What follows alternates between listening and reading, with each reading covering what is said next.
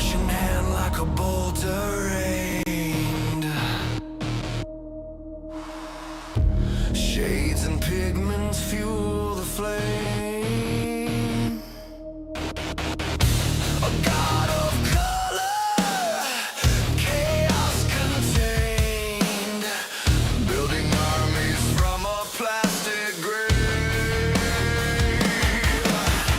Prime the black, prime the white, forge a hero in the dead of night. Paint the war, stroke by stroke, miniature armies, the emperor spoke.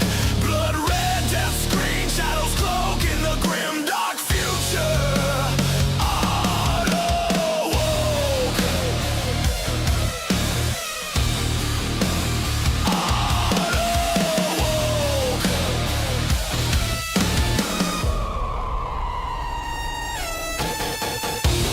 Wash runs deep like battle scars. Highlights gleam like burning stars. 1,000 points, a tabletop war. Each detail sharper than before. Layer the pain, edge the fight, bring the battlefield to life tonight. Paint the war, stroke by stroke, miniature armies, the emperor spoke. Blood red, death screen, shadows cloak in the grim dark future. Auto woke. Auto woke.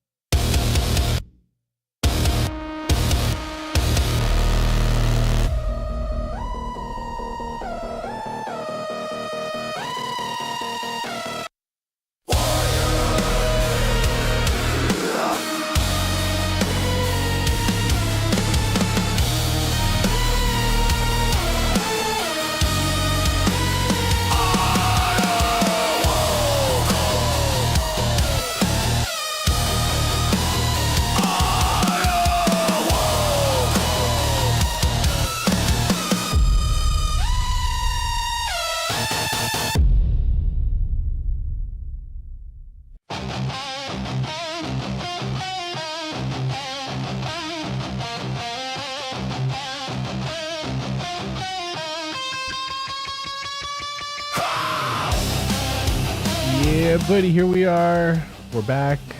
We're doing it. We're still here. Thank you guys for being here. Thank you for watching. We're going to be painting today, you guys. It's been a minute since we've painted. We're going to get back on it. Get back on it. Here we are. We're doing it. Thank you guys for chilling. Grab your snacks and your drinks, all your paint hangout party enhancers. We got a couple more orcs to work on. Hope everybody's having a good one. We got some border prints in the background for story time.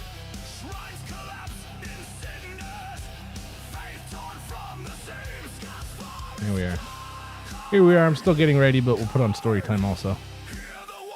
Put story time on for you.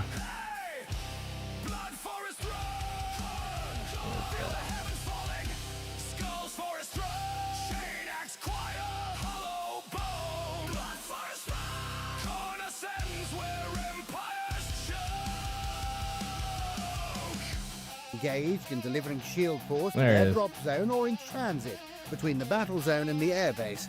Exeist was painfully aware that it was one of the Bellatruz, main here we drawbacks are. of air power over We're not ground power. quite ready Tanks might yet, need but we're fuel almost and there. ammunition, but once Gotta they were get in our pallet place, ready very still. little was going to move them.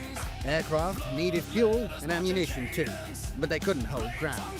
Captain Exeist's earlier worries about orc numbers had now become more serious. The orcs were still coming, and his platoons were being eaten up. There were far more orcs defending this gargant than Sword Force was equipped to deal with. He estimated that they had killed the orcs at a ratio of maybe 3 or 4 to Cheers, 1. you guys. But Crack it felt open those drinks. as if the initiative on the ground had ebbed away. The orcs We'll were get our still being pallet ready reinforced, here in a minute. starting to counterattack. He could stand and fight and maybe hold out until the Cheers. gunships returned.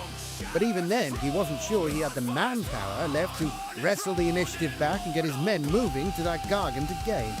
Better, he reasoned with himself, to look to fall back, reorganize and buy some time by giving up some ground. That way, he could preserve some of his fighting strength and coordinate a second push, perhaps drawing upon the regiment's emergency reserves when the air transport became available again. Of course, withdrawing wasn't going to sit well with Colonel Terhune or the Space Marine captain for that matter, but as the man on the ground, it had to be Exeist's call. He was the officer in command here, in the right place to kill the make music, tactical sorry. decisions. He knew he couldn't afford to leave it too long either. An Orc attack could overrun the Sword Force, and then any withdrawal would become a pell-mell rout rather than an organized retreat. His mind made up, Captain Exeist got back on the Vox to issue the fallback orders to his platoon commanders. It was time to give up the ground they had won and get some space between his squads and the Orcs. Sword Force had lost the initiative. Weight of numbers was beginning to tell. For the moment, the Gargant was out of reach. The drop troopers began to withdraw as fast as they could. Some squads remained in place to cover their comrades, but most made a rapid withdrawal over the ground they had just fought to take.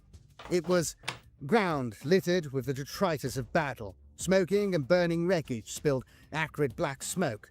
A small lake, formed by the oil slick from a leaking storage tank, was burning fierce orange flames that roared 20 feet high, casting a dense cloud into the sky. The dead, human and orc, littered the ground, their equipment lying around them. Many of their legions were assisting their wounded comrades as they fell back. Squad sergeants tried to maintain order, barking commands to stick together. Nobody was to discard any weaponry. This fight may be over, but they were just regrouping for a second attack.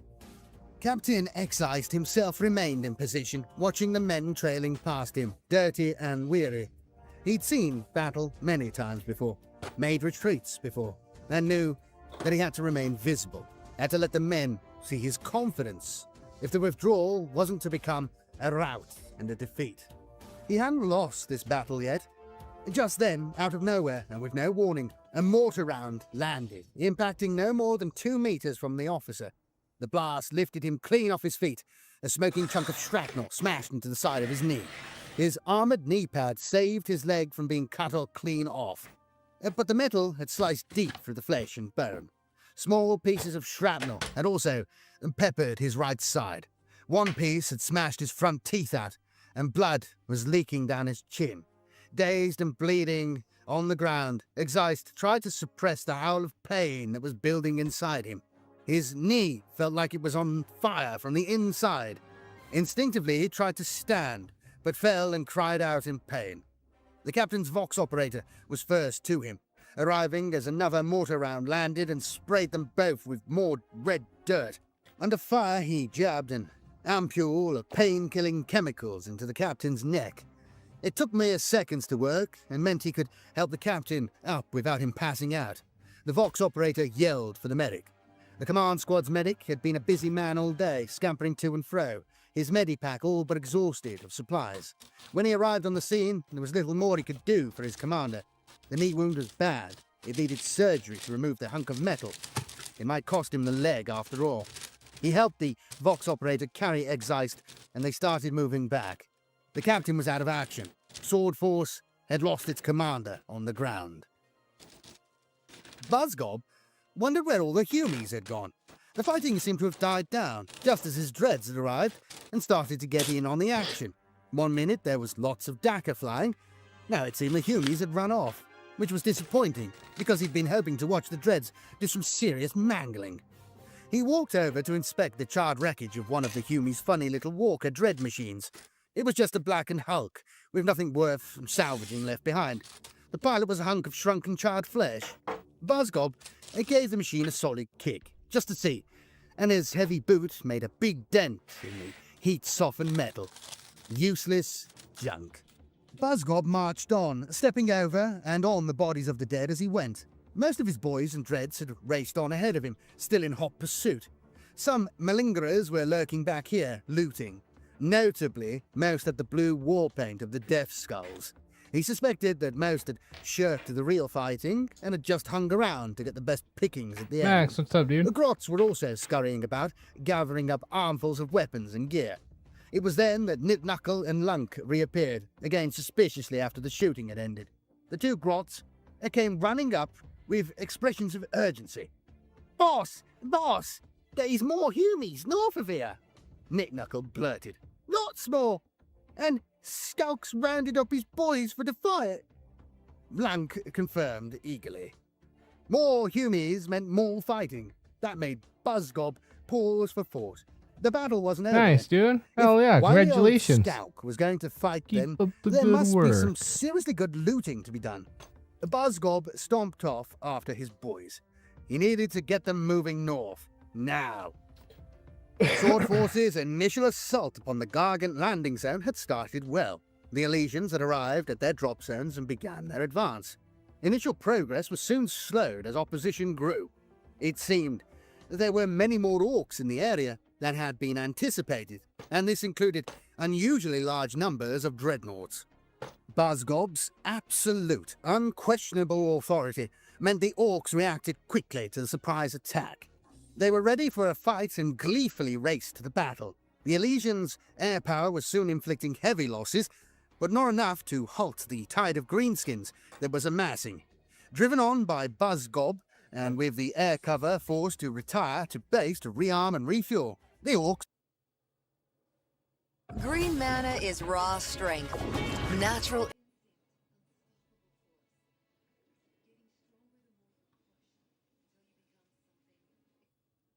a bloody battle for survival. The Elysians had disturbed a hornet's nest and rapidly found themselves facing vast numbers of orcs, all well-equipped and battle-frenzied.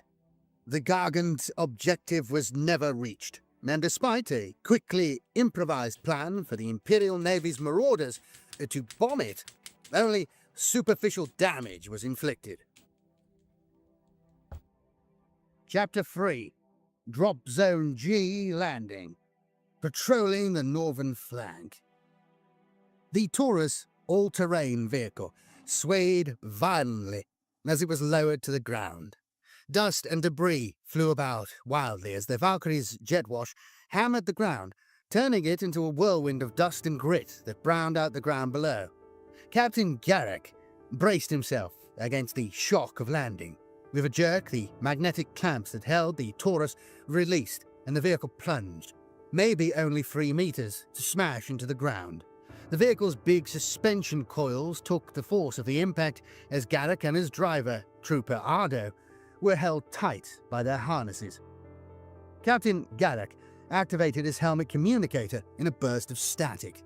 "Clear," he instructed the Valkyrie pilot, still hovering somewhere in the swirling dust maelstrom above them. The Valkyrie's engine note changed, its twin thrusters kicking in as the Sky Talon climbed away from the drop zone. Trooper Ardo powered up the Taurus, its multiple battery packs humming into life. Gradually the brownout cleared. Garrick unclipped his restraining harness and rose from his rear seat behind the driver. About him, other vehicles were being landed, each swung below its own transport aircraft. Looking further back, he could see more Sky Talons approaching, each with a Taurus slung underneath. Dagger Force was on the ground. Captain Garrick's Dagger Force was composed mainly of the 181st Regiment's A Company, equipped with Taurus and Taurus Venator rapid pursuit vehicles.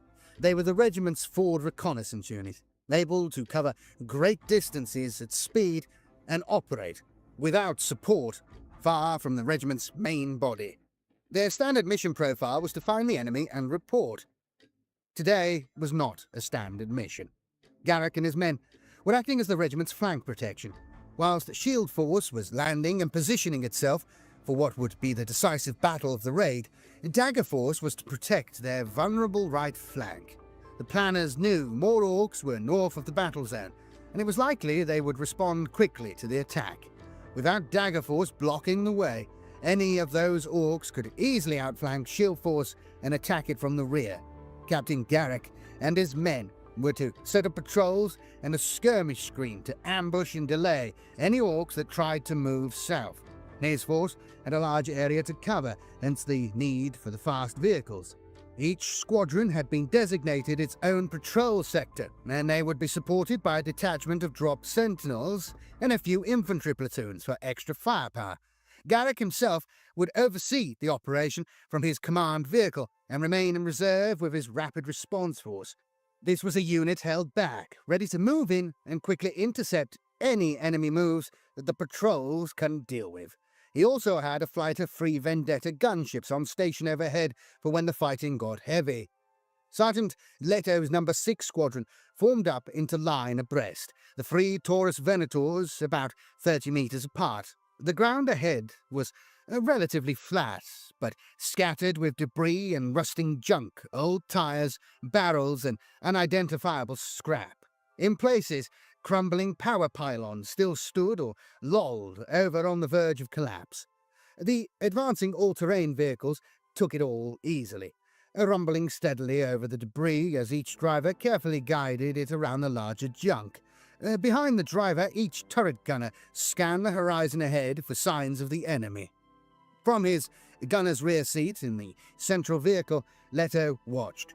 Briefly, he thought he had seen movement ahead. Alerted, he settled behind the turret's sights and got ready. Up ahead, maybe 400 meters away, there was a low pile of scrap where a power pylon had fallen, but it was big enough to hide an ambusher.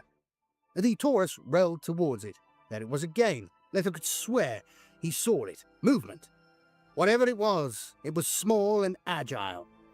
6 Squadron, hold position, he ordered, and the 3 Tauros rolled to a halt in line. Through his sight reticule, Leto saw his target, a little green creature, maybe a meter tall. It was armed with a sidearm of some sort, a Gretchen, and it was unlikely to be alone. Enemy contact front, 400 yards, all stations weapons free. He passed on the instruction, and then opened fire. The twin multi-lasers blazed a trail of bright bolts, blasting gaping holes in the metal scrap. The second Tauros joined in, shooting up the pile of scrap. The third Tauros laid on its las cannon and fired. The powerful bolt smashed into the scrap, sending debris high into the air. Something in the pile started to burn fiercely. Outgunned, the Gretchen broke cover and ran. There was a group of about 10 of the little creatures, fleeing away as fast as their spindly legs could carry them. Leto adjusted his fire, then sent a long burst fizzing through the mob. 2 or 3 fell dead. One was set alight. Its yellow ragged first clothing and then burning. add green after, The or others do kept on green fleeing first and then through add repeated yellow after? bursts of laser fire, then vanished from sight. Ceasefire! Ordered Leto, satisfied that the enemy had been neutralized. It was their first contact, but it hadn't been much of a fight. In at least to prove the Orcs were here. The Gretchen had been scavenging, and were unlucky enough to be in the path of Leto's squadron. The sergeant ordered his patrol to move on, before adjusting the vehicle's communicator and reporting the brief skirmish to Captain Garrick. It was difficult to actually see the Orcs, although not hard to see where they were. Captain Garrick had been tracking the approaching band for 10 minutes, and by the growing dust cloud and the black smoke trails. Even at maximum magnification, his scanner could not make out much. An occasional glimpse of an Orc mounted upon a bike or a 4-wheel buggy, bucking wildly as it closed on his position. Even as he watched, the Orcs were approaching fast. He estimated there were maybe 20 or 30 of them at most. Suddenly, rounds whizzed overhead. Garrick couldn't believe they had opened fire. It was terrifyingly foolish. The fire was wildly inaccurate. Thanks for but the Orcs dropping seemed to in. just Get fire that for the rest, hell of catch it. them Z's. The captain watched Get with yourself ready for bewilderment. tomorrow. The enemy's ammunition expenditure must be Hopefully you're unsustainable. having a great day, week. Even Orcs couldn't keep up the We'll catch pointless you here shooting soon. for Thanks long. for cruising Garrick's through. men had orders And to hitting hold that their like fire button. until the enemy Appreciate was you. closer. There was no point in wasting ammunition at this range. All right, so As a yellow company last as that highlights. We're operated gonna so go with far from green their own first. lines, Here we go. Garrick's men were all well practiced Couple in little strict fire discipline. And despite drops of the green. lack of return fire, Garrick was not simply waiting to be attacked. He had already called up the Vendetta flight. The 3 gunships had confirmed their coordinates and were inbound, weapons primed, missile racks full. The growl of jet engines grew louder and louder. Then, arriving in a screaming torrent of noise, the 3 gunships swept in low over Garrick's position, drowning out the sound of the approaching Orc engines and the fizz of their wasted bullets flying by. After their initial burst of over-enthusiasm, the Orcs' fire had slackened. Now it was the Elysians' turn to respond. The three Vendettas had locked on to Garrick's target point, and the captain watched as the wing-mounted missile clusters fell away, briefly racing to the ground. The blast and percussion of the fireball explosions rushed over him, the heat stinging his face. Incendiary yellow and orange explosions mushroomed about the Orcs, one after another. Thanks, bro. Burning Appreciate intensely, then fading into a shrouding cloud You have a of brown great dust. sleep. The Vendettas, their payloads empty, steeply climbed away and vanished into the distant sky. Garrick waited as the dust clouds slowly dissipated. Where once there had been the on-rushing Orc bikers and buggies, there was now just heat-blackened earth. He couldn't see a single Orc left. Their firing had stopped altogether. The Vendettas had scored a direct hit. He ordered one Tauros to scout forwards and investigate the remaining wreckage, whilst the rest of that squadron was to cover the move. From his vantage point, it looked at Garrick like the Orcs had been obliterated by the missile strikes. Such a fierce demonstration of firepower might teach these reckless creatures a measure of caution. Caution, however, was not a word war boss Zard Snark had ever encountered. It was not in his nature or his blood. Attack. That was Zard Snark's only order, and he always led the way. He had seen the Humies aircraft far to the south, hundreds of them, darting around in the sky. Humies that had fallen from the sky like a gift from Mork. It meant one thing: a fight.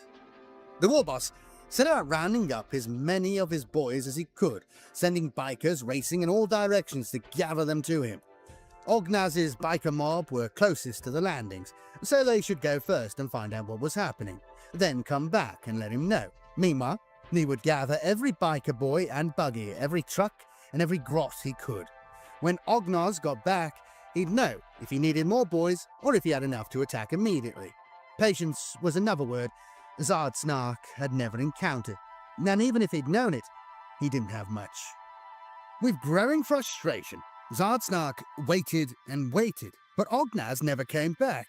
He was only supposed to go and take a quick look, then come back, but judging by the distant explosions, the smoking wreckage, and the three Humie bombers now climbing away high into the sky, Ognaz had gone and got himself blown up.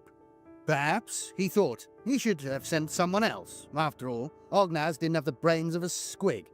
Despite Ognaz's messy demise, the prospect of imminent battle gladdened Zard Snark's heart. Around him, more of the boys were arriving. Bikes, buggies, war trucks, and trucks. All came racing to his call, with more boys clinging to every handhold and grab rail, shooters and choppers in hand. Judging by the numbers, it was time to smash some Humies. Grinning, Zard Snark climbed aboard his huge tracked trike, the Beast. It was larger than most of the buggies, and had a jet engine welded to the back. That engine currently sat silent, slowly dripping oil and fuel into an expanding puddle. He quickly checked the bike's ammo drums were full, and then hoisted his huge weight onto the starter pedal. The engine roared into life as Zard Snark twisted the throttle hard, the engine screaming in response, straining against its brakes. For effect, he pounded on the throttle, revving and revving. The noise of it got his blood pumping, and from behind him the boys cheered their war boss and answered with their own revving engines. A plume of dirty grey fumes enshrouded them. Zard Snark stood in his saddle, waved the mob forwards, and let go of the brakes. The Beast leapt forward violently, kicking into the air before smashing back to the ground, the twin tracks biting and throwing out great clouds of earth and grit stones like bullets. The trike accelerated at breakneck speed, bucking wildly from side to side. Massively strong, Zard Snark controlled the Beast with ease, with just one hand. He bellowed to the skies, his war cry drowned out by the thunderous din of the engines just behind him as his boys raced to keep up. Zard Snark's biker boys headed south towards battle, and the world would turn black beneath their treads. The Legions soon realized the first doomed approach had just been a probe, a testing of strength. Now the main body of the Evil Sun's warband was coming, and their numbers darkened the horizon with dust and fumes. The air thrummed with the cacophony of engine noise, like a black thunderstorm approaching. The Legions readied their guns. Most of the Taurus vehicles were dug in behind cover, with only their turrets protruding. Others waited just behind, ready for the order to rush forwards and meet the Orcs in the open, to break up their mobs before they could reach the Elysian lines. To Captain Garrick, the expenditure of his air support so early seemed like a folly, but he had not been able to know that there were so many more Orcs to follow. The display of aerial firepower had been formidable, but not enough to put the Orcs off from another headlong charge. Sergeant Leto's 6th Squadron had been recalled from their patrol sweep. They had seen the bright explosions in the distance and knew there must be action. But it seemed now the enemy were approaching in strength, and Captain Garrick had gathered his furthest-ranging patrols to support the main line. The Taurus' low hum became a high-pitched electronic whine as they turned around and bounced back the way they had come, swerving and dodging as they went. Since shooting up the Gretchen scavengers, Leto had not seen anything of the enemy, but now he could see their approaching dust trails, hundreds of them. Taking the lead, he directed his squadron by the fastest route back, a straight line into the thick of the fighting. As the Taurus barreled along, suddenly gunfire erupted all around. A shot cracked off the multi-laser turret, just centimeters from Leto's head. The comms channel screamed, "Enemy right!" and Leto swung the turret hard to face 5 Orcs on bikes that were closing in, then letting fly with their big cannons. The Orc rounds zinged and popped as they flew close by. Leto returned fire with a furious fusillade of laser bolts. The Taurus Venator under him was travelling flat out over rough ground, and his shots flew wild. Leto's 2nd vehicle was taking the brunt of the attack. 2 of its rear tires had been shredded, and it wasn't returning fire.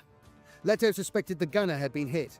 The 3rd vehicle was further behind still, swerving through the wreckage as the war bike swooped ever closer. The closest Orc biker held a crude grenade, some form of explosive warhead, on a short stick. Leto could see it as it arced through the air, bounced twice, then exploded in a dirty grey puff of smoke.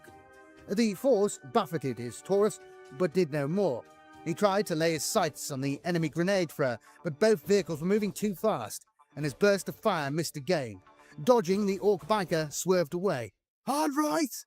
Leto yelled into the comm, and his driver responded, swinging the buggy into a wild, skidding right turn, straight into the path of the Orcs.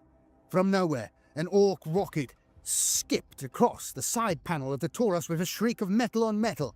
Leto expected the warhead to detonate and turn his buggy into a fireball, but it didn't. It just whizzed past, flying off to land behind him, lost in the junk. A dud. His driver aimed directly at an oncoming Orc, trying to ram him. The biker was agile, however, and swerved his bike round at the last second. But at this speed, the rider lost control, and Leto saw him smash headfirst into a scrap pile and be ejected over his handlebars. The bike lay smoking, its wheels spinning uselessly. As fast as they had struck, the war bikers were gone. Leto scanned a full 360 in his turret, but could see no more targets.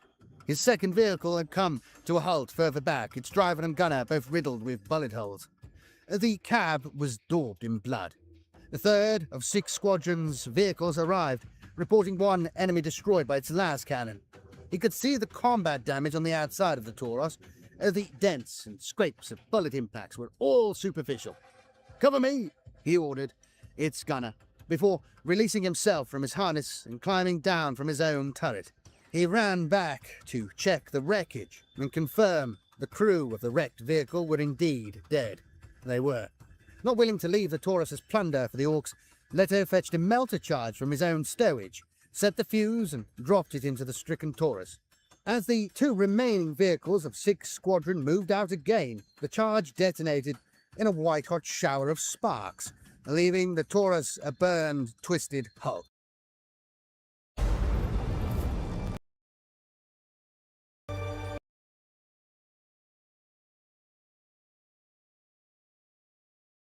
The battlefield was littered with wreckage, but his own lines had held. just. He'd lost a lot of men and equipment in the fight. Already 19 Tauros had been destroyed. The Orcs had paid him blood too, but heavy losses just didn't seem to worry them. For now, there was a lull in the shooting. The Orcs had sped away, no doubt to regroup or to find somewhere else to attack. Garrick's own Tauros was tracking them, using data relayed from ground scanners he had positioned on first landing. He redirected 3 squadrons to shadow the Orcs, whilst he pulled the others together and processed damage reports. The fighting here had been heavier than expected. The Orc bikers had arrived swiftly, but Daggerforce had done its job. If this squadron hadn't intercepted these bikers, then by now they would have been tearing into the rear of Shield Force's position in the south. Still, Garrick was concerned. His was a light scouting force designed for hit-and-run actions. Instead, they had been slugging it out with the Orcs, and the attrition was starting to tell. His force wouldn't stand up to much more of this rough treatment. In order to conserve it, he decided to pull back. He would withdraw by bounds, one squadron covering the other as the all-terrain vehicles and sentinels retreated, to give them breathing room, and open ground between him and the enemy. It was open ground into which he could request more air support. From his comms report, Shield Force were now engaging in a large fight with more Orcs, so he assumed Sword Force had done its job, although he had received no official confirmation of that from the Colonel. Despite his losses, the mission seemed to be progressing as planned. Zardsnark heaved a massive kick into the beast, which sat mutely, jet engine still gently steaming. The trike's front forks had been sheared off by a laser blast. The beast's front wheel was lying somewhere close by, and Zardsnark was furious.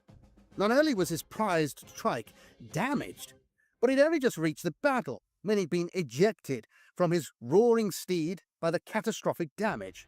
The boys had raced on without him, and most of the battle had passed him by. He walked back to investigate his only victim, a skinny walker machine that De Ripper, the huge buzz blade Zardsnark wielded in battle, had sliced its leg off.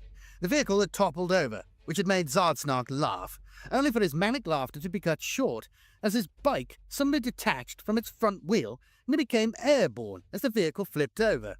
His pride might be hurt, but not much else. No Orc warboss liked the indignity of finding himself sprawling headfirst in the dirt.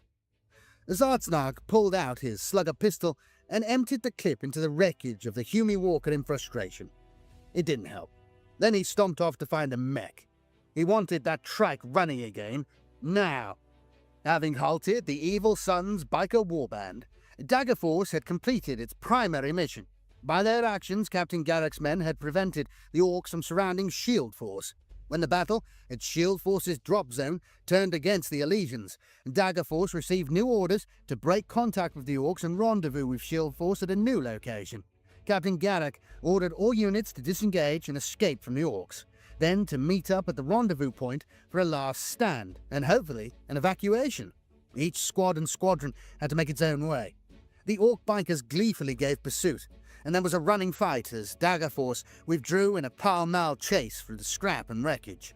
Captain Garrick's Taurus were the first to reach the rendezvous point. It was the remains of an old refinery, and then they quickly set up a new defensive perimeter. As darkness fell, so the battle-weary stragglers from Shield Force began to arrive, squad by squad, platoon by platoon.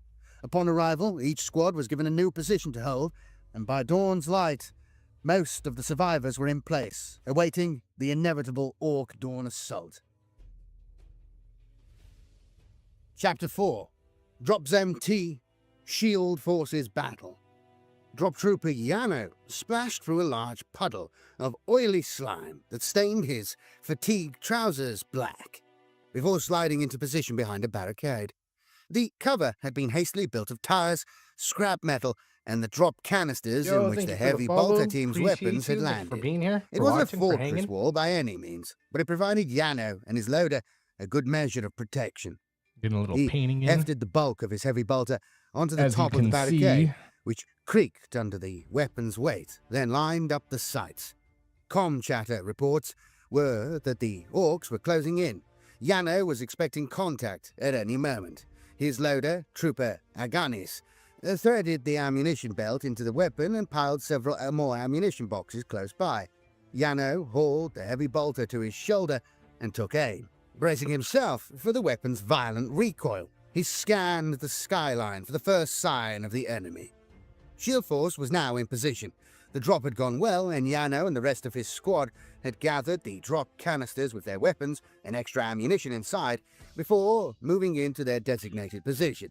As yet they hadn't seen any orcs, but the distant rumble of explosions and roar of jet engines told them all that the battle had started, if not for Shield Force, then at least for the main assault by Sword Force.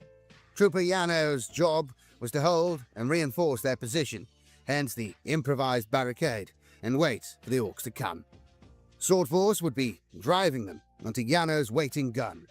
Captain Tharnstad moved swiftly from one position to the next, clambering through the rubble and over the detritus and wreckage. He had left his command squad behind. He moved faster on his own, lightly equipped with just his lasgun across his back. He sought out each platoon commander in turn, checked his position and defenses, and made sure each squad was well supplied with ammunition and grenades for the coming fight. Since first landing, his men had been preparing their defenses and reinforcing. He had expected the orcs to react quickly, but so far there had been no contacts reported. The forward sentinel squadrons had probed westwards, but as yet it seemed the orcs had been drawn to the sounds of the fighting to the south, and this place, his grimy, oil-stained junkyard, come shantytown, seemed deserted. All the more time to prepare for the battle, thought Tharnstad. More Valkyries were already inbound, carrying hundreds of extra canisters of supplies. His only concern was his air support. The Vulture gunship squadrons were on station, ready to strike when the orcs attacked, but their fuel capacity would not allow them to linger close by forever. If the orcs didn't come soon, they would be forced to return to base, leaving Tharnstad without his heaviest firepower. The captain was a veteran of many such battles. He trusted that, come the fighting, the air support wouldn't let him down. Shield Force was relying upon it, and so the mission was relying on it. When the fighting got heavy, and if the orcs attacked with heavy armor, then it was his best chance of holding this ground. Skalk ordered his boys to fetch Bone Muncher. The battle had already started, and he wasn't about to let all the new loot fall into Grakrak's and Buzzgob's dirty claws. The news had reached him when one of his mobs had skidded to a halt in their truck and excitedly announced that Humies were attacking Buzzgob's Gargant. Skalk couldn't care less about the mech boss's Gargant, except that Buzzgob paid well for the parts he needed. But Skalk wasn't about to save it. If the machine got destroyed, then they would only make another, and that would require even more parts. There was no rush to battle. Skalk didn't want to get his boys chewed up in the thick of the fighting. He could leave that to Buzzgob's Dreads and Grakrag's Goths. They would no doubt be spoiling for a big scrap. He just wanted to be in at the end, to make sure his boys were present when the loot was up for grabs. There would be the usual horse trading between the bosses and knobs over the best bits, but if he could keep them all busy arguing over that, his boys could be plundering the other stuff to their heart's content. By the time the other bosses realized, half the loot would already have been claimed and spirited away on his own trucks. Possession was, after all the law, and the others could fight him for the gubbins if they felt like it. But he guessed, after a long fight with the Humies, nobody would be willing to take on Mechslag Ix Scrap King and all his boys. Feeling satisfied that his plan was suitably cunning and that his loot hoard was about to get a lot bigger, Skalk sent his runners to gather his boys to him. He wanted every grot and squig they could find. Meanwhile, he would send out a few boys and grots to check up on where the Humies were before marching into the fight. "Enemy, 200 meters, 10 o'clock, blurted Loda Aganis into Yano's helmet communicator. Automatically, Yano swung the heavy bolter left, lined up on the target and pulled the trigger. The bolter spat fiercely, each miniature missile round igniting as it left the barrel in a whoosh of fire and air, speeding out towards the target. The first rounds flew high, and Yano fought the weapon's ferocious recoil to bring the barrel down onto the target. Through his sight, the target was a big green orc, maybe 2 meters tall, with long, muscled arms, in which it clutched a massive two-handed axe. It was ugly, all fangs and scar tissue, and then it was gone. A second burst of bolter rounds impacted in a rapid succession of small, bright explosions. The big orc vanished from sight. Either it ducked or it had disintegrated amongst the bolter shells. Yano couldn't tell. He waited for more movement. There was none, but he let fly a third burst just for good measure. The comms reports crackled with more enemy contacts. The sound of battle was rising about him. The pop-pop of lasgun fire, the jarring roar, swoosh, bang of heavy bolters, the crump of frag grenades, the first skirmishes of a long day's Thanks. fighting. So to far, come. so good. Amidst the reverberation of guns, rockets, and mortars, a new sound distinguished itself above Captain Thanstad's head. A high, screaming howl as a jet engine blasted low overhead, followed by a sudden, immense, earth-quaking series of explosions that sent Thanstad staggering. Then a second almighty concussion wave swept over him, forcing him to the ground. Bombs impacting, and very close, too close for his liking. He pulled a yellow smoke grenade from his pouch and armed it, before rolling it forwards of his position just a few yards away. It fizzled as thick, ochre, raw-smelling smoke billowed out. The smoke would mark his position for the air support, a precaution against another attack run aimed too close for comfort. More yellow smoke bombs were bursting into clouds around him as squad sergeants followed his example. Through the rapidly thickening yellow haze, Thanstad Yup. surveyed the skies for the next inbound vulture. Actually, A large black shape suddenly plunged at him, growing huge in size and suddenly filling the sky. The captain had no time to think. He had assumed all the aircraft Goblin in the air of green. this battle would be his own. But this was no Valkyrie or Vulture, or even a Thunderbolt. The aircraft careened wildly, leaving a black smoke trail behind it. And at first, Thanstad thought it had been hit and was going to crash right into them until, at the last second, the aircraft bucked upwards, its shark-like nose rising, and something detached itself from the aircraft's wings. "Enemy aircraft!" he yelled, diving for cover. But even before he could get the words out, the Orc fighter bomber had flashed over them, a streak of rusty red. A funnel of dense smoke and yellow flame rushed up out of the ground to meet Thanstad. Earth mushrooming high into the sky to rain back down over them in a cascade of filth, smoke, and jagged iron, spilling in all directions, like the blast of an invisible rocket jet howling above him, smashing him back to the ground again. A piece of shrapnel wedged into his breastplate, another, the size of a man's hand, whistled just over his shoulder, less than a meter from completely decapitating him. Punch-drunk from the bone-jarring blast, Thanstad crawled, then staggered to his feet. The yellow smoke hadn't saved them from friendly fire. It had just attracted the Orc pilot to them. A wave of concussion-induced nausea washed over him, making the captain retch. A drop trooper rushed to his side to support him, assuming he was injured. Miraculously, the captain was not seriously harmed. The disorientation would soon pass, but he ordered that yellow smoke should not be deployed. It just told the Orcs where they were. At last, a Skulk was ready, seated high on his swaying throne on top of Bone Muncher. He could clearly see the columns of smoke in the distance, where Buzzgob was fighting, and the northern horizon was also smudged with grey. There was something going on up there too. When his scouting boys returned, they'd been shot up, laid rum smack into a big band of Humies to the east, all dug in, just waiting. It occurred to Skulk that if Buzzgob was fighting in the south, then these Humies weren't actually fighting anybody. They were just waiting for what Skulk didn't really know or care, but it seemed to Skulk that it might not be a good idea to just ignore them. These lurking Humies were up to something. He felt it in his bones. He knew sneaking gits when he saw them. He thought hard, the strain etched on his blue face. No. He couldn't risk ignoring them. Instead, he would attack. This would be Skulk's own battlefield. He barked an order to his closest nobs to get the boys moving east, and barked for the swaying Squigoth to veer left. From behind his barricade, Trooper Yano continued to scan his target sector. The first few Orcs hadn't put up much of a fight.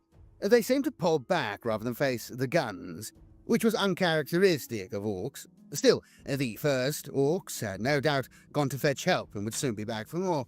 As he waited, out of nowhere, a storm broke about Yano.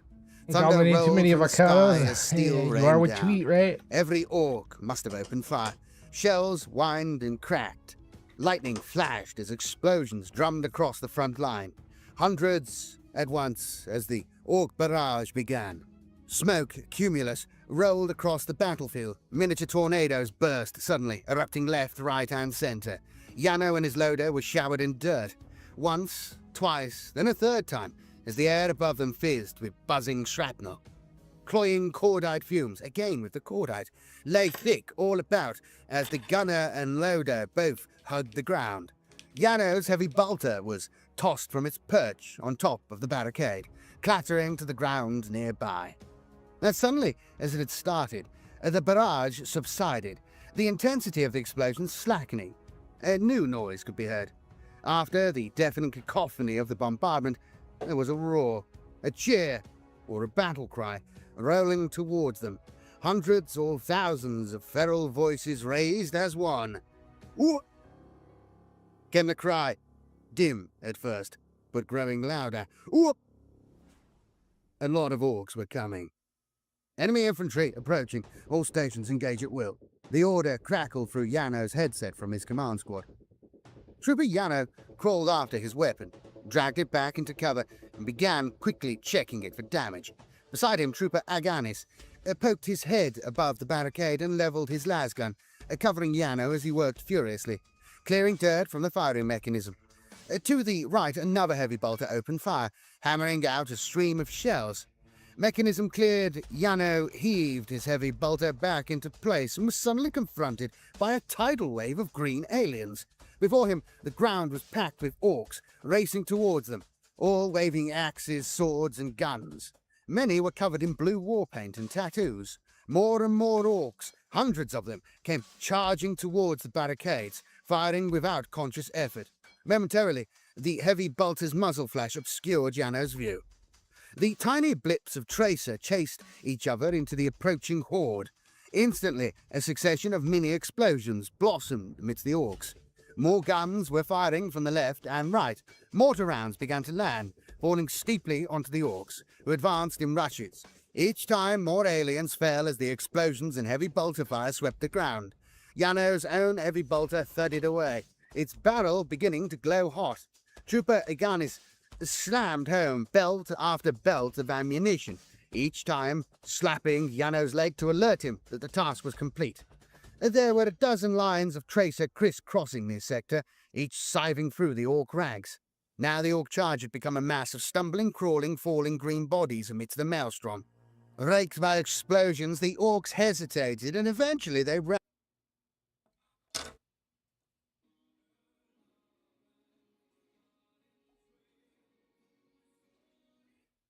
It came from, until he could see no more targets. The metal of his weapon's barrel had been stained purple by the intense heat bloom. The cooling metal gave a tortured shriek as it shrank back into shape. Next to Janos, Aganis had dropped down behind the barricade and was furiously counting ammunition. Over half their supplies had been used up. While the orc charge disintegrated, their barrage continued. Scattered plumes of earth, rubble, metal, and flame spreading across the junkyard.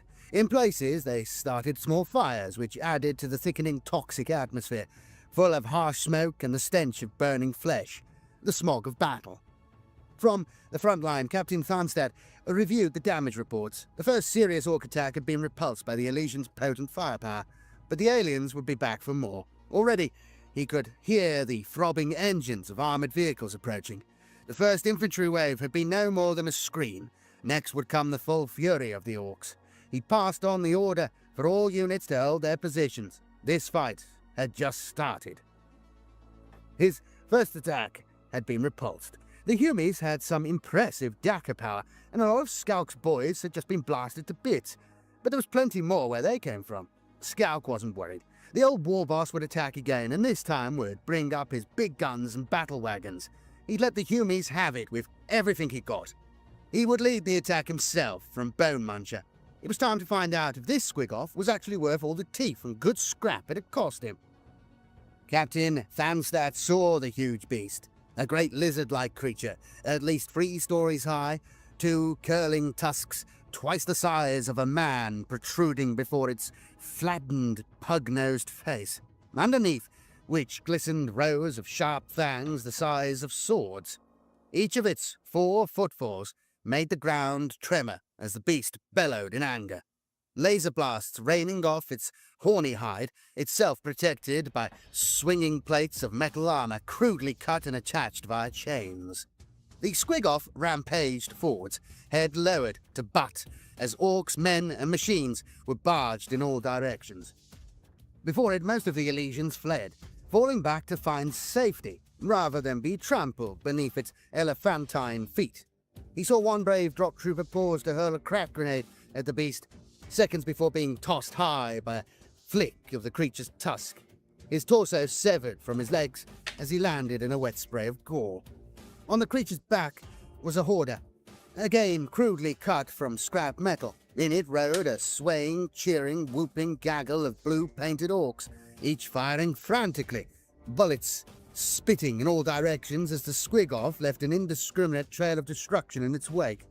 Kneeling, Tharnstad leveled his lasgun and took careful aim. He engaged the weapon's auxiliary grenade launcher, a narrow tube beneath the lasgun's barrel. He lined up his sights on the creature's left eye and fired.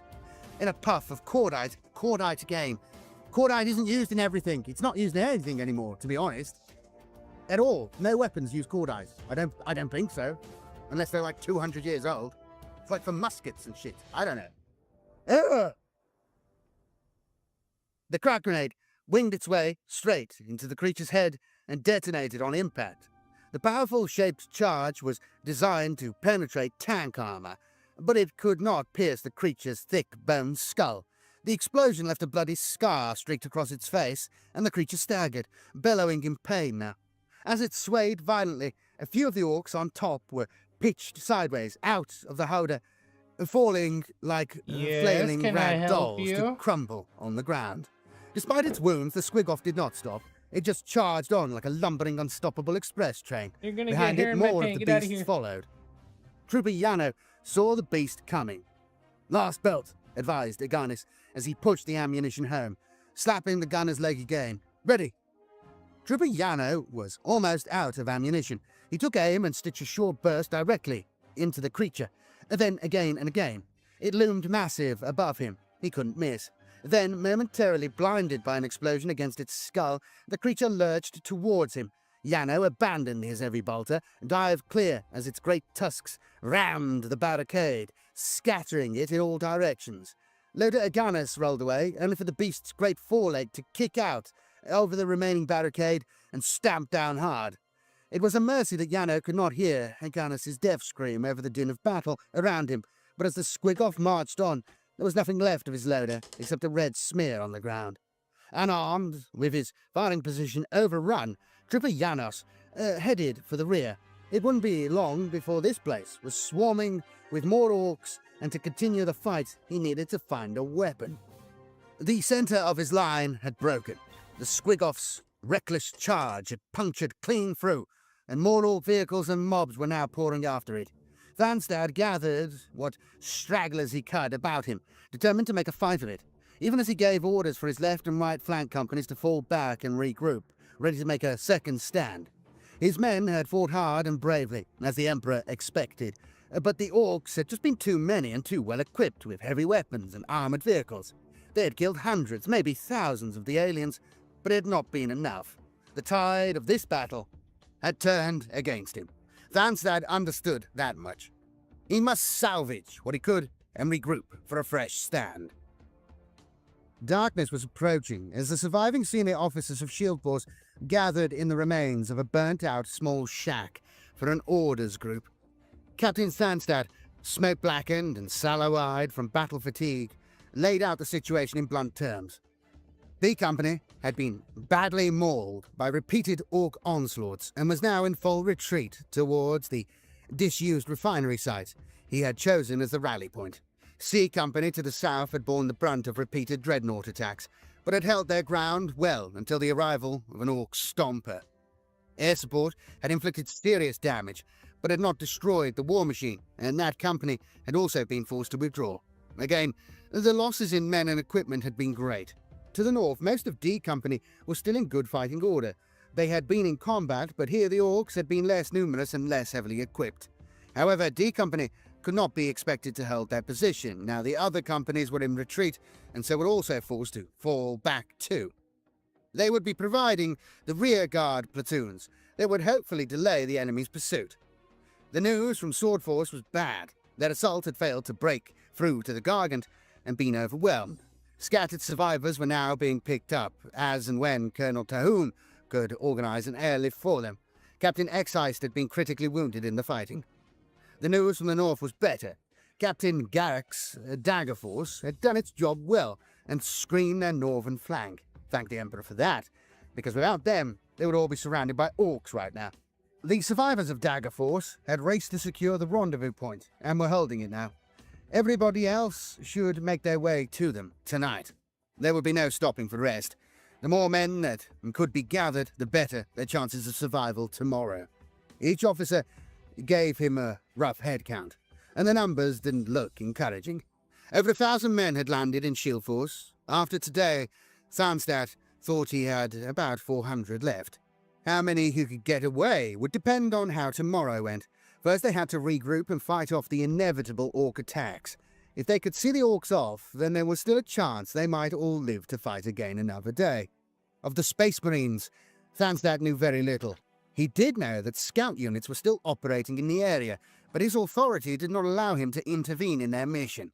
The colonel had assured him Joshua, that the what's up, Raven dude? Guard had not abandoned the Elysians or Thanks the for rolling mission, through. and they would be available for the evacuation mission that had been hastily As you can organized see, we're for getting tomorrow. our paint on. Colonel Tahoon was preparing to commit the regiment's A little reserve bit of company heresy on in a the fresh side. drop at first light. He would lead that reserve company himself.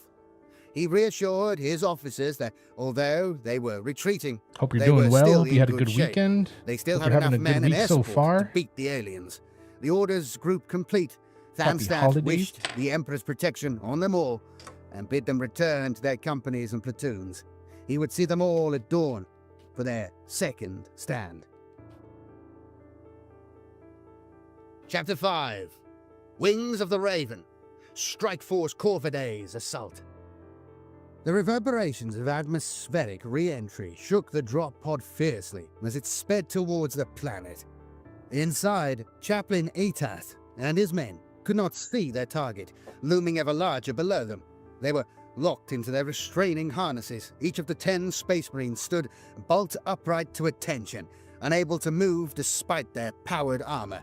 The drop pod's descent from the orbital strike cruiser to the landing zone below would take just a few minutes. A few minutes of bone-shaking G-forces that would have crushed any lesser man to death. But these were no mere men. Each was a Space Marine of the Raven Guard chapter, a genetically adapted super warrior made for battle, loyal only to their Emperor and merciless to his enemies. Chaplain Etath felt the drop pod jar violently as it adjusted its descent trajectory. Automated telemetry data was scrolling across his helmet visor, reading directly from the pod's onboard Logis engine. The machine spirit was directing them into battle, but it was not the machine spirit that was Etath's concern, it was his battle brothers. He opened his helmet comms channel and repeated the first stanza of the Litany of Battle to embolden their fighting hearts before disembarking and bringing the bloody retribution of the Emperor's wrath to the foul Xenos that had tainted this world and many others like it across the 4-star sector. As our bodies are armored within adamantium, our souls are protected with loyalty. As our bolters are charged with death for the Emperor's enemies, our thoughts are charged with vengeance. As our ranks advance, so does our devotion. For are we not Space Marines? Are we not the chosen of the Emperor, his loyal servants unto death? The chaplain's command was a small strike force, made up of just 5 drop pods, carrying just over 30 battle brothers of the Raven Guard, but each was a match for many times their number. Even this small force would be enough to complete their mission, to destroy the Orcs' main fuel stockpiles. Their orbital assault and just these few Space Marines could inflict a crippling blow on the Orcs. Brother Orioth crawled slowly forwards, under the abandoned remains of a destroyed vehicle. It might once have been a Chimera armored troop transport, but now most of the vehicle had been looted, leaving just the rust-encased metal bones of the chassis. The scout's chameleon cloak adjusted to his cover's colouring, and its camouflage changed accordingly. Hidden by the cloak's chameleon-like qualities, the scout was all but invisible as he lay still, watching. He was tracking orcs. No more than 100 meters away, large mobs of the rowdy green aliens were tramping northwards, each carrying large weapons and draped in a lot of ammunition. Several smaller Gretchen mobs were trailing behind, struggling with larger ammunition crates. Beyond the green-skinned mob was a group of 5 dreadnoughts, ramshackle walkers that swayed and staggered, arms waving wildly. To the scout they seemed on the brink of pitching over, but always seemed to right themselves. Brother Oraf had been silently watching for several hours. Many orcs had been travelling along this worn route, heading northwards. The fighting that had been raging to the south had died down. For the first time in hours, the air wasn't being buffeted by explosions or the shriek of jet engines and missiles.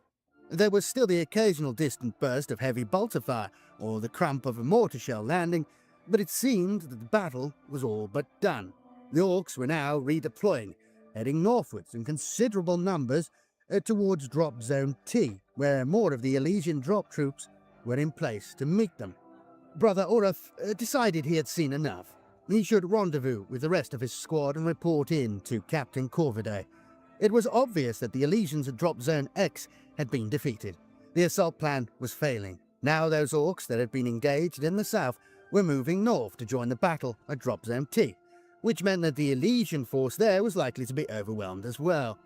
The scout slowly slid backwards, his attention never straying from the orcs ahead of him as the unruly aliens marched out of sight, still arguing amongst themselves. During his vigil, he counted over 300 alien warriors, at least 20 dreadnought-sized walkers, some large, some small, and one far larger walker, a stomper. That was just in his designated observation area. The rest of his scattered scout squad would have seen more. The orcs were on the warpath, in strength. Once out of sight, Brother Oraf rose, slung his sniper rifle over his shoulder, and scurried quickly away. He summoned his transport. It was time to regroup. Crouching in cover, he waited until, skimming quietly and low over the ground, came the land speeder. It hovered briefly as he leapt up, gripping the grab rail tight as the speeder accelerated away, still keeping close to the ground to avoid being spotted. The land speeder Storm was specially adapted for scouting missions. One by one, it collected the rest of Oraf's squad from their observation posts. Their reports confirmed his own. The scouts withdrew to safety and flashed their reports back to Captain Corvidae's command vehicle. Smash! The two big orcs roared as they met at a flat run, forehead to forehead. Both recoiled from the bone-breaking impact of the flying headbutt, staggering slightly. They glared at each other, and then one toppled backwards, smashing to the ground, groaning, and then unconscious. Grakrag laughed out loud, his chuckle more of a guttural bellow. He had won again. He was undefeated. The undisputed headbutting champion of Mekslag Ix, as well as its top war boss, and the hardest orc for light years around. The unconscious orc at his feet started to moan slightly, groping its head. Grakrag stuck the boot in for good measure. To de Victor de Spoils, after all. "That's 2 more teeth. You owes me," he reminded his conquered opponent as he crawled away. Rubbing his own head, Grakrag stomped away. Was that it? Was that the best entertainment to be found on this dump of a planet? Warboss Grakrag was bored, and that made him mean and angry. Winning headbutting contests was all very well, but it was no substitute for a real fight. Maybe he would take a trip out with a few of his boys and find some mangy Deathskull rats to beat up. Grakrag's violent reverie was interrupted when a small grot, eyes bulging in fear and panting hard, came skittering into the room. Tongue lolling, the grot was about to collapse with exhaustion, Grakrag's two burly minders stepped towards the intruder threateningly, and the grot shrank back. "What do you want?" demanded Gorag, Grakrag's chief minder, as he reached threateningly for the chopper on his belt. The grot almost passed out with fear. It stammered. "Spit it out! I bite your head off," warned Gorag. "Unis! Loads of them! Dropping from the skies!" it blurted before sinking to its knees in abeyance. That got Grakrag's attention straight away. He leapt to his feet, Alright, still we're gonna rubbing start his the- bruised forehead. "Where?" The second demanded coat. urgently. The messenger squirmed on the floor. "Don't kill me, your war busters, your magnificent—" "Shut up! Tell me where." Grakrag could feel his blood rising, the call of battle. "At the Gargant! Met boss Buzzgob's fighting them. There's loads and loads of them, even Stalk's fighting them." "Get the boys, get the wagons, get everything!" he yelled at Gorag. "Move! There is fighting to be done! Move!" He bellowed into the minders' faces. Both immediately sprang away out of the throne room. As Grakrag roared his excitement, at last, action.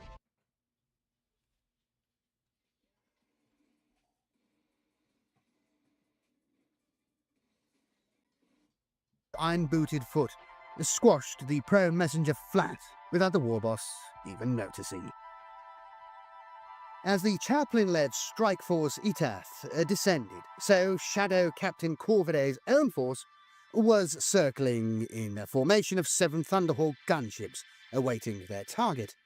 The captain himself was seated inside his command vehicle, a Land Raider Prometheus slung on magnetic hooks beneath its Thunderhawk transporter. "Brother Captain," the voice of the Thunderhawk's comms officer spoke into his helmet communicator. "Continue," instructed Corviday. "Scout Squad Uriath reports large numbers of orcs moving northwards, including dreadnought support and at least 1 large war machine. They are reinforcing against Drop Zone T. No confirmed sighting of our primary target. Relay me all your auger data for that position. Detail Squad Uriath to move south and redeploy to their 2nd sector." The Prometheus's command screen flickered into life. Green runes and icons flashed onto the screen as the Thunderhawk's own sensors swept the ground below and passed the images on. It was impressive information, no replacement for eyes on the ground, but it gave Captain Corviday an overview of what was happening. The sensor suite was picking up the orcs' movements. He keyed in new sector coordinates, and the screens flickered and changed again. The grainy icons and indistinct blobs showed where the Elysians were fighting at Drop Zone T. He keyed again, and his helmet comms adjusted to the Elysian comms channels. He listened in to the faint sounds of their reports and orders. They seemed so far away, like the distant ghosts of an ancient battle. "Boost that channel," he ordered the aircraft's comms operator, and the noise suddenly distorted before growing louder. The reports were not positive. The Elysians were heavily engaged and taking losses already. The reported orc reinforcements might be enough to break them. Corviday felt frustration rise and pushed it away. Cool heads were needed. He knew he could be at the Elysian side in minutes, but without a positive identification on his target, he would be sacrificing his own mission. But now the guardsman would have to struggle on alone. "Give me reports on Strike Force Itath," he demanded. "Telemetry data from orbit says first wave will be making planetfall in 10, 9, 8, 7, 6, 2, 1. Now." The bark of bolters surrounded Chaplain Itath as he advanced, their weapons fire flashing in pre-dawn darkness. Crozius Arcanum held high above his head to show he was at the fore and for his battle brothers to follow. He placed the sight reticule of his auto-senses on an orc's face and automatically pulled the trigger of his bolt pistol. 3 bolts launched and instantly smashed the orc's head like an overripe fruit, its green body collapsing as a twitching heap on the ground. The entire target area was a mass of old pipeworks and storage tanks. Most of it looked disused, but it was difficult to tell with the orcs. Fuel barrels lay scattered about everywhere. In places, leaks had pooled into black, oily lakes. Chaplain Itath could not tell how deep. Behind him, his squads had spread out, deploying from their drop pods as they burst open, bolt guns firing. The first Orc guards had been caught by surprise and quickly overwhelmed. Their torn bodies now littered the area. A few of the Gretchen had fled rather than face the implacable, divinely inspired wrath of the Space Marines. Over the comms, the squad sergeants were issuing orders and getting their combat squads into position before the Orcs recovered and counterattacked. It did not take them long. More Orcs, and mostly in black painted armor, came charging, bellowing their bestial war cries. Eteth emptied his bolt pistol's magazine into them, and then stepped forwards to meet the charge. The first Orc he met was a big, dark-skinned brute, its face hidden by an iron-armored jaw. Two large animal horns curved from its helmet. A chain axe screamed in its hand. The Orc's charge smashed into him, trying to use its size to drive Eteth back, but his armor's servo actuators responded, locking him in place as the Orcs tried to push him over. Grappling with each other, the chaplain's enhanced strength forced the Orc backwards as he swung down powerfully with his Crozius Arcanum. The golden wings of the weapon cracked as its energy field smashed into the Orc. Its helmet buckled and split, its skull caving in as blood-splattered Crozius rose again. Grievously wounded, the Orc flailed backwards, the teeth of its chain axe biting Digpinter, Etef's own armor, shards of ceramite and adamantium exploding from the rend. Eteth swung again, another clubbing blow that sent the wounded Orc boss reeling to its knees. Blood was pouring from its head wound, splashing upon the chaplain's ornately decorated powered armor. Around him, more Orcs were dying under the chainswords and power swords of his assault brothers. The Orc gurgled something in its own guttural language before Eteth placed a power-armored boot on its forehead and kicked it to the ground. It writhed beneath his foot before he drove the Crozius down one last time, delivering the coup de grace. Struggling, the Orc died. Chaplain Eteth paused briefly to reload his pistol before moving on, scouring the landing zone of Orcs one after another. The second wave of drop pods was landing now, each crashing into the ground in a plume of dust before disgorging more Raven Guard battle brothers. Combat squads, Pygargus and Dorica, begin setting melter charges, he ordered. Meanwhile, in the skies, Shadow Captain Corvidae was concerned about the situation on the ground. His strike force had been circling now for hours without any target location. Meanwhile, the battle was raging. All three of the Elysian drop zones were engaged, whilst his elite strike force was idle. It sat ill with the captain that other men should be fighting and dying in the Emperor's cause, whilst his battle brothers sat impotent. Still, he must have patience. Their time would come. Captain Eteth removed his engraved, skull-faced helmet and watched as the first melter charge detonated. First, a sudden bright spark of yellow flashed, then the entire fuel storage tank, a tall structure at least 4 stories high, exploded. The Orc fuel detonated in an expanding orange fireball that raced skywards. He felt the heat wash over him. Then a towering column of black smoke poured out. Soon the dark cloud had blocked out the sky, shrouding the old refinery in a cloying smog. Eteth snapped his helmet back into place as the comms channel burst into life. Squadelica reporting. Second charge is in place and fused. We are withdrawing before detonation. Their second fuel tank was ready for destruction. Elsewhere, Brother Uriaf leveled his sniper rifle on a distant grey smudge of dust on the horizon, sighted in, and thumbed the magnification to maximum. The smudge rushed towards him in the eyepiece, blurred momentarily, then refocused. He panned the weapon down onto its source. The scout could see, still small, an armored vehicle, some form of heavy tank with multiple turrets. He didn't recognize it, but then again all these Orc vehicles seemed to look different anyway. It was black and mounted with horns of some enormous beast across its radiator. Behind it followed more vehicles. He could just about make out each of the crews in the hatches, and clinging to the sides of each vehicle were more Orc tank riders bouncing along. The column continued to grow. 3, 4, 5 rickety vehicles, wheels and tracks churning as they all headed north. Another Orc warband was approaching, He clicked his communicator open to report his latest sighting. Shadow Captain Corvidae was faced with a dilemma. The situation on the ground was deteriorating. Slowly, the Elysian drop troops were being overwhelmed, and whilst offering brave resistance, it seemed that unless they were evacuated, they would be destroyed. He cannot sit by and allow this to happen. New reports of more orcs arriving from the south, and an armoured column of battle wagons and tanks making its way towards the battle zone at speed, left him with a hard choice.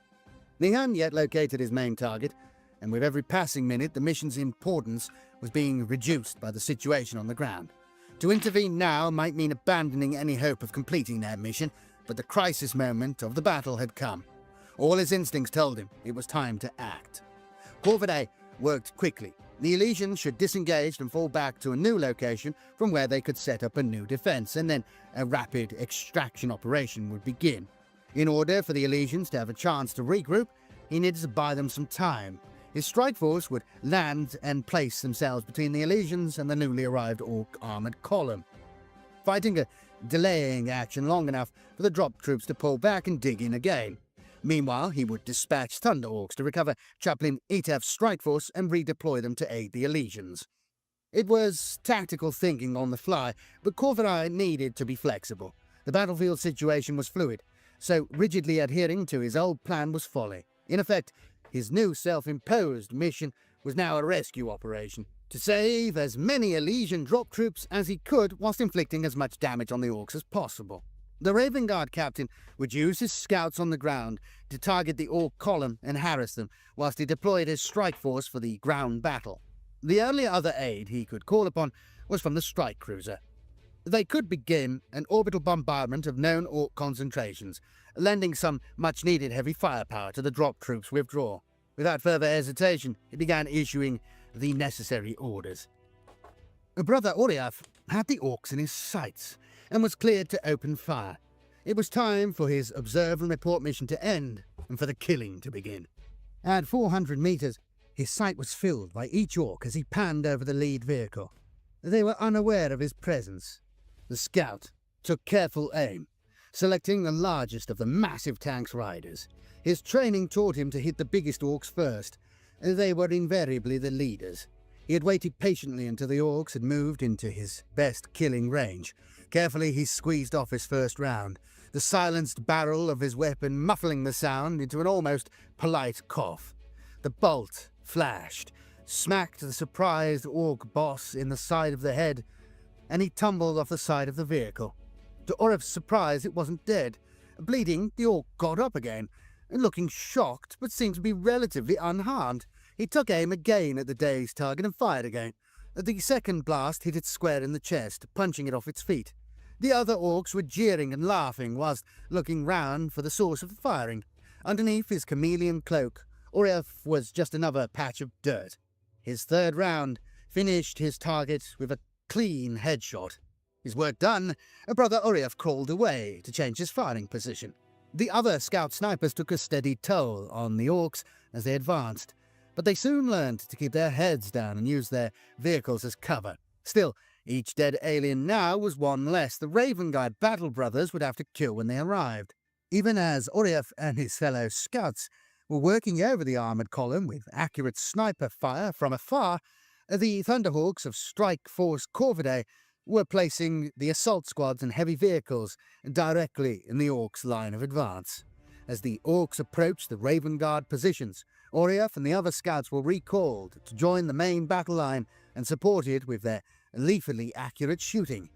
Just as darkness was starting to fall across Castral Novum, the Raven Guard's ground assault began with the blinding flash and monstrous shock of las cannon blasts, the rapid bark of thunderfire cannons, heavy bolters, and the impact of the Thunderhawk's Hellstrike missiles, all bursting in blooms of red, yellow, and orange that bathed the battlefield in fierce, strobing light. The Orcs responded with poorly aimed barrages of mortar rounds and rockets that traced arcs of red fire across the deepening purple of the sky. The Raven Guard surged forwards to meet the advancing Orcs, shadowy black armoured figures against the twilight. Their intent was to strike the vanguard of the Orc reinforcement column hard, destroying it and stalling their advance and buying the hard-pressed legions to the north time to regroup and prepare a new defensive position. The battle had been quickly planned and executed, but each Space Marine knew his task well. Years of training and experience on battlefields across the segmentum had honed each into a formidable warrior. With meticulous coordination provided by Captain Corviday's second-in-command from his command post inside his Land Raider Prometheus, the assault began. The Raven Guard squads crashed through the junkyard, their vehicles in close support just behind, firing over their heads. As was customary, their captain was at the front in the vanguard of the attack. They were moving quickly. A barrage of orc shells fell about them. One impacted directly amongst a combat squad, its blast lacing them with shrapnel and blowing 2 off their feet. The veteran brother leading the troops reported he had lost 2 of his men, and without instruction the apothecaries immediately moved to aid the stricken brothers. Leaving the apothecaries behind to deal with the wounded and dying, Shadow Captain Corviday burst over the top of a scrap pile into plain view of the orcs. An undisciplined mob of greenskins were gathering around their vehicles, the smoke of their heavy weapons fire already enshrouding them. Corviday saw the closest vehicle's battle cannon fire again. The shell screamed straight at him. Instinctively ducking, it whistled just over his head, hit the ground, skittered across the floor, and came to a standstill before suddenly exploding in a grey plume of dirt. "For the Emperor! Attack! Attack!" he ordered, and powered the jump generator upon his back into life. He sprang forwards, whining turbojets, boosting him through the space between him and the orcs. He aimed directly at the closest greenskin, both power-armored feet smashing into the alien and driving it to the ground as he landed directly on top of it, before pounding its skull open with a single strike of his thunderhammer. Around him, other assault battle brothers were doing the same, chainswords and power weapons hacking down as they landed amidst the enemy. The orcs fought back savagely in a whirling, confused melee of swords and axes. There was no time for reports or tactical planning now, and just a bloody rush of battle at close quarters. Kill or be killed. Death was close. Corviday could feel its grip upon him, but he would not let it take him Land yet. Raider Prometheus, Not before he huh? had slaughtered these alien fiends in the Emperor's name. In the gathering gloom, War Boss Grakrag leapt down from his idling battle fortress. His boys and nobs were gathered about him, weapons in hand, hungry for some action. Up ahead, the firing had intensified. The big booms of kill cannons and lobbers sounded close. Stray bolt rounds fizzed past. Several ricocheted off the battle fortress's roller and detonated in the air overhead. Determined not to miss out, the war boss strode towards the sound of the guns, shoving aside grots and boys as he went. Trailing behind him were his retinue of nobs and ard boys, his best fighters, tough orcs all. Up ahead, he saw a truck, a big shooter blazing wildly left and right. Suddenly it turned into a bright fireball that cast long shadows across the darkening battlefield. Figures were moving about in the firelight, bulky figures in big suits of armor. Space Marines. Grakrag beamed a wicked fanged grin. Here was some real fight then. The Humies had sent their own ard boys. "Come on, lads, let's have 'em. Come on! Whoa!" He broke into a sprint, as did his boys, and ran headlong at the closest Space Marine. It was dark now, but it mattered not to Brother Scout Urioth. His sniper rifle's sight lit the battlefield in a green-tinged light through its lens. He could see clearly the hot spots of Space Marine-powered armor, their subatomic core power packs glowing brightest of all. The orcs were a dull smudge. It was on these that he placed his sight reticule and fired. From his vantage point, he had a good field of fire. More and more orcs were coming. There was no shortage of targets. He fired again and again, not pausing to see if each target had been killed. As more orcs arrived, the fighting intensified. More shells shrieked. Need to coordinate food.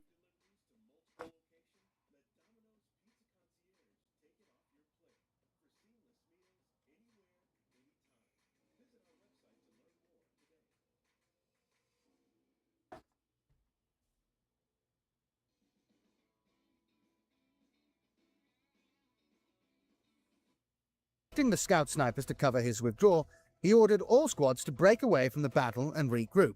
Overhead, the Thunderhawks were arriving again to evacuate them. He knew he was leaving the Orcs in possession of the battlefield, but his swift assault had torn the heart out of this warband. Battle wagons were burning. The bodies of the dead littered the ground in all directions. He was satisfied that these Orcs were no longer the threat to the Elysians they had been. Rumbling out of the darkness, the Land Raider Prometheus arrived. He could see the multiple deep impact scars of shells on its armored prow door as the ramp dropped. He strode inside, followed by his fellow battle brothers. He noted that the vehicle's ammunition bins were almost empty. "Back to the evacuation point," he ordered the driver, and the Land Raider jolted violently as it reversed away, gathering speed. Corvidae immediately went to the command consoles and began to evaluate the cost of his intervention. It pained him to leave the bodies of his fallen brothers behind, but they and the Emperor would understand. This raid had become a desperate fight, and there was no time now for the customary ceremonies for the fallen and due reverence. Those must wait until they returned to deliverance. Now was the time for butcher's work, and it was far from over yet. Warboss Grakrag picked up the body of a fallen space marine. Grasping it in his power-clawed hand, he hefted it up to eye level. He looked at it closely. Black armor with white trim, the symbol of a beaked flying creature emblazoned white upon it. He liked it. The colours appealed to his goth nature. No wonder they had fought so well. The Humies wore black too. It was the colour the Ardest boys always used. He tossed the body to his closest knob, Gorag, who caught it, staggering. "Stick it on my wagon," he ordered. "It was good fighting. Put him right on the front, so every scummy grot and weedy Humie can see what we did." Boss Gorag grinned and nodded his agreement. It was a worthy prize from a worthy foe. Chapter 6. Elysia's Last Stand. The night's darkness was never quiet. Captain Garrick, monitoring reports and comms chatter, stood close to his Taurus, which was hull down, partially concealed amidst the debris. He could hear ferocious shooting off in the distance, the sounds carrying to him from the west through the still night air. Rearguard actions, sharp firefights that kept the pursuing Orcs at bay, whilst the rest of Shield Force trailed back into the new perimeter. Every once in a while a Vulture gunship would come roaring in low, a fleeting black shadow in the sky, suddenly illuminated by the muzzle flash of its weapons in a frenzy of shooting and explosions that rumbled and growled in the night. Garrick had a gritty taste of dust and gunpowder. Why gunpowder? In his mouth. He was parched and reached for maybe the Orcs, I'll let that one go.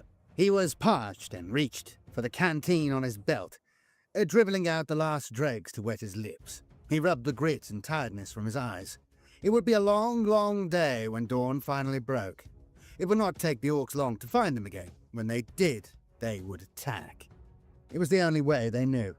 Around him, Elysian troopers crunched through the darkness amongst rubble and smashed machinery, each a study in fatigue. They were blackened and pale-faced, eyes rimmed with red. Squads had become just an ad hoc collection of stragglers, and platoons had been reduced to squads by yesterday's battles. Sergeants were organizing and distributing the last of the ammunition supplies. Valkyries had dropped extra canisters of ammunition just before darkness fell. Garrick's men had gathered them together, but they were all Colonel Tahoon could send. Still, it would be enough for one last fight. Drop Trooper Yano inspected the Akatrin Padden lasgun he had picked up during his retreat. He had prized it from the hands of a dead trooper. The guardsman had had his helmet and head smashed in by an Orc's heavy club and was lying in a pool of pink and red gore. But Yano needed a weapon after losing his heavy bolter, and the lasgun was standard issue. He had also relieved the gory corpse of its spare ammunition cells, 2 frag grenades, a ration pack, and its water canteen. At least, now, he was ready to fight again. On arrival at the rendezvous point, he had been directed to join one of the ad hoc squads being formed, and found they were members of C and D Company and a medic, who had discarded his medical equipment in favor of weapons. There were 8 of them in all. They had been given 2 new power cells each and sent to man a section of perimeter. Now Yano was on sentry duty, watching the darkness for any approaching Orcs and trying to stay awake. He hadn't slept in over 24 hours. He wouldn't be getting any rest for at least another 24 hours either. Captain Thanstad arrived with the last of his rearguard platoons. He had guided the unit back to the perimeter after a series of confused exchanges of fire with skulking orcs and Gretchen. The platoon was still in good fighting shape, 40 men strong, and they had done their job of keeping the orcs back. As dawn began to broach the horizon with a faint glimmer of orange, he had ordered them all back to the new perimeter. Thanstad thought he had less than an hour before it was light enough for the orcs to attack in force. War boss Zardsnark climbed back onto his patched-up trike. The beast would ride again. Two mechs had spent all night rebuilding the front forks. The pair hadn't had any choice. Zardsnark's ultimatum was fix it, or he would have pulled their arms off. He inspected the work. It seemed good.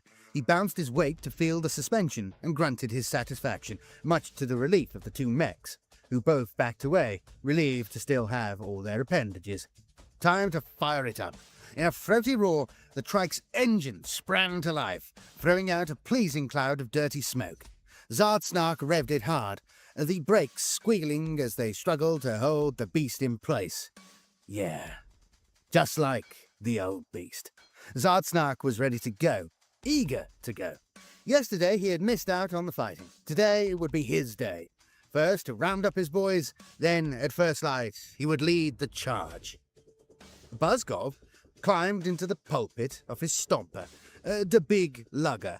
Around him, the grot riggers were preparing the stomper for battle, tightening bolts and feeding more ammunition into the shooter hoppers. Some burner boys were welding new plates over yesterday's battle damage from missile strikes. Buzzgob had inspected it and was satisfied it was all superficial. Dawn was slowly arriving, and Buzzgob surveyed the surrounding scene.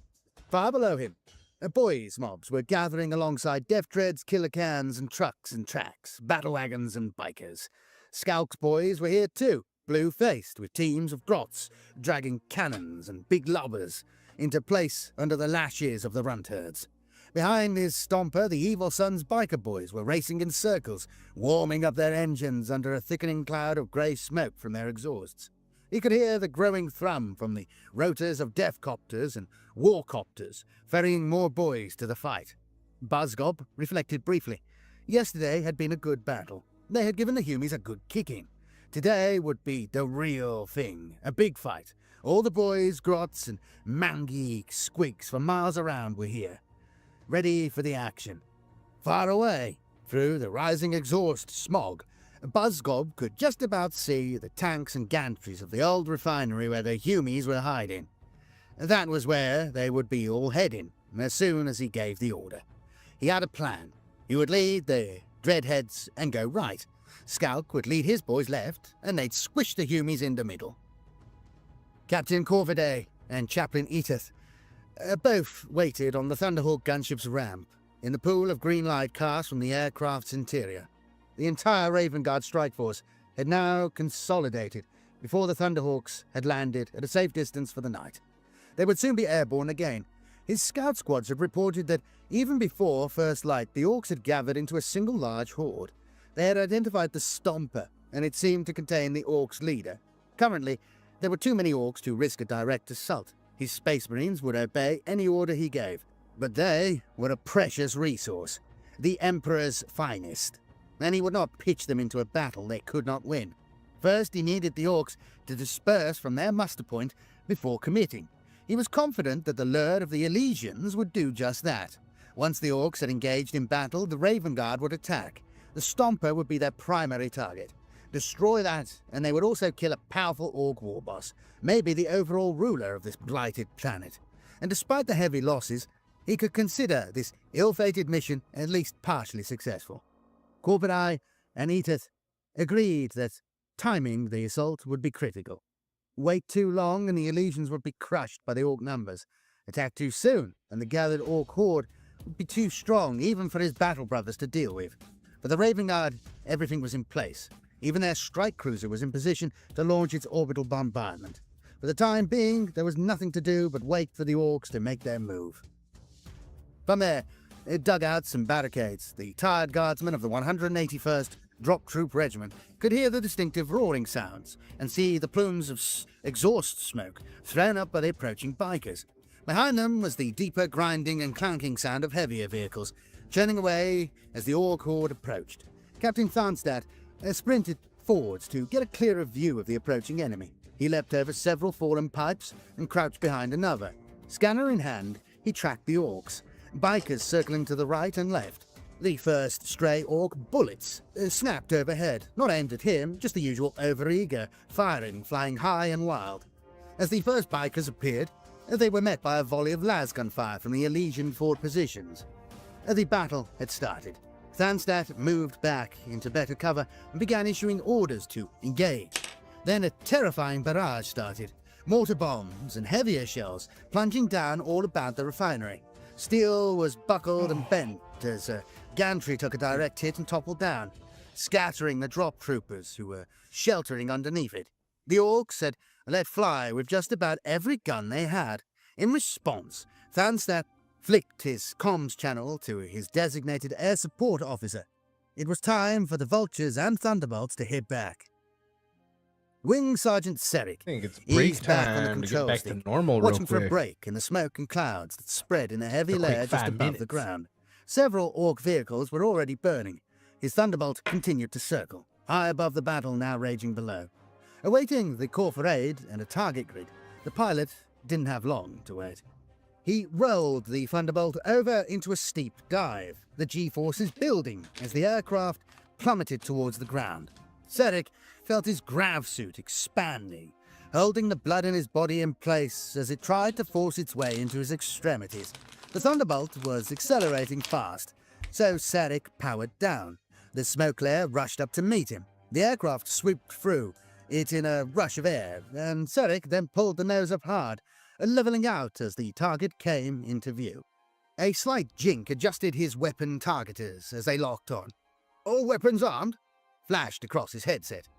Serik thumbed the fire switch, and the quad autocannons howled into life as a stream of tracer arced towards the ground. Locked in his sights was a massive lizard beast, bellowing and stomping through the rubble. At point-blank range, Serik let fly with everything. Autocannons, las cannons, and all 4 Hellstrike missiles ignited under the wings, simultaneously launching. 4 large, armor-penetrating warheads instantly hit the creature and exploded, as Serik wrenched back the control stick and powered up again, climbing steep and fast away from the carnage his strafing had just wrought. Bone Muncher crunched the wreckage beneath its heavy treads, still straining at its leash and bellowing. Suddenly, through the smoke, a jet fighter appeared in a howl of engines and a blaze of fire. The Daka power was impressive, even to Warboss Skalk, as the torrent of shells impacted and ricocheted around him. The aircraft flashed overhead. So low, Skalk almost ducked as he was buffeted by its jet wash. Suddenly, the world around him exploded. The volley of Hellstrike missiles turned the massive squig-off beast into hunks of flying flesh, bone, and blood. Mortally wounded, the creature staggered then fell, squealing pitifully in pain as it crashed over on its side, dead before it hit the ground from massive internal wounds. The armored howdah on its back was torn off by the fall, spilling orcs in all directions before it came to rest in a mass of splintered metal. More las blasts raked across the bleeding remains of the beast as the surviving orcs tried to crawl clear of the wreckage. Trooper Yano saw one old, heavily tattooed orc duck furtively away. He tried to get him in his sights. Before he could snap off a few shots, the orc was gone. Still, it lifted the Elysians' hearts to see the thundering creature die in the devastating airstrike, and the orcs around it were already retreating in the face of their accurate, steady fire. As the formation of Valkyries approached, the orcs turned their guns skywards in a barrage of fire. The first Valkyries made it through, but the second echelon was badly shot at. Captain Garrick watched as one aircraft's engine burst into flames, and as its drop troops hastily leapt clear, it banked away, streaming flames and smoke until it hit the ground and became an expanding ball of fire. Seconds later, a second aircraft was also shot down. The squad trapped inside the transport compartment helpless as the out-of-control Valkyrie plunged into the ground. The surviving flight screamed overhead, and from the rear of each aircraft tumbled out a cluster of small figures. Colonel Tahoon had committed the last of the regiment's reserves, the training and replacement company that had formed the airbase's security detail. But the situation on the ground had forced the colonel's hand. They needed every man that could fight. Leading the green recruits personally, Tahun and almost 200 men had jumped from 18 Valkyries. Each drop troop's plunging grab chute dive lasted just 6 seconds before they hit the ground. As they did, the battle below was already ferocious. Waves of orcs were attacking and being shot down as they stormed the barricades, cutting down Elysian guardsmen in turn.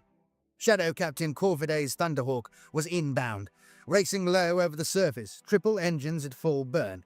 His target was in sight. The picked relay from the Thunderhawk's augers showed it as a grainy, ill-defined image of a tall walker, the Stomper. Shells were bursting about it, but it still strode forward, slow and ungainly. Fire seemed to rain off its armor like water. As he watched, the Stomper's head exploded in a burst of light. A green energy beam leapt from its eye, crackling and fizzing before hitting a storage tank which exploded. The residue of old chemicals inside began to burn brightly. "Target the head," he instructed the Thunderhawk's gunner.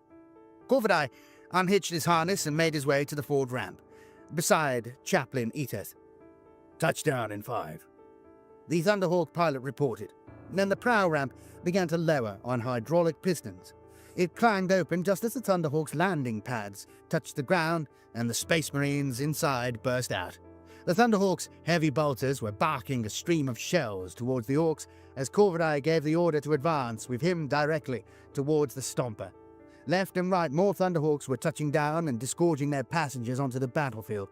Alongside them, the transporters were depositing their vehicles. The Raven Guard moved forwards behind a blizzard of bolter fire. There was no headlong rush, just a steady advance. Squads fanned out, weapons leveled. A missile streaked overhead and impacted on the cab of an orc vehicle, which slewed out of control and crashed, spilling orcs from the back. The enemy's return fire was building. Bullets and shells whizzed, snapped, and fizzed past. Captain Corviday, the occasional round ricocheting wildly off his powered armor. Behind him, the Thunderhawks lifted off again, powering skywards. The best form of defense was a strong offense. Captain Garrick remembered the ancient proverb from his Tactica Imperium schooling. His vehicles had been adding their turret weapons firepower to the ring of defense fire about the Elysian's position, but it would not be enough to hold. More orcs were coming all the time, and even as Colonel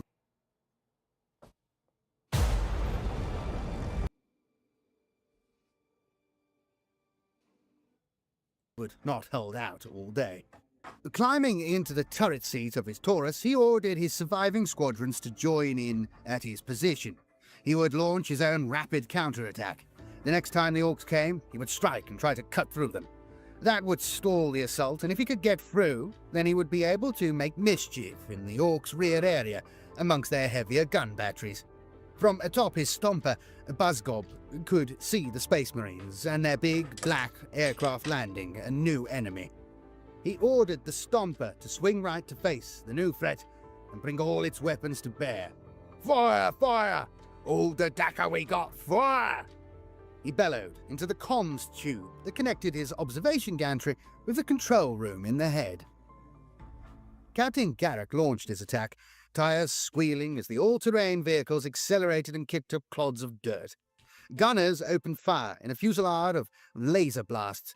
From his turret seat, Sergeant Leto took aim at a group of heavily armed blue-skinned orcs, each carrying some form of heavy weapon. There were plenty of targets to aim at as the Taurus began their assault. Leto loosed a long burst from his multi-lasers into the orcs and saw one greenskin with a white and blue skull painted on its chest come apart. First, its arm was severed, then the alien's head and chest exploded in blood. The rest of the orcs scattered, ducking away into the closest cover. The Taurus had formed a line abreast and were advancing fast. At least 3 vehicles had already been hit. The blast of an explosion had flipped one clear into the air. It had landed on its roof, crushing the crew. The volume of orc fire surged around them, so many bullets that it seemed the orcs couldn't miss. Leto felt rounds impact on the turrets, and then a round punctured the turret armor and hit him, piercing his right thigh. Immediately, blood started to well up through his jumpsuit and run down into his boot. The pain almost overcame him. He howled. stifled his scream, then almost passed out, fighting to stay conscious. He was barely aware that the Taurus had rolled to a halt. In front of him, the driver was already dead. Bouncing along at high speed, the Orc bikers were shooting frantically in all directions. The howling engines and roar of shooters drowned out everything. Zardsnark saw a rocket zip past, felt the concussion of its near miss. It was a wild melee, and Zardsnark loved it. Amidst the din, there was the grunting and screaming of orcs and Humies dying. In the chaos, his trike had been hit again. The front tire was flat. Rubber was peeling away in strips. Other bits had fallen off too, and the beast's jet engine didn't sound good. But he just kept going. The speeding bikers were proving hard to hit as they swirled around the rusted wreckage of pipes and rubble. The Evil Sun's war boss had the Ripper powered up and used it to slash wildly at anything within reach. Bits of machinery and pipe were locked off in a shower of sparks. Several Humies had also been locked into bits. He'd taken one's head clean off, and Zardsnark had laughed hard as it bounced away like a ball. Captain Garrick's Taurus was wheezing to a halt, having taken multiple rounds through it. His driver was bleeding badly. Shell fragments had slashed Garrick's face as well. The communications equipment was shot, shredded, sparking and smouldering. Garrick climbed out, staggering. Bullets were still cracking by. He helped his driver, Ardo, out, but the wound looked serious. About him, Garrick could see more orcs and Gretchen closing in. He drew his last pistol and fired to keep them back, still supporting his driver with one arm. "Let's get out of here," he reassured the man, even though it didn't look like Aldo was going to live long. Captain Garrick Jamie, what turned up? to make his way back the way he had come, but found his path was blocked by more glowering orcs. He was already surrounded. The orc mob closed in, swords, axes, and pistols in hand. Shadow Captain Corvidae had withdrawn into his Land Raider Prometheus command post. The vehicle had caught up with him through the battle outside, and he needed to check on all his squads. The Raven Guard ground assault had run into trouble when Orc dreadnoughts had counterattacked. Small ones, big ones, just about anything that could stagger on legs had charged headlong into the Raven Guard's ranks. The Space Marines had been forced to withdraw and call in their own air support. Thunderhawks were even now strafing the Orcs to keep them back. They hadn't reached the Stomper, and it was still out there, thundering away with volleys of fire and blasting its green laser light. Suddenly the Land Raider shook violently beneath him, almost wrenching Corvidae off his feet. The battle tank slewed sideways. Then a second impact almost lifted the 70-ton vehicle off the ground. Corvidae scrambled to the side exit, hit the emergency open button, and the Land Raider's door exploded outwards. The vehicle was being shaken from side to side. Leaping through the door, Corvidae looked back. A huge dreadnought, at least 6 meters tall, loomed over the Prometheus. Its massive power claw was raking across the top of the Land Raider, piercing the top armor and tearing a great gouge through it.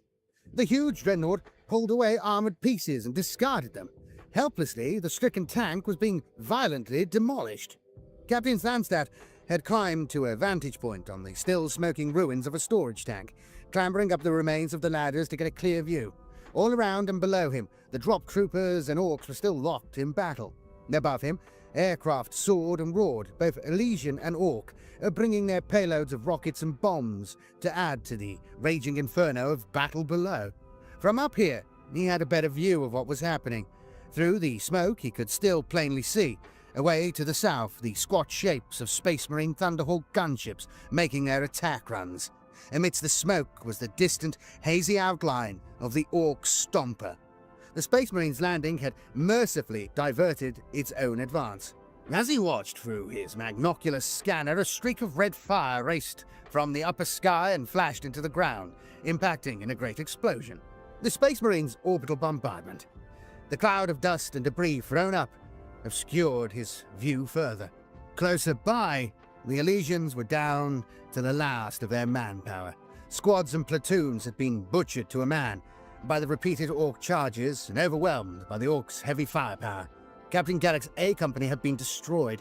Garrick himself was lost, missing, presumed dead.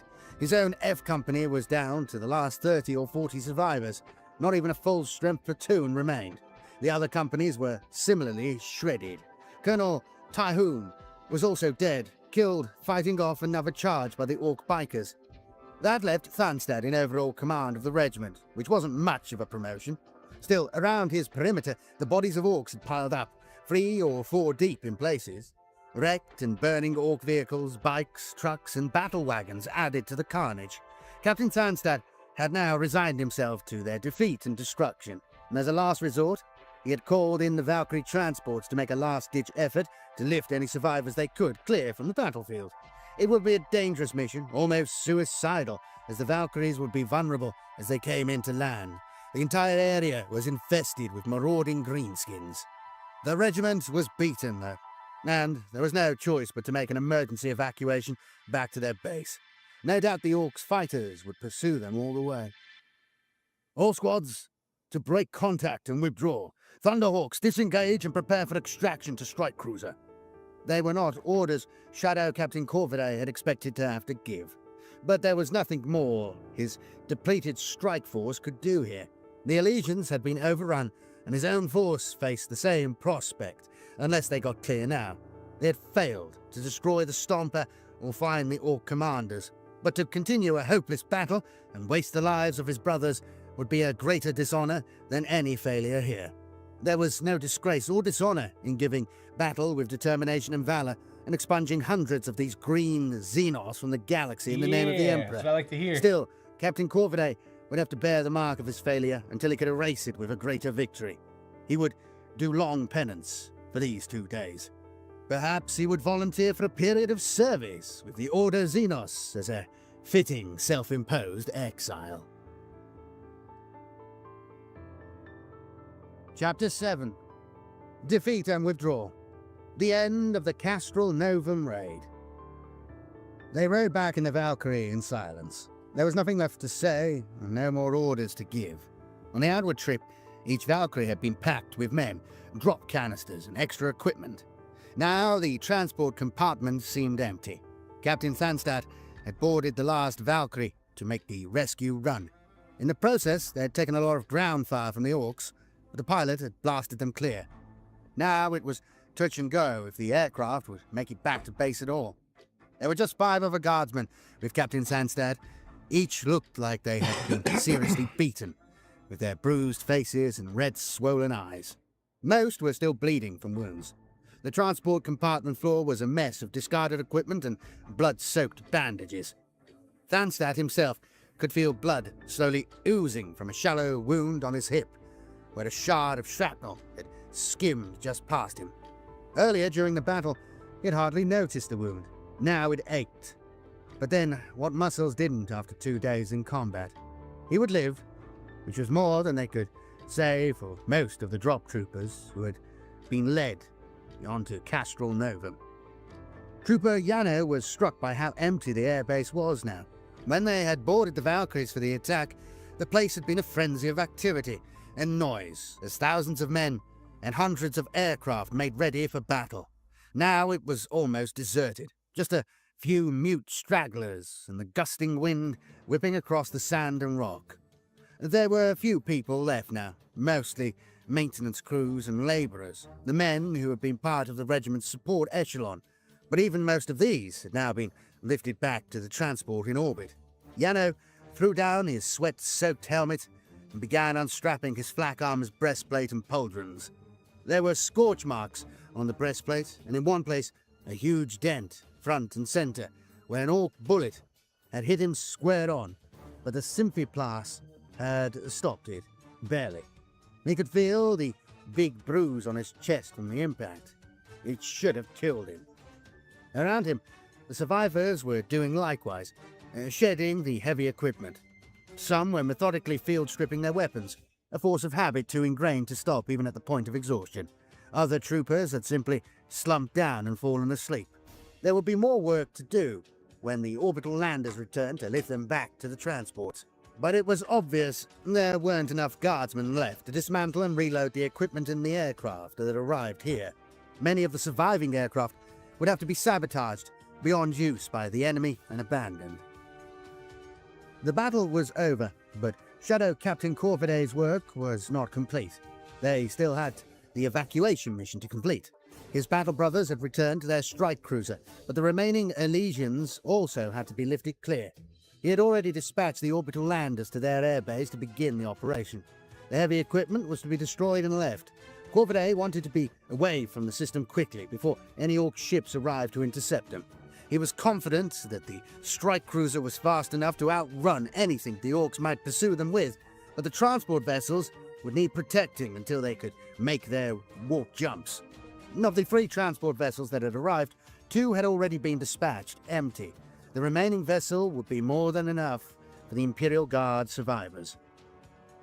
The battle fortress rumbled to a halt in a screech of brakes. The big, black-clad Goths clambered and jumped down from it, searching for an enemy to shoot at. Before them was a scene of smoking ruin. Bodies littered the ground, Humies, Orc and Grots. Fires were burning out of control. Somewhere inside one of those fires, ammunition was still exploding. One loud detonation after another. Cordite smoke was thick in the air. War boss Grakrag inhaled deeply. He loved it. The place looked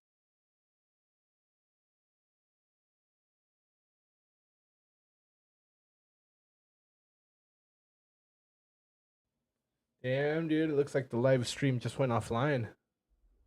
Oh, it's back.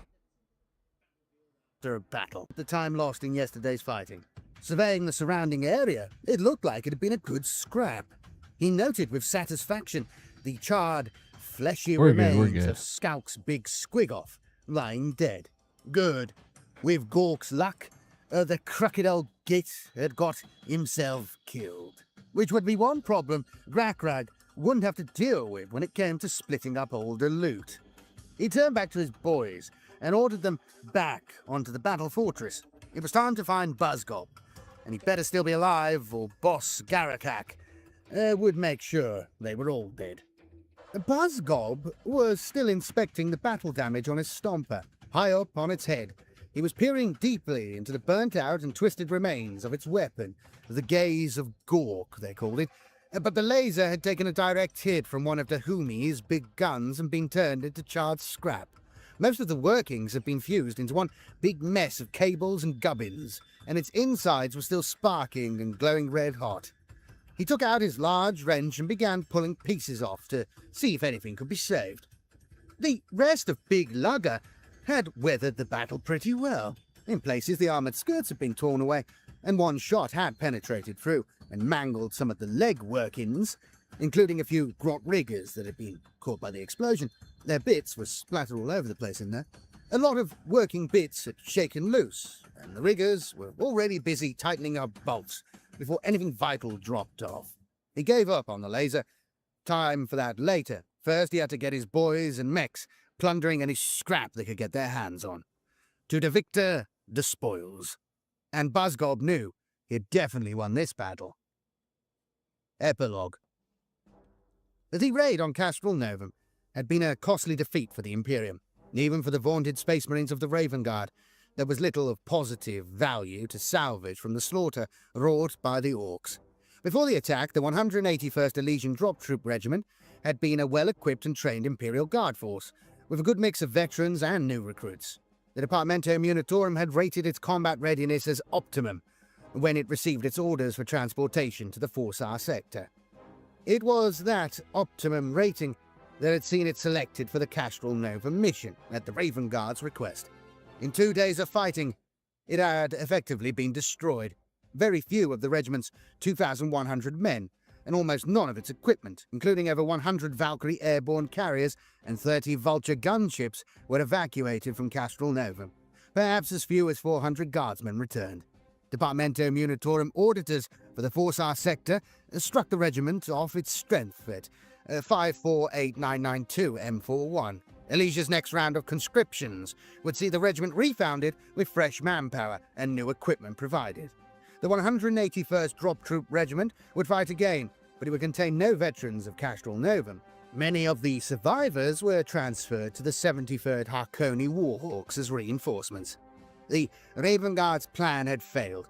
It had cost Strikeforce Corvidae over 70 of its battle brothers. They had come close, but ultimately failed in their primary objective of killing Big Mech Buzzgob.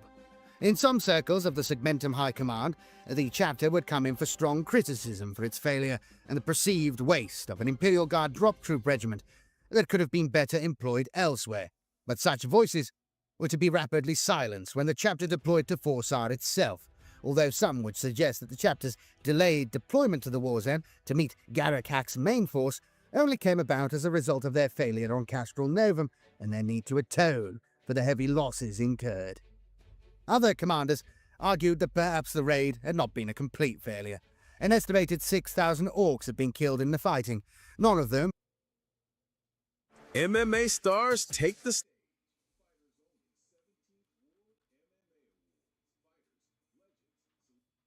nothing else.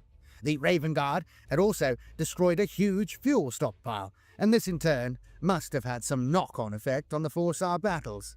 In the end, history would show that the damage inflicted would not be enough to save the Hive World from being conquered by Garakak's armies. In truth, these arguments were merely small compensations to be salvaged from a mission that had gone badly wrong. The major mistake had been the underestimating of Orcs' strength. The raiders had simply not had the manpower to deal with the massive number of Orcs present on Castral Novum. It was a failure that had dogged the Imperium's fight against Garakak since his first surprise attack. It took the fall of Forsar and then Magdalene IV before the Administratum finally recognized Garakak's attacks as a full war. When arguably, it had been exactly that since his victory in the Talarax War. The wheels of the Imperium's bureaucracy had been characteristically slow to react. For the Orcs, the raid was a brief distraction from the main battlefield on Forsar, and if nothing else, it signaled the Imperium's willingness to go on the offensive and operate deep in Orc territory, even if the risks and losses were great. Garakak's growing domain was not secure from the speed and mobility of the Space Marine chapters. Following the raid, Garakak sent one of his own trusted Goth warbands to Castral Novum as new guards to replace the losses, and to keep a much closer eye on Buzzgob. At Garakak's urging, the mech boss would eventually leave his base on Mechslag X and take to the battlefield again at the head of the Dreadheads. Buzzgob's dread mob led the invasion and capture of the Magdalene IV Shrine World. Skalk Bluetooth and his Death Skulls also joined Buzzgob, but only once Skalk had completed the task of creating his own dread mob. His experiment with Squigoths was consigned to history as a failure in favor of imitating Buzzgob's impressive mechanical warband. Zardsnark's biker boys would replace their losses and eventually move on to Forsar to join the war. Over the course of that war, Zardsnark would rise to become one of Garakak's most feared war bosses, and by the end of the Forsar conquest, he would be leading an Evil Sons warband that ran to an estimated 50,000 orcs, making him Garakak's most powerful Evil Sons war boss. Grakrag, too, would survive Warlord Garakak's anger at the raid's destruction and disruption, and finally get his wish to see battle on Forsar.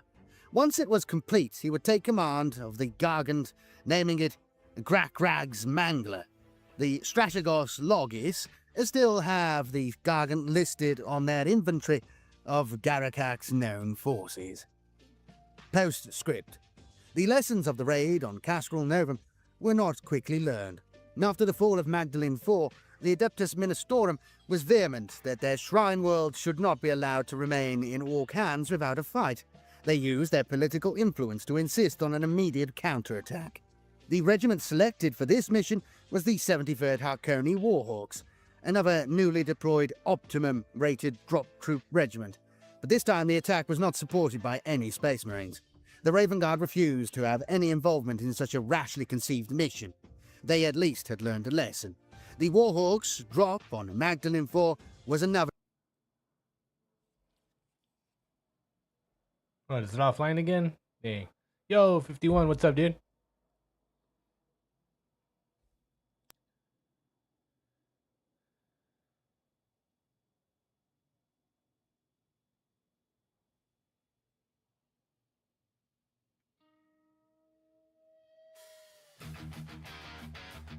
We'll see if it starts back up. The following is a timeline of events from the formation of Garakak's initial horde to its current standing in the Forsar sector as the 41st millennium came to an end just prior to the fall of the Cadian Gate. Most benevolent Lord of the Administratum, I beseech thee. For over 70 years, the Emperor's divine rule of the Forsar sector of Segmentum Tempestus has been threatened and harassed by a growing Orc menace, the arch-killer Garakak, name him not, the cruelest of foes. May his name be forever cursed. Even now, these unholy Xenos sit upon the cardinate throne of the holy shrine world of Magdalene IV, blaspheming his name with their foul presence. As I write, Orc foot soldiers are barracked in the ruins of our once glorious hive cities. Our faithful citizens are enslaved to his alien will. How long must we endure these torments? How many more worlds must fall before this green fiend soldiery? How many loyal citizens must be sacrificed before the enemy's cruel reign is halted? Send us stoic soldiers of the Imperial Guard. Send us legions of the faithful Adeptus Sororitas. Send us your most revered Adeptus Astartes. Send us your aid in the Emperor's name. Hell yeah, get Preserve that us, Gunpla on. your most faithful servants. Lord Confessor Martana Javoom. Petition to the Master of the Administratum 994999 M41. Which Gunpla are you building right now? Timeline of events. Yeah, burn. 170936 M41.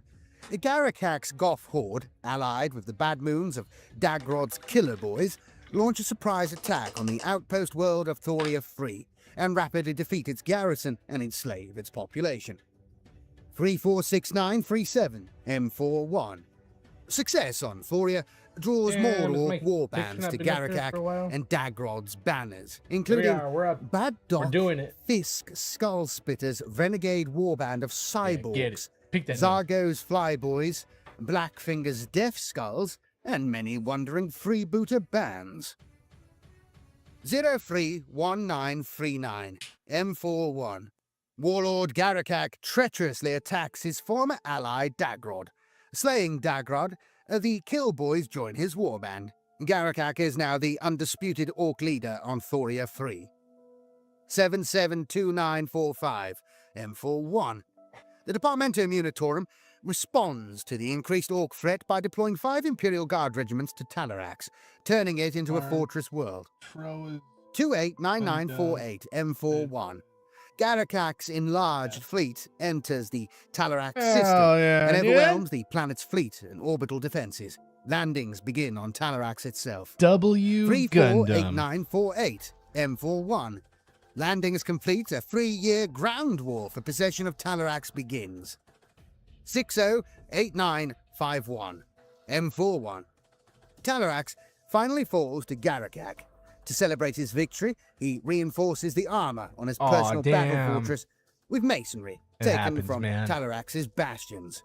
Garakak declares But himself like, the now you got some overfiend of experience in Talarax. it, so this one will be even better than the first one. 064951 M41. With Garakak's permission, Big Mech Buzzgob and his Dreadheads warband lead an attack on the Imperial industrial world of Castral Novum. 723952 M41. After strong resistance by Castral Novum's garrison, including the 49th Terex Guard, the planet is evacuated and falls. Mech boss Buzzgob establishes himself on Castral Novum, turning it into his own manufacturing base. It is renamed Mech Slag X by the Orcs.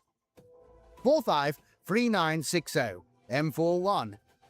Blackfinger's Death Skulls fleet split from Garakak to attack the small forest world of Viridius Prime. An Eldar fleet intercepts Blackfinger in the Viridios system and destroys the Orc fleet. No Orcs reach Viridios. 211966 M41. War boss Gokrog arrived from the Orc Empire of Octavius to challenge Garakak, backed by his own large fleet, including a massive Space Hulk. Garakak fights Gokrog and wins the duel, inheriting his entire horde and fleet. 79970 M41. Garakak continues to attract more orc war bands, swelling his forces further, including Logrok's Bad Moons, Speedlord Vakraka's Blitz Boys, Nazgrag's Kill Convoy, Cog's Bloodaxe Armored Brigade, and Nashrak's Freaks. Small orc raids across the Forsar system continue, but it is obvious Garakak is mustering his forces for his next big invasion. 935979 M41. Departmentum Unitorum officials order more Imperial Guard regiments to defend Forsar Hiveworld. Their Damn. lodges' predictions make Forsar the next target. Yeah, I bet. Garakak's I bet it's fragile. conquest. Little moving parts like that. 705988 M41. Garakak launches his long-expected invasion of Forsar. Millions of orcs rampage across the Hiveworld in a war which will eventually last 8 years. 541992 M41. Raid on Castrol Novum. A Raven Guard strike force and the Elysian 181st Drop Troop Regiment attack Garakak's manufacturing base on Castrol Novum. A 2-day battle results in heavy losses to the Imperium's forces. Despite the Raven Guard's efforts to kill him, mech boss Buzzgob survives. 296994 M41. Siege of Cesaro Prime Hive on Forsar ends with the hive falling as Garakak's overwhelming numbers storm the defences. The 227th Mordium Regiment is annihilated in the 10-day pitched battle. 870995 M41. Yeah, On Forsar, buddy. a Raven Guard strike force under Shadow Captain Shrike counterattack That's not something you feel like streaming? 89th parallel, encircling and largely destroying Wax Scrum's Daka Boys, a large Bloodaxe-led warband. 023996 M41. Big Mech Buzzgob launches his own invasion from Castrol Novum against the shrine world of Magdalene 4. His Dreadheads are aided by Skalk Bluetooths, Death Skulls, and more Goth warbands sent by Garakak. The shrine world is defended by Frataris Militia, thousands of cultists of the Red Redemption and Sisters of Battle of the Order of the Black Sepulchre. 411996 M41. The Fall of Forsar. It is renamed Garakak's World. For the Imperial Guard's High Command, the loss of the primary hive world now makes the sector indefensible. Imperial Guard forces are redeployed en masse, abandoning the Forsar sector despite vehement complaints from ecclesiarchal representatives. They demand the Imperium defend the shrine world of Magdalene 4 to the last man.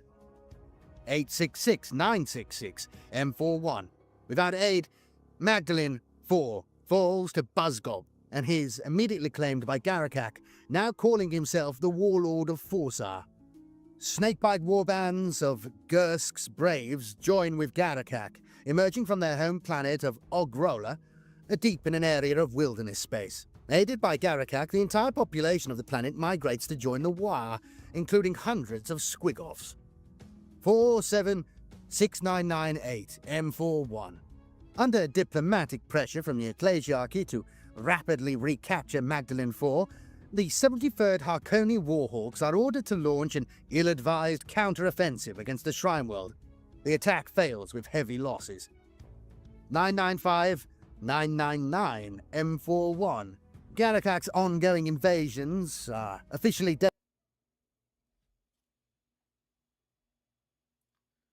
Damn, dude, I don't know what's up with this stream, but like, it keeps cutting off and it just says live stream offline.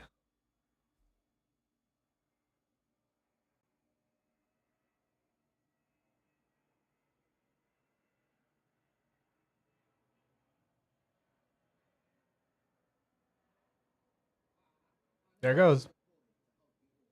Space Marines of the are now being deployed to halt the Orcs. Space Marines of the Revilers, Aurora, and Death Eagles chapter have also arrived. The entire Raven Guard chapter stands ready to defend their homeworld, Deliverance, which now lies in the predicted path of War Garakak. Unfortunately, at this point, the information runs out. We do not know the current situation of Deliverance, only that it must have defeated Garakak's horde at some point. Shortly after this, Cadia fell, the Great Rift emerged, and our beloved Imperial Regent, the Primarch Guilliman, emerged, and his Primaris Marines were dispatched across the galaxy. We do know from other sources that the Raven Guard are currently utilizing the new Marines. I shall update you further when more information becomes available. Transmission ends. And there we have it, another big campaign video. More will be coming soon. Thank you to everybody supporting the channel. Apologies about the delays. I've tried my best. This one took a long time to pull together. I don't know why. It took longer than normal. I'm not sure. But anyway, it's out now, so I hope you do enjoy it. Thank you to everybody supporting the channel. You can see your name scrolling by as I babble here. Good little story. Some of the artwork is amazing. It's a shame some of this... It's a shame that so much stuff that Forge World used to make just isn't available anymore. Particularly the Orc stuff, the Orc tanks and everything. And a lot of the Space Marine stuff. Pretty cool. Pretty cool. But yeah, lots of nice artwork and imagery and stuff. And it's a shame, man. I really want them to do more of these sort of campaign books like they did with the Sabbath Worlds Crusade one. But that was Cybermac, what's mostly up, a bro? reprint of an old book with a few additions, like updating it from Dan Abner. Hope you're doing I well, want dude. more of these campaign books that are in depth. As you can see, we're just getting our little paint going. They're just good fun, you know. Fake history. I like fake history. The Tactica Imperialis. Yeah, dude. Long time no see. It's going well, dude. It's good going stuff. well. So Anyway, far, this is so good. One this is an step at a interesting one. There's a time. few odd moments. Again, this is Hope like you're sort of doing well 12 and years old, this campaign. You're having a good So, week so again, far. Some Hopefully of the nothing too numbers are crazy. off. Like all of a sudden, the orcs get 2 billion. That's a lot. That's a Yeah, lot it's of been a orcs. minute since I've painted. I mean, I'm or- not saying it's not possible, but it seems We're getting like back. We're getting back. That escalated quickly, right? probably the amount of gonna Space Marines that died. I call guess it on the killing painting here 6,000 soon. orcs isn't bad, is it? That's a lot But of maybe we'll orcs, switch but- over to some Anyway, Dark interesting Tide campaign, for a couple of nice rounds. little bonus one, and I hope you did enjoy it. And like I say, if you would We'll like see, to we'll support see, the we'll channel see. and the work I do here, please consider using the links below. Become a YouTube Cheers, member, you which is guys. probably the easiest Thank you for thing. being here. Thank you Either for on watching. Patreon, Thank you for which I hitting those appreciate, likes. doing one of Appreciate the you tiers guys. there, and on Subscribe Star as well. For those of you who prefer that, I really appreciate it. I will be back again with more stuff very, very soon. And yeah, if you wouldn't mind giving the video a like, subscribe if you're not subscribed. Let me know in the comments what you thought. I'll be back again very, very soon with much more stuff.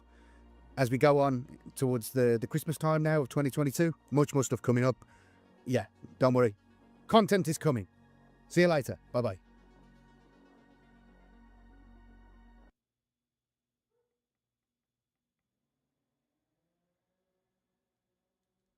Ritual of the Damned. Now is our time. Such a platitude has fallen from the lips of lords, kings, and emperors since mankind's earliest days. And all were wrong. Every fiefdom, kingdom, and empire to this day has collapsed, no matter how optimistic and mighty they might once have been. The greatest realm in all of humanity's history holds on to the very precipice, dangling over dark oblivion. Each passing day sees its grip weaken. It is but my task, my purpose, to tread upon its digits, and it will fall. Now is our Thanks, time. dude. Yeah, man. Those who use these words I've had come no a long idea way, what bro. time really From the meant. first ones that I've ever done. Their arrogance and ignorance knew no This is a bounds. million times better. For that, Thanks, dude. I appreciate it. They were punished with death and destruction. But we know time. We know the warp. We know its currents, its waves, its flows. At Pachanga Resort Casino in No Pachanga.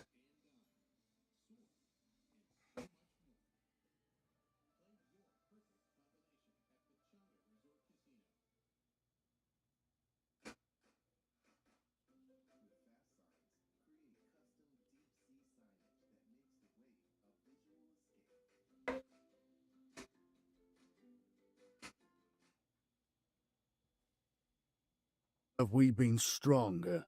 Never has our foe been so weak.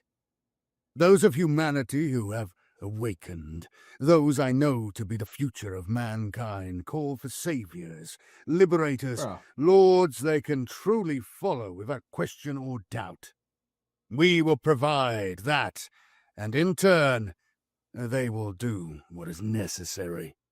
Even now I can sense their numbers growing, their yearning to break their shackles strengthening, and their anger at their false overlords rising. I will call them to us, and they will come. When our labors are complete, the galaxy will tremble at our creation. Once we are unleashed, nothing will stop us. The false emperor will fall, and humanity will rise.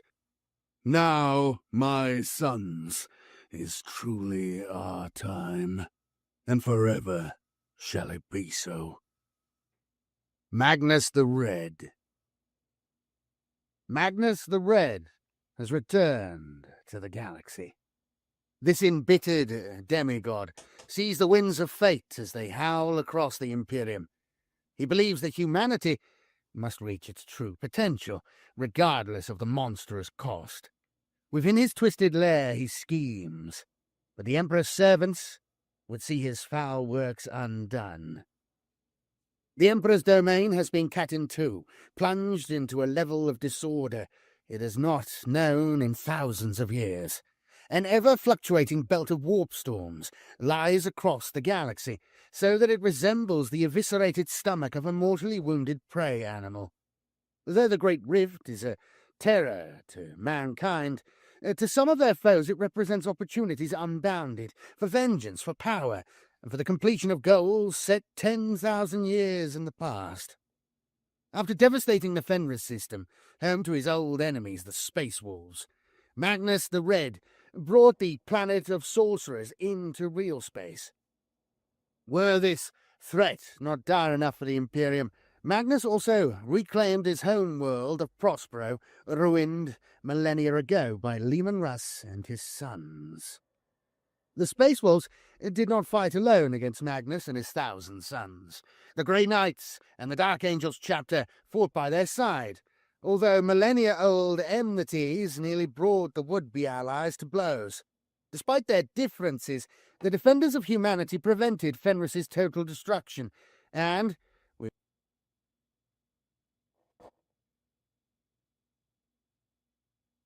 Go offline again. Yeah.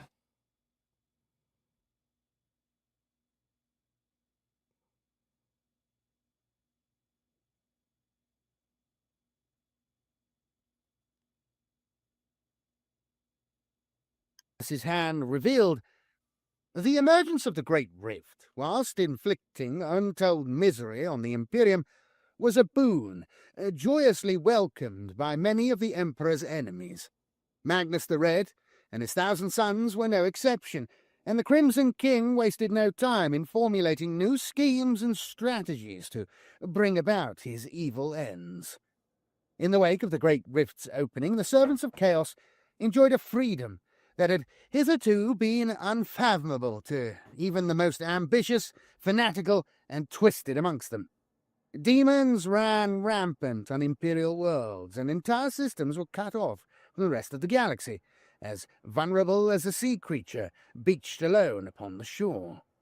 The winds of the Imperium had never blown more strongly, and the followers of the Chaos god Tzeentch imbibed them deeply and hungrily. Upon all of this, Magnus the Red smiled, his mind working over every exciting possibility brought about by the new reality. Sorcerers in their hundreds carried out his will with a new level of vigor, whether they knew it or not. They raised vast armies and hunted down treasures older than the Imperium itself. They sought out lore, forbidden, hidden, and suppressed, a terrifying amount of which lay practically unguarded amidst the mayhem and disorder that beset much of the galaxy.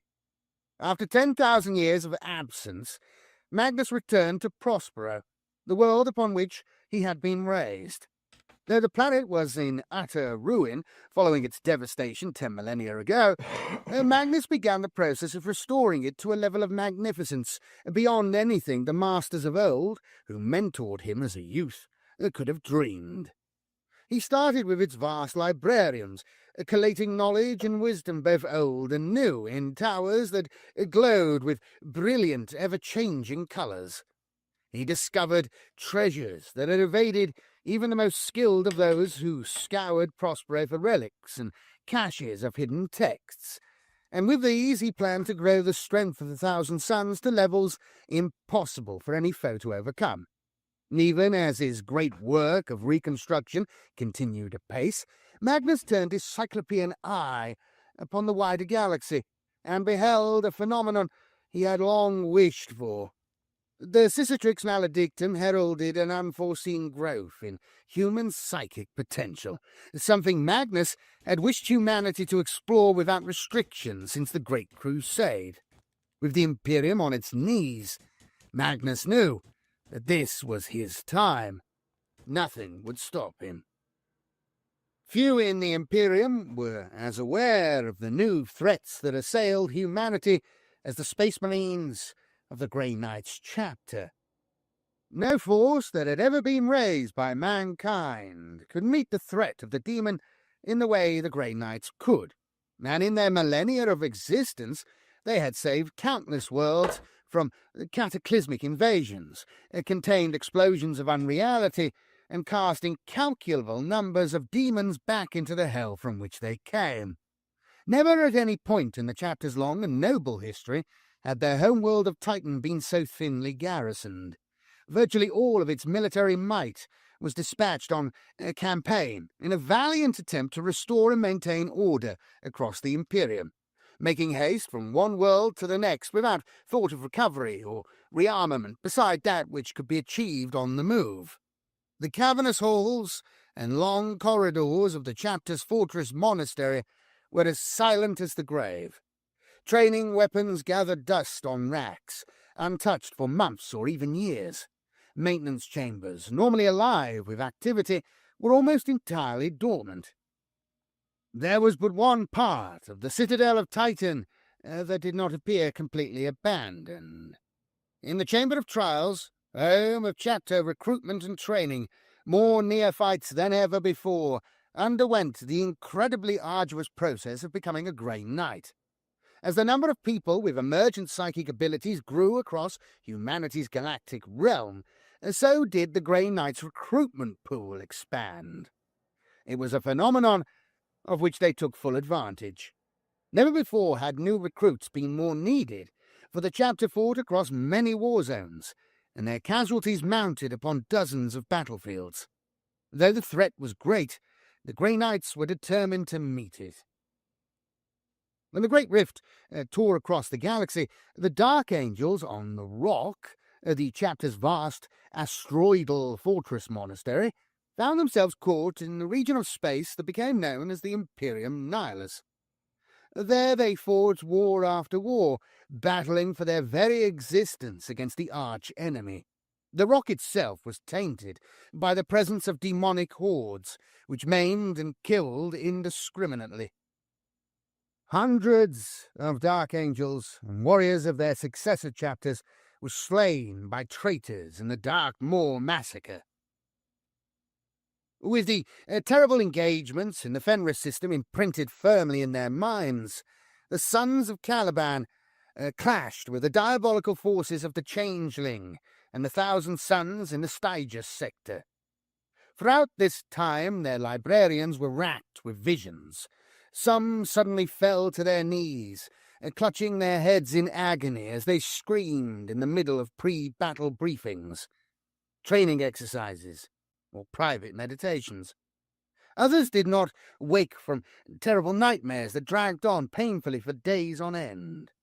Every report given to Ezekiel, Grand Master of Librarians, told of drops of rain developing into vast deluges that drowned entire worlds, or sparks growing into planet-wide firestorms. It seemed that, despite mankind's newfound power, it was even more vulnerable to the predations of the warp and its foul denizens. The visions foretold of the demise of the Imperium among thousands of psychic cataclysms, which was sobering indeed. The planet of the sorcerers. The planet of the Sorcerers had been the Thousand Suns' base of operations for 10,000 years. After a ritual fueled by the deaths of 1 billion souls, it was ripped from its place in the warp and brought into Imperial space and reality. A nightmare world, also known as Sortiarius, the mere sight of the planet of sorcerers can drive mortals insane. It is a warped place, populated by the demonic, the abominable, and the evil. Although the planet now orbits a star, the hues of its skies change at random, bearing no resemblance to a pattern of seasons. Featureless plains of glass, constantly changing mazes of twisted mirrors, and swamps of mutating flesh adorn its landscape. Its ground is struck by sourceless lightning storms, and the biting winds that race across its surface rage with the screams of tortured souls. Despite Sortiarius's hellscape, which renders it inimical to normal life, those creatures born out of Zinch's crazed imagination thrive on the planet. Packs of Zangors hunt among razor-sharp crags and jungles made up of twisted forms of failed devotees. Roaming demon engines lumber across storm-racked plains of crystal, preying upon one another in their own ecosystem. Rampaging horrors, screamers, and flamers pop randomly into existence, or appear through spontaneously opening portals, slaughtering or mutilating all that they find before evaporating as quickly as they arrived. Among all these beings live the Chaos Spawn, terrifying beasts as pitiable as they are repulsive to those who have some understanding of their genesis. The tides of warp energy that drench the planet of the sorcerers make the world itself a weapon in the hands of Magnus and the sorcerers of the Thousand Suns. To them, its very surface is malleable, and for rivals and invaders alike, every step upon it can be more dangerous than walking the densest minefield. Swarms of gibbering demons are summoned at will by the planet's masters. Entire topographical features grow or die in moments, denying foes valuable cover or trapping them in place, while whole sects of Thousand Suns warriors are teleported to the most advantageous attack positions. Yet, for any enemy even to set foot on the planet of sorcerers, they must be either extremely powerful or permitted to land by the Thousand Suns, though the latter very often leads to a worse fate. Invisible conjurations surround the planet, sucking in munitions fired upon it into the warp and dissipating powerful lasers into harmless rays of light. Illusory hexes cause attackers to believe that their weapons have hit their targets when they have in fact proved wayward. Portals absorb city-leveling barrages and turn them back on the firers. Other spells and enchantments cause weapons to detonate while still on board attacking ships, or initiate the warp drives of enemy vessels, hurling them into the Imperium without shielding. Magnus has had one world destroyed by invaders before. He will not allow it to happen again, and is rarely satisfied by simply warding off the foe. With Prospero and Sortiarius finally united around his home star, Magnus began the next stage of his plans. Storming the Stygia sector with a colossal host, he seized a multitude of worlds across several systems. With these takings, he had the beginnings of a second empire, on the other side of the Cicatrix Maledictum to Prospero and Sortiarius. Magnus also demanded that his scattered sons, many of whom had been fighting across the galaxy independently for millennia, be reunited.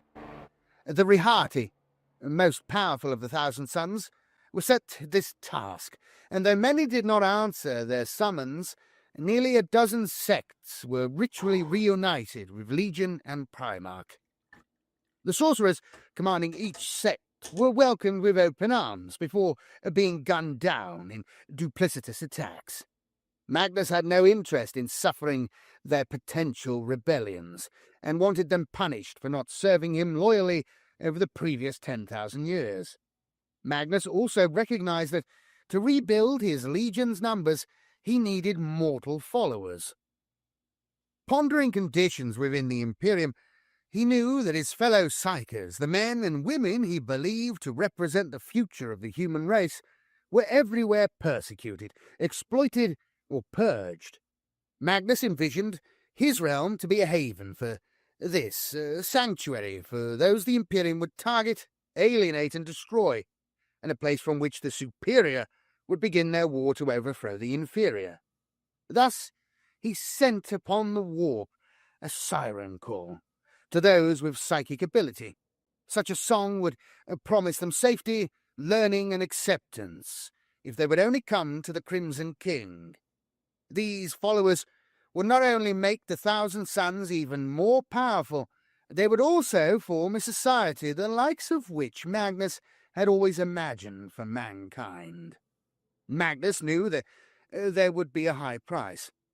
Not all would survive the perilous journey, not all would have the intellect and mental robustness needed to handle the kind of power that would become available to them. For some, their purpose would be the honor of becoming a ritual sacrifice, the ultimate form of service to the Legion and to Tzeentch. Others would become the privileged hosts of bound demons. These people would never get to enjoy the beauty that Magnus would create, but it was a cost deemed entirely worthwhile. These were but minor steps when compared to what Magnus envisaged for the galaxy at large. Even though more and more humans were being born with psychic power, and those who already possessed it saw their capabilities swell, for Magnus this was not enough. Yeah, The buddy. history of mankind is full of individuals who led their Yeah, I'll people start setting out up of for it here in a backward little bit. times and into the future. Magnus planned to be the one to lead humanity to The Icon G2 ratchet line. its ultimate potential, the final deliverer of the human race to what he saw as its destiny. Burying himself in texts and lore that had been indecipherable to him 10 millennia before, he found new meaning in strange symbols and forgotten languages. After all his learnings in the Eye of Terror, he could now read them like a native tongue. In this way, he learned of a ritual that could accelerate humanity's psychic surge 100-fold across an entire sector. Without hesitation, he ordered each of the Rehati to supply a cadre of sorcerers to invoke the necessary incantations and to gather 999 volunteer mortals for the required sacrifice. Sons of Titan. The Grey Knights have guarded the Imperium from chaos for 10,000 years. An elite brotherhood, they are some of the most mysterious of the Emperor's warriors. Few know of their existence, and those who do know little of the truth. The Speculum Infernus, an archaic device of mysterious provenance held on Titan, had remained silent for years. This pleased the prognosticators, those of the Grey Knights responsible for tracking demonic incursions.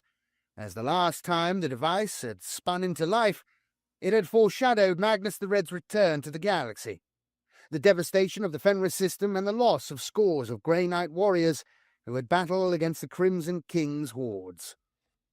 As dark as those days were, the Imperium's fortunes had worsened even further since. Abaddon the Despoiler's 13th Black Crusade had been more effective than any of his campaigns prior. Cadia, along the gatekeeper holding back the War Master, had been destroyed, leading to the cataclysmic emergence of the Great Rift. Hundreds of worlds had fallen.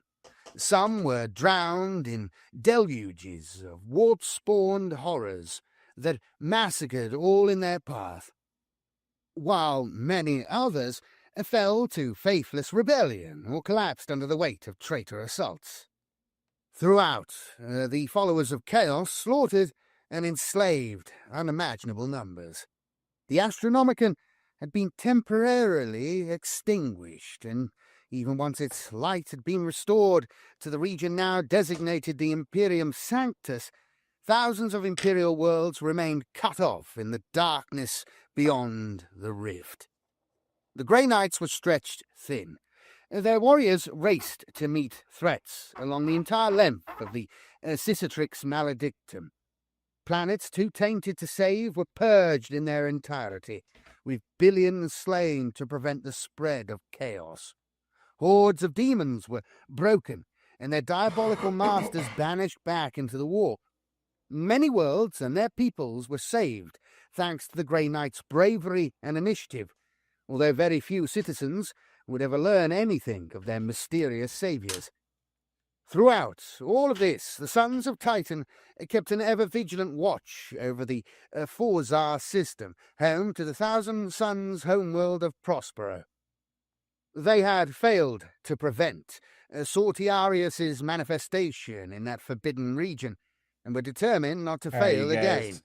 All felt a burning desire to see the blasphemous presence Came out all utterly right. annihilated. We're going to move it on over to Darktide. It was Few known rounds to of all the Grey Darktide. Knights that the longer Yeah, Magnus take- was take a able to look, check it out. maintain his monstrous grip on the region, the more powerful he would grow. 1,000,001 fiendish getting there. schemes surely flowed through his mind, and the fruition that of one. any one of them would be a And terrible there's bane these to the ones. Imperium. The Grey Knights knew perhaps more than any others the truth of the Imperium's frailty. Should Magnus continue his efforts unmolested, the Emperor's domain might never recover. That the Demon Primarch would attempt to rebuild his legion was seen as inevitable, and the Grand Masters agreed Next week that the we'll Crimson King get was some more in. capable of much worse. Some more painting in. The message that Magnus had dispatched along the currents of the warp, calling to 2.5 those hours with of painting. psychic gifts, That's all had not right. escaped the Grey Knight's attention. Each of their brothers had heard it in his own way. Having passed through the rituals of detestation, not one son of Titan was persuaded by Magnus's beguiling propaganda. Had the portents of the message not been so dire, and less obviously appealing to the untrained and vulnerable mortals for whom it was intended, some of the Grey Knights might even have deemed it unworthy of their attention. Magnus's amassing of followers only confirmed the Grey Knight's suspicions, and it was with cold inevitability that the Speculum Infernus span into life again. The prognosticators gave their interpretation of the omens revealed, and few Grey Knights were surprised by what they heard. With the empiric balance thrown into tumult, across a vast swathe of space around the Forzar system, demonic incursions plagued multiple systems. Worse still, the Speculum Infernus indicated a growing dark power on Sortiarius, the planet of the sorcerers. However, what crimes the Crimson King was planning and committing it was impossible to determine. Such was the strength of the arcane shroud that veiled much of the Prosperan rift. And nevertheless, the prognosticators advised Grand Master Voldus that this threat must be investigated in force. Voldus agreed. The Grand Master selected Brother Captain Arvin Stern and the Third Brotherhood to be the focal point of the task force. Better than zero, to bring yeah, buddy. War to Magnus and the planet We're of coming the back. sorcerers. We're Stern slowly and his coming back. warriors had fought the Crimson King and his host of traitors, mutants, and demons before. They yearned to finally exercise Magnus's baleful presence and earn redemption for failing to prevent him from achieving his aims in the Fenris system. A number of paladins and purifiers were attached to Stern's command, their unique skills and experience deemed essential to a strike into the heart of Magnus's realm. But even with these reinforcements, both Voldus and Stern knew that the staggering power of a Grey Knight's Brotherhood was not enough to defeat Magnus on his own home world. Aid would be needed to ensure victory. After many hours of discussion and ruminations, it was agreed that Stern would approach the Dark Angels. Few know of the Grey Knight's existence, and fewer still have the strength to aid them in their fight. Stern had fought alongside the Dark Angels at Fenris, however, and had witnessed their implacable resolve and fury in battle firsthand. He knew that they too had much cause to seek vengeance against the Thousand Sons and their Primarch, recalling that the two sides had clashed in the horrendous conflict of the Styges sector. The Dark Angels were blooded, angry and determined. Grandmaster Valdus had initially cautioned against such an alliance, citing the Dark Angels' untrustworthy nature. Stern, too, held misgivings, but argued that fighting alongside the secretive sons of Caliban would only give the Grey Knights greater insight into their manner of making war. With the decision made, a choir of dozens of Titan's most powerful astropaths was gathered to send the Grey Knight's missive to the Rock. A communication from the Imperium Sanctus to the Imperium Nihilus is nightmarishly difficult. Whilst rumours of temporary or partial routes in various locations persist, few have been identified as being remotely close to reliable, and journeying through these regions of space remains arduous. The only real alternative is the use of astropathic choirs. These bodies of sanctioned psychers communicate with counterparts around the galaxy. No simple task even before the Great Rift tore it asunder. Sending each message can be an acutely difficult undertaking for the astropaths, who are vulnerable to the malign forces inhabiting the warp that hunger insatiably for mortal souls. The astropaths assembled by the Grey Knights to make contact with the Dark Angels had centuries of service between them, but the message had to be forced through the warp to pierce the rift, and each knew that the task would kill them.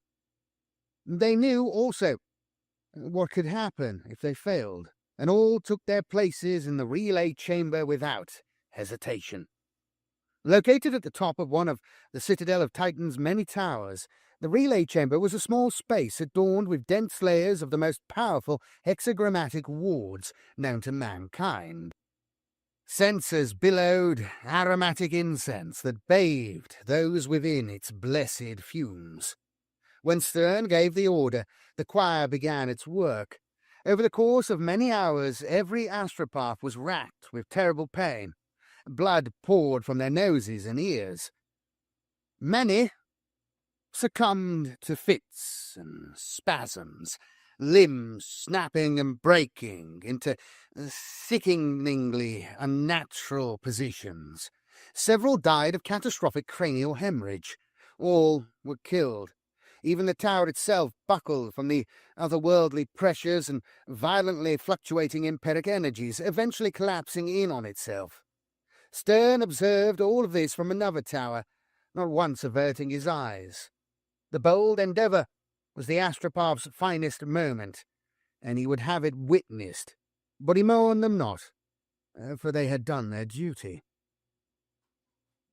Sons of Caliban. Somber and serious, the Dark Angels are a secretive brotherhood. A first founding chapter, they have defended the Imperium since the fabled times of the Great Crusade, but their history is not an entirely noble one. Thus, they deem both themselves and their successors the unforgiven, and fight endlessly for redemption. The Dark Angels chapter that the Grey Knight's message eventually reached was a shaken one. Reports told of the fallen mustering in numbers previously thought impossible. The Rock, once thought inviolable, had been befouled by not one but two demonic invasions, and the fact that the first of these had only been resisted with the aid of the Space Wolves and the Grey Knights brought the Dark Angels great shame. When Rabute Guilliman had returned, Grandmaster Azrael had feared the worst. That the secret the Unforgiven had kept for 10,000 years would finally be their undoing.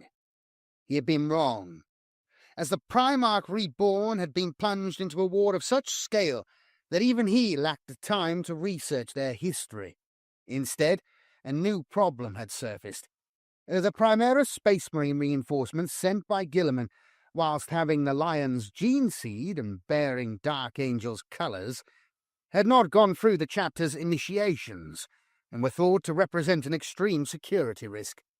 The words, "colours doth not Dark Angel make," were not uncommonly heard amongst the rank-and-file battle brothers on the Rock.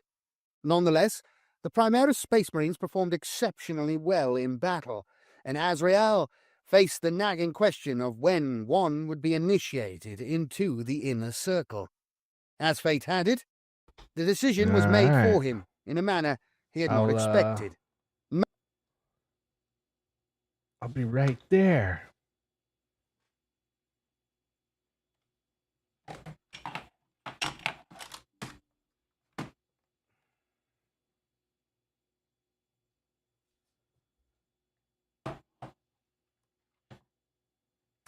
Damn.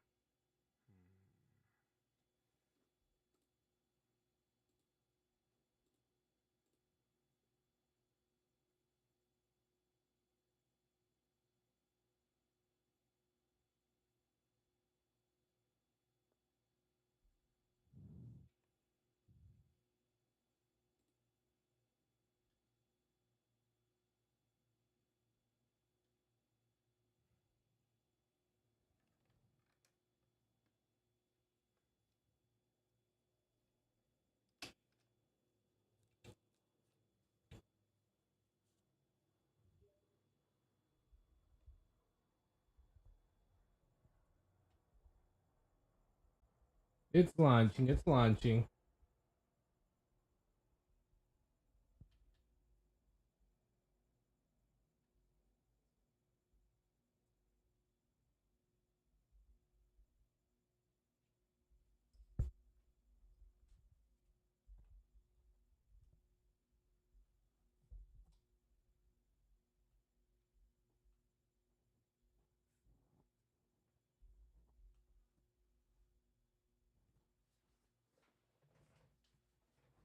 It says launching.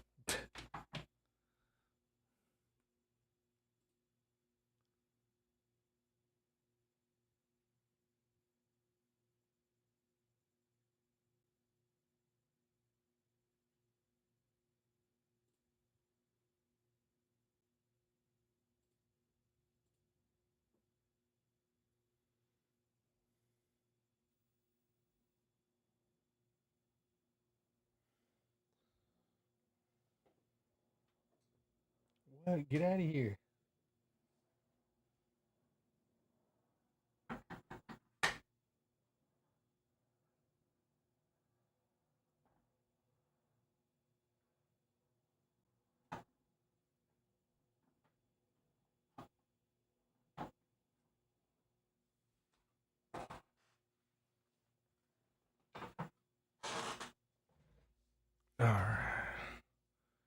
All right, here we go. We're just about there.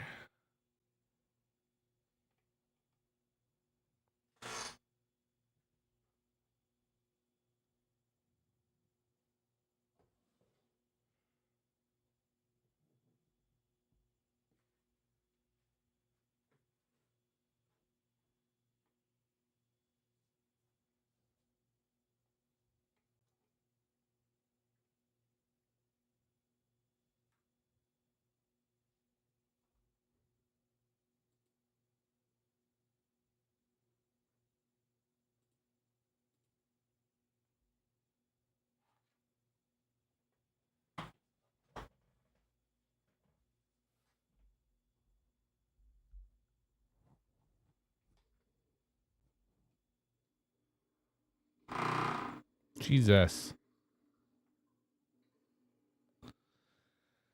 Fucking hate vibe on this stupid shit. Alright, here we are.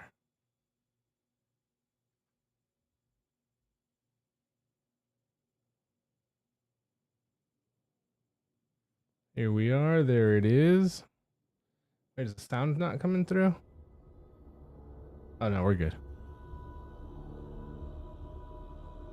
It is the 41st millennium. For 10. I'm coming in.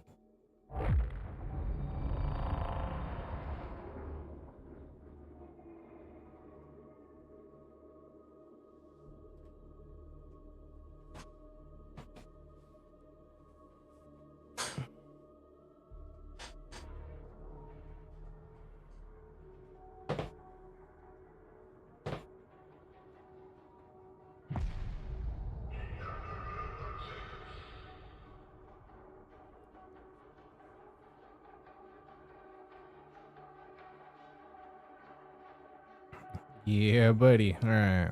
We're just about there. Get a freshie going.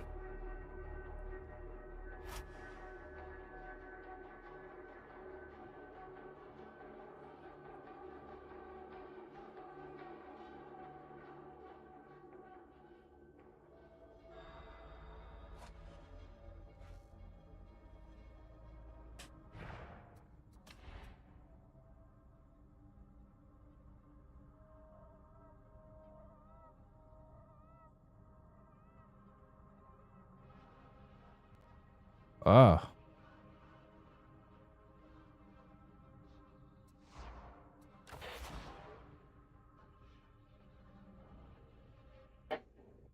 Yeah, buddy, here we are. It sounds like a lot of fun. Just in time for the end of your Skulls for the Throne Hell yeah. intro song. What's up, buddy? Chilling, bro. How you guys doing?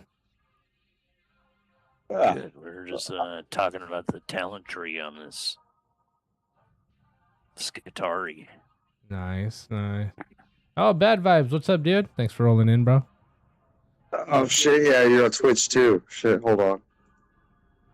Oh, there's no thumbs up on Twitch though. Yeah. It's the viewer count. You guys all properly enhanced? Nah, No. I gotta get a freshie going, but I'm ready to start it whenever you guys are.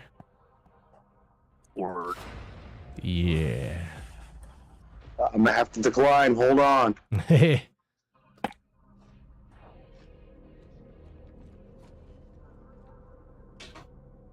Working on the keyboard. Gotta get buddy up on Twitch. Yeah, boy. Gotta get both you guys up on YouTube in the browser. Get those watch hours.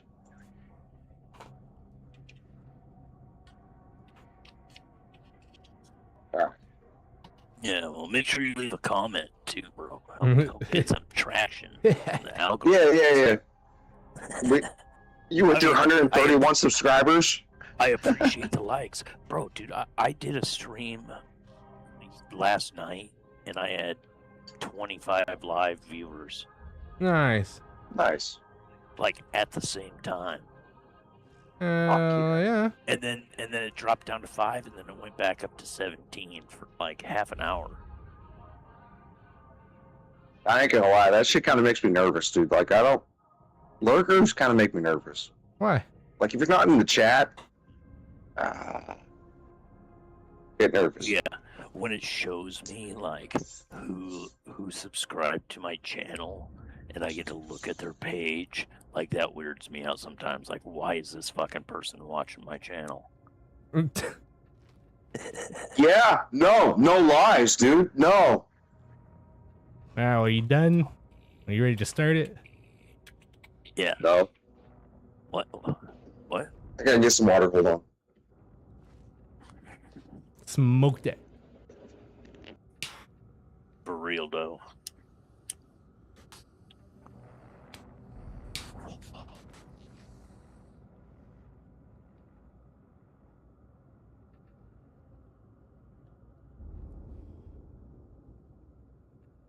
Lurkers and bots. Well, I ain't fucking paying for no goddamn bots. That's for fuck sure.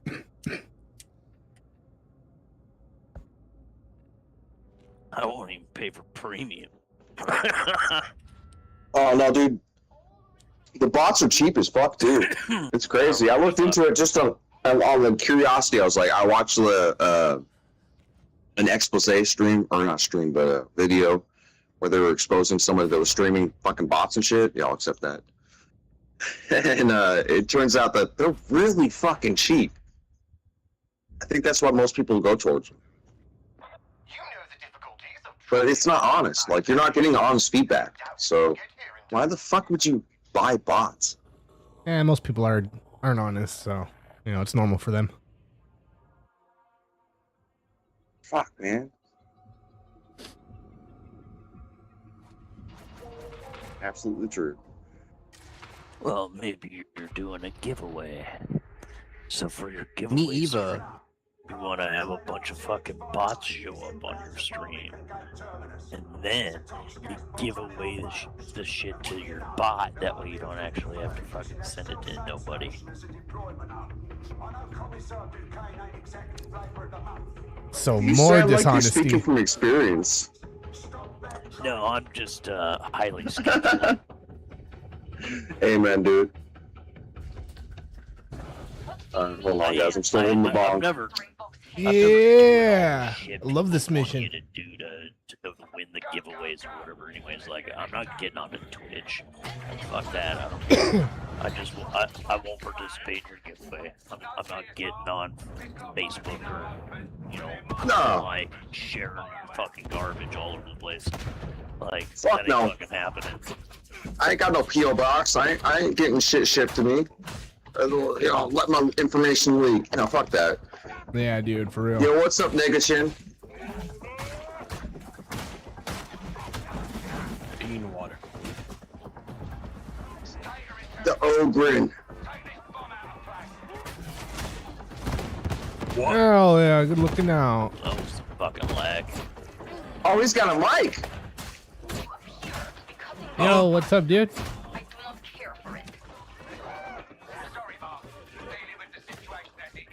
Here comes the Crimson Chin. Hey, Timmy. You know. Chin. It's the Nega Chin. And the bronze kneecap.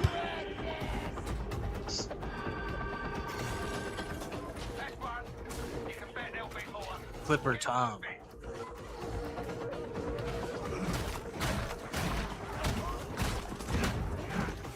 Damn, it's been too long since I played this game. Holy shit. I know, right? I feel all rusty too. And whose fault is that? Buddies.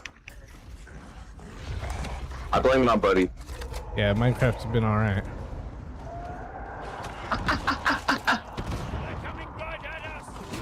Hey, Minecraft's been alright.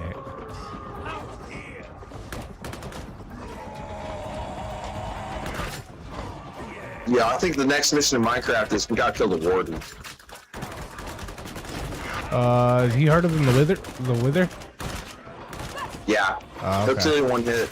Oh shit. Full armor, all that shit, he'll kill you in one hit. Damn. But you can cheese him.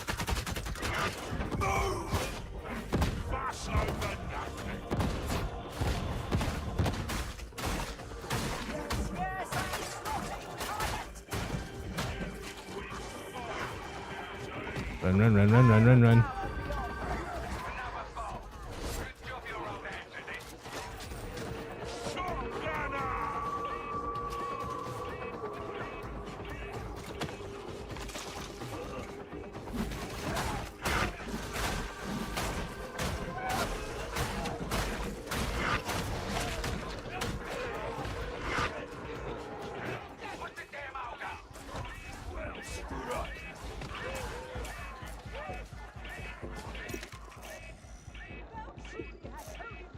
Get on that, Ruby. Oh, it's just streaming, friend. Yeah. Yeah, buddy. Run, run, run, run, run, run, run. Where that, where that, where that.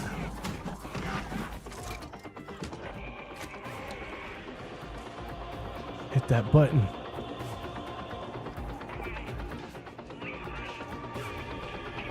Lawless.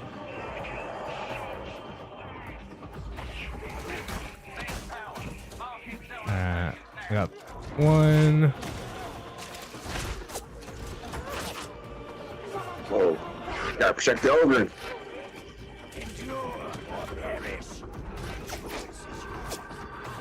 Down, guys. And we just drop this off and I'll come grab you. Wow, I got knocked down before I could put it in. Oh, there we go. Oh, we got a bot? Now I'm coming back. Oh, damn.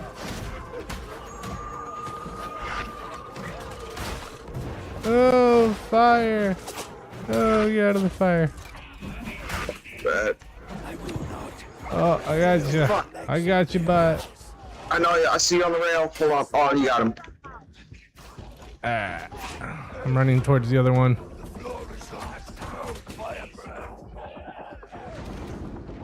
Okay, I got you Hey, covered. he's back. Covered. Oh yeah, good looking out.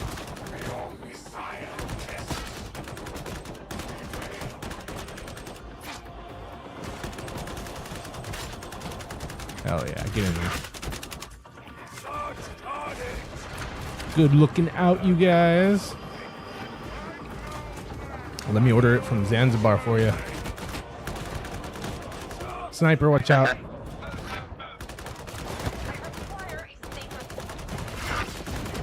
Ogren's taking the lead. Run it. I need nades.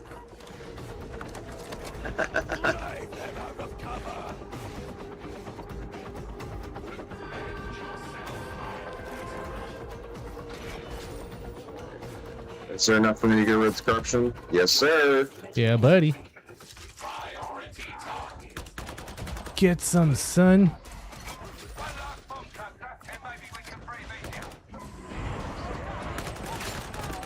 Oh yeah.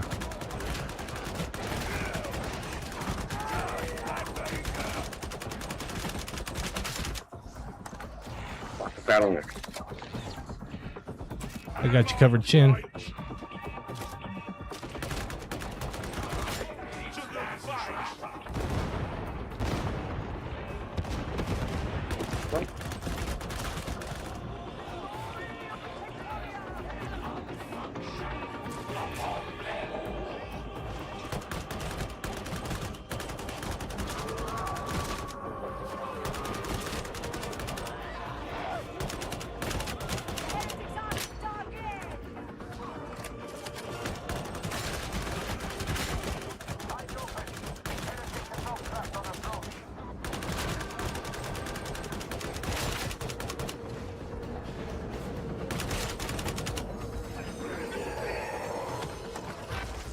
There he comes. Oh, we're gonna fuck this guy up. Get him. Check him. Rip. Coming. I'm coming. No chance in hell. I'm coming. I'm almost there. Bro, I just rushed off the edge with my super. Got pushed off. Bro, Oh, fuck! my super got me off the edge. Oh, good. Just Trapper. That's some BS. Nice. Thanks, Francois. Alright, don't give me You're a zealot. You're a zealot. You don't give me a survived. chance to smoke that.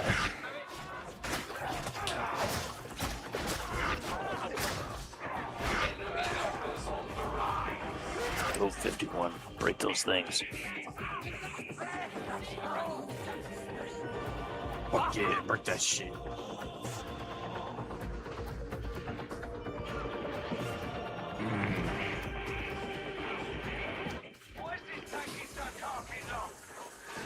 I feel like Office Space right there.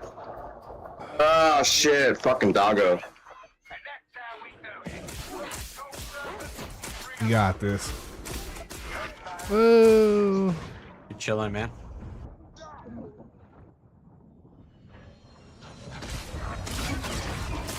Francois. Yeah. Oh, there it was. It's over. No! That was a good job, though. Good effort. Big rip. Fuck. So is his microphone working? That was a good one. Oh, there you go. There you are. Stay a squad. I don't mind. Sure. Yeah, squad up, man. Yes.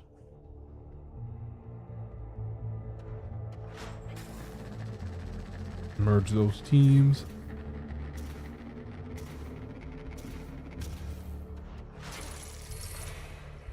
Oh. Whoops.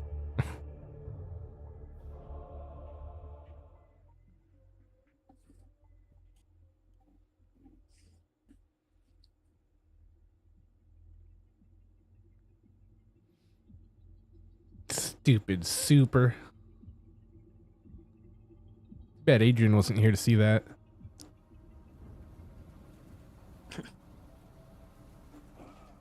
Oh, we lose 51.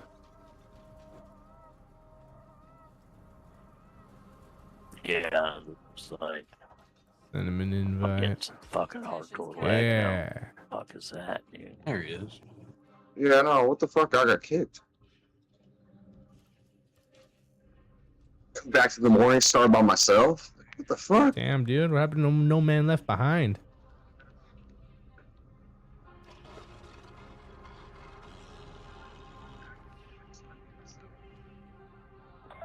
I mean, that's what we're working on right there, right? Shit. I need you to stop aggravating Morrow. He's bad enough at the best of times. Aggravated? Burn some trees. Yeah, boy. I'm ready for the next one. Me too. Oh, yeah? Available for matchmaking. Gotta fork some people. Hey. No, did you switch characters? I did. Yeah, that was the Ogre. Yeah, that was the Negachan. Hell yeah.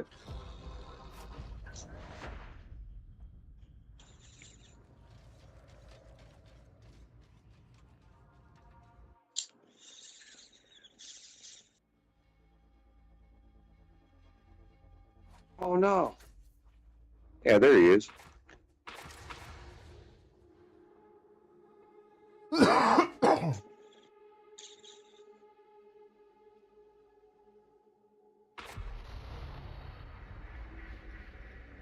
Unforeseen circumstances have granted us an opportunity. Maximum forkage. Dude, we are some bunch of ugly ass motherfuckers when it comes to cosmetics. I think the Rusty Messiah Kumborg. smiles upon us. A Hey, man. Rusty Kumborg is a well-loved Kumborg. Beep boop. Yeah, boop beep. You take In that. the Emperor's name. Oh, Here damn we it. go. Alright. You guys got ahead. Jazz in the dark bullshit. I wonder which it is. No! Yeah. What the fuck? When dealing with individuals such as yourself, Swagger. I might experience Don't you agree? disconnect issues. Kindly refrain from unnecessary This. I'll send everybody a friend request. With the greatest of pleasure, Power nodes are inoperative in your area. This has rendered several Down the wrong hallway. inoperative. I embrace the dark. Dude, I'm like fucking walking all weird. Are you lost or treacherous? Little lag spikes.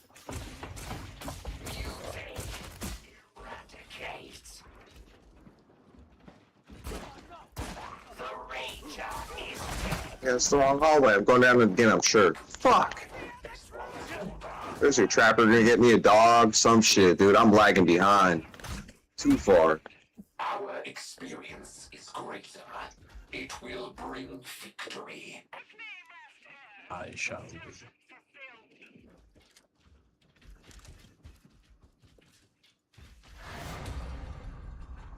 No. That was gonna happen. No, that was gonna happen. Mr. Stone. Can't see shit. Yeah. They gotta actually stay with us, dude.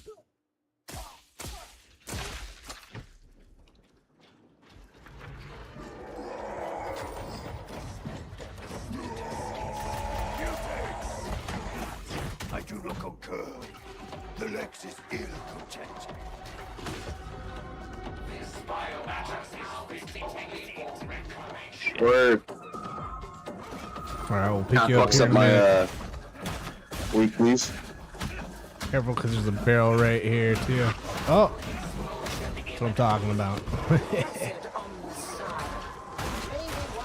Dog's on me. Okay, we're gonna have a dog boss coming up the stairs. I can burn trees for everybody. It's a wildfire over here. Where you at? Alright, hell yeah. We're coming. Oh, I hit the barrel. Watch out. Alright, we're good. Yeah, boy. He's after me, he's after me, he's after me, he's after me. Shoot him, shoot him, shoot him. Hell yeah, good looking out. I don't think I quite care who's after. I want him dead. I forked him. Very good. Forked him good.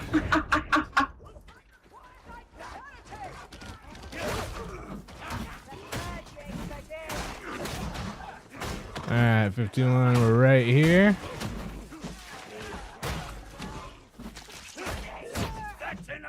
Here we are, here we are, here we are. Shoulder in hand. Yeah, boy. Thanks, dude. You got it. I was just say, thanks, boys. Yeah, buddy.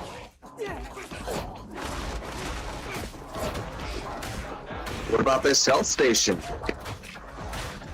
What about it? Watch out for the push. I dropped. Bro.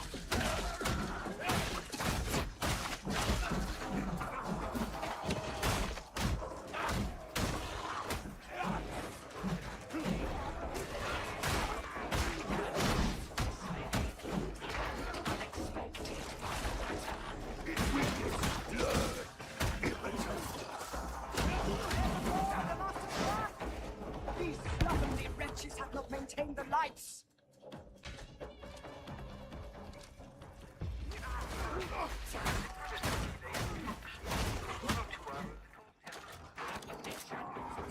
So my readings confirm. What harm? Oh yeah, I recognize this place now. Not without a flashlight. It's like when you're Yeah, that's driving good. home from work, like on a dark day, and or like at night instead of during the day, and you're like, bro, this looks nothing like what I'm used to. Let's not let the synchronistas overload. Do it. I mean, yeah. Well, yeah.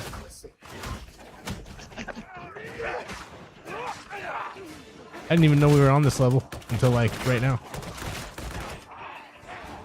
No, I know what you mean.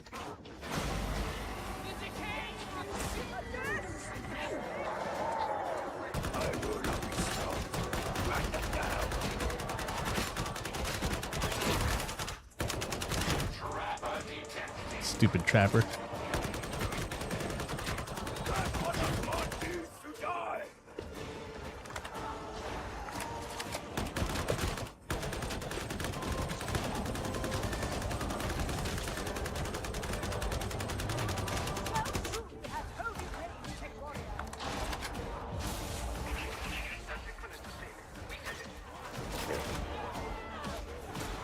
I'm running. Barely found my way around. I don't even know how you guys use guns. Violence. You really must be more attentive. Alright, clear. Again. Going back to the button.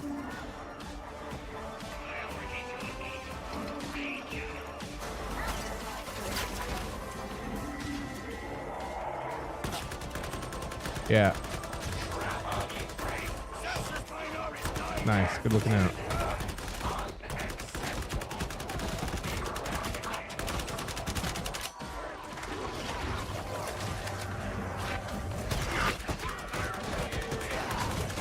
Oh shit.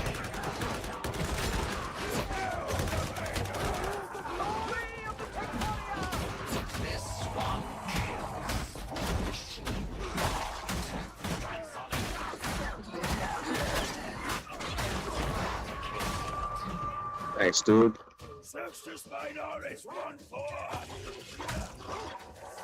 I hear yeah, this guy. Poxburster bastard.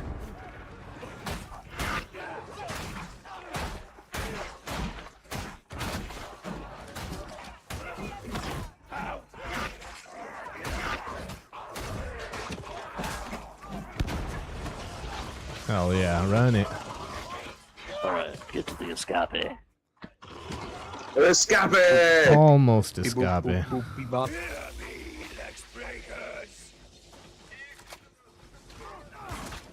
Try not to jump off the fucking edge. Don't do it. Don't let that ledge sneak up on you. I can hardly fucking see. I got all the lights off and shit. Dude, like Francois said, like, why the fuck am I paying for this game if I can't see the fucking graphics? You don't need graphics, you guys. Oh, nice. Or did Zona say that? I don't know. But Oh, I did.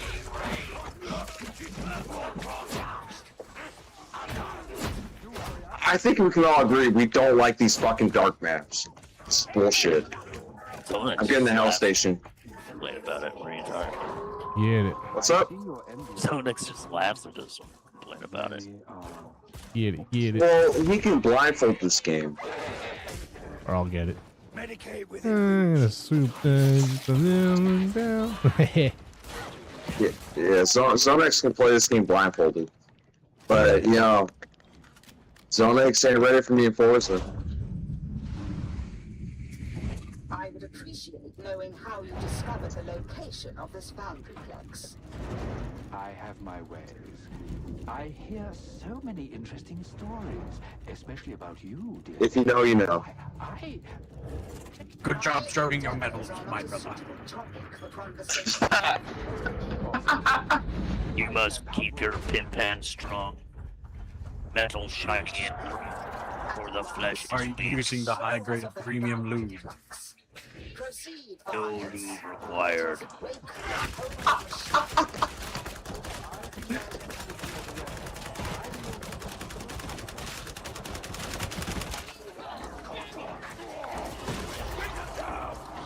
Hold on. Where you at? Shit, dog. That was fast. Hell yeah. Run it.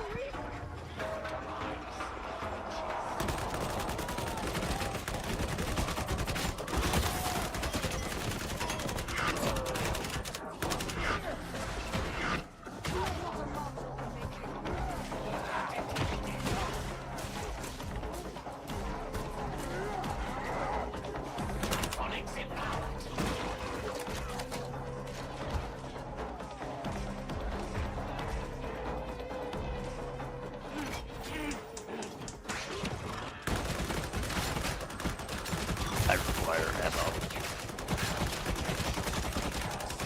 Someone has to turn this tide. Eradicate. Man doesn't eat it. Rolling. Fucking trapper. Almost sounds like a slur. It is. I have prejudice against trappers. So that's a slur. So fuck trappers. Robot power. I ain't gonna lie. It's indiscriminate hate. If you're a trapper, fuck you. The Omnissiah loves Robocy.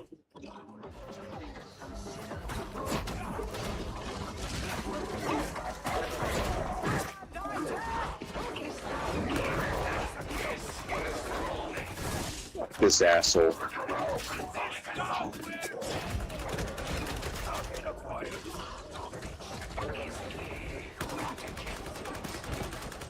Oh shit!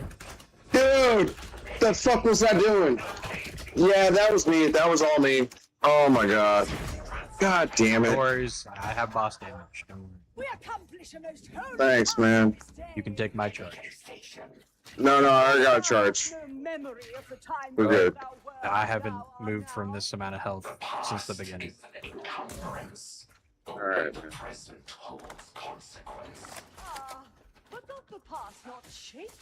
I'm not gonna say no twice.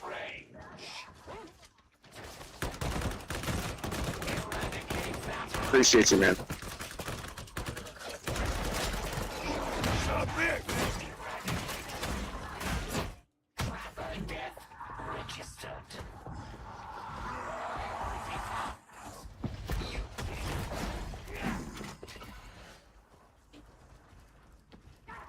I do need ammo. Same.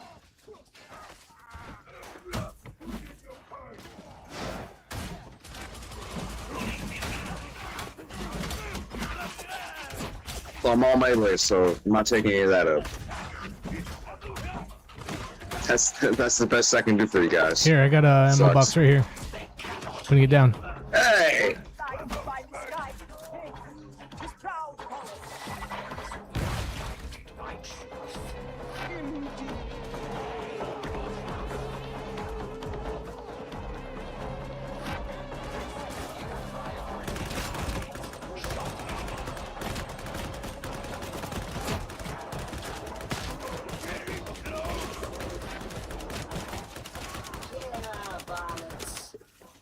Bro.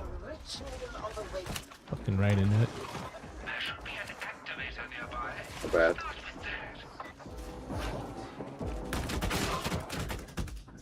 Oh, Careful, there's another demon host nearby. yeah. Thanks for marking it.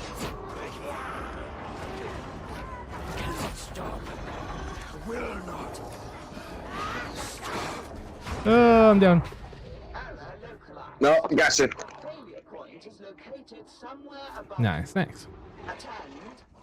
Redress.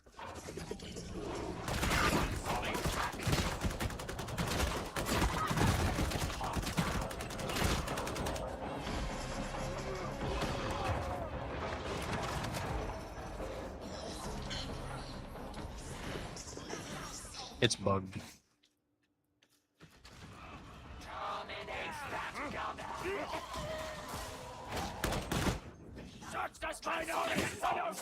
Shit.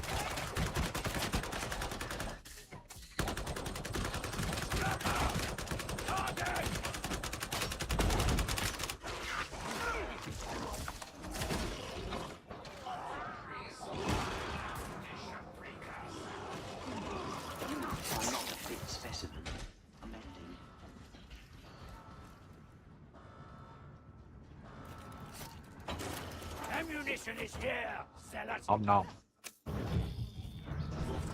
You do the Omnissiah a great service this day. How splendid. Though I confess I hoped for Did you just seriously hand that to me? How the fuck did you I do don't that? know why I expected better. You didn't know you could hand things to people? No, I didn't know that. take it. When you hold it out, there's buttons in the middle of the screen that tell you how to do it. Readily rectified.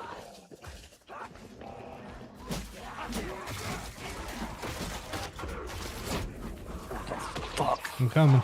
Where you at? Goddamn crusher. No name.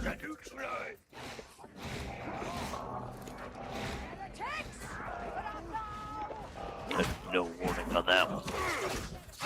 It happens. Mostly only in the dark. Yeah, and usually only me too, but it still happens.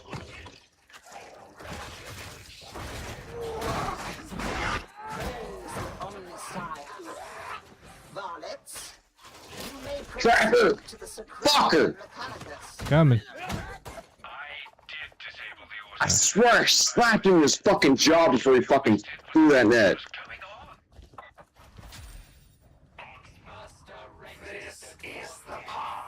Oh shit. You guys are... How the fuck do you get that far away? What do you mean? You're like running in the opposite direction. It's dark, dude. I can't see shit.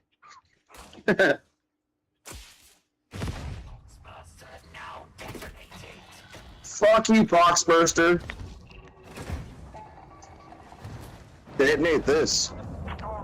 Detonate these nuts. Yup.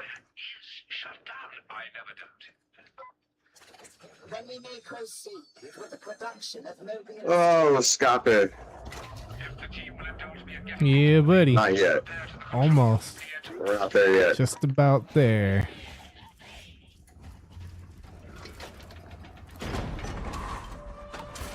Well struck. Rejoice! For it is ours!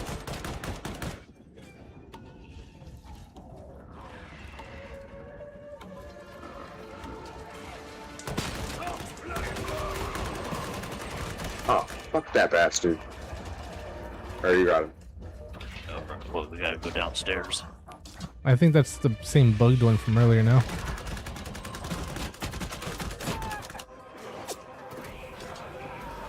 Here's We gotta one. search crates. I'm running back. I got the Oh, I thing. suck Cover at me. this. Cover me.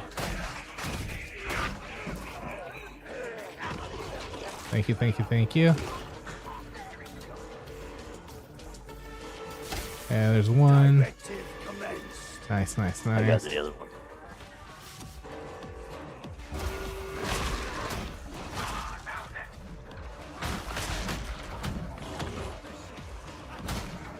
Trapper.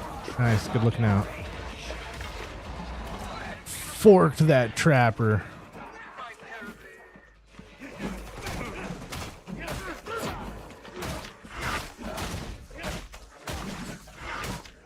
You know, trappers are like creepers. They're just fucking annoying. Yup. And there we go. Trapper, I talk shit. Super annoying. I'm going after the Right there, sniper. back again. Oh, back to snap. back.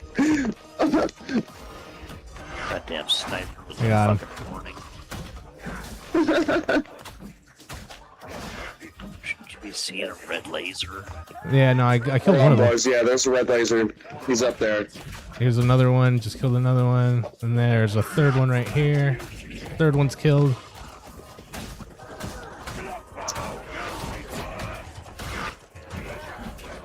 We good? I'm going up. Got it? Hell yeah.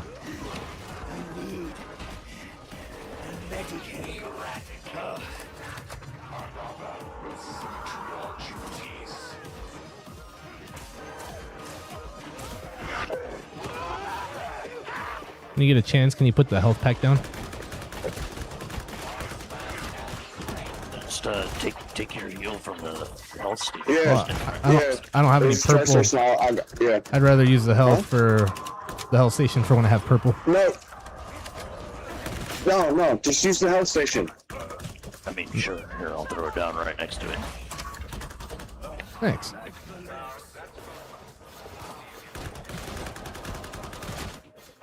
Okay, now we gotta go downstairs. Careful, pops first. Yeah, nice. Alright. Nice. Run it.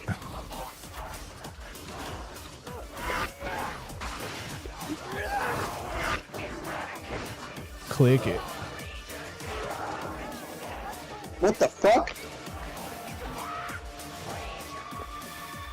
Hit it one more time, I think.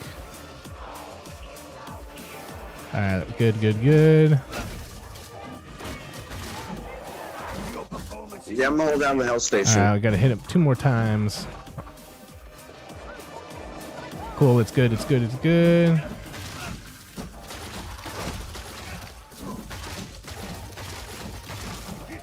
Alright.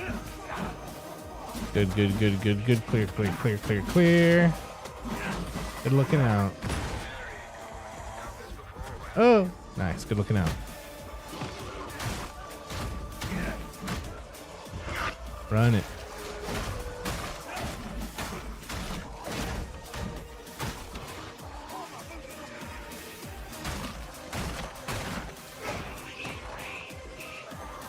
All right, I'm gonna hit the button.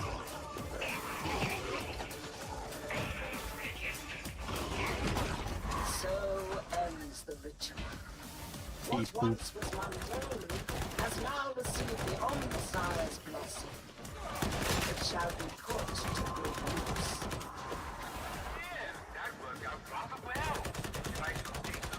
Nice.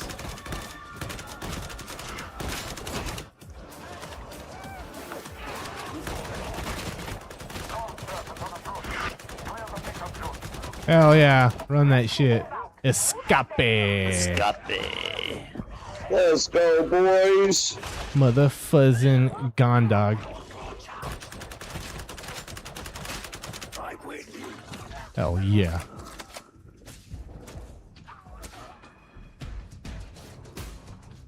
If you got grenades, spend them if you have them. Yup.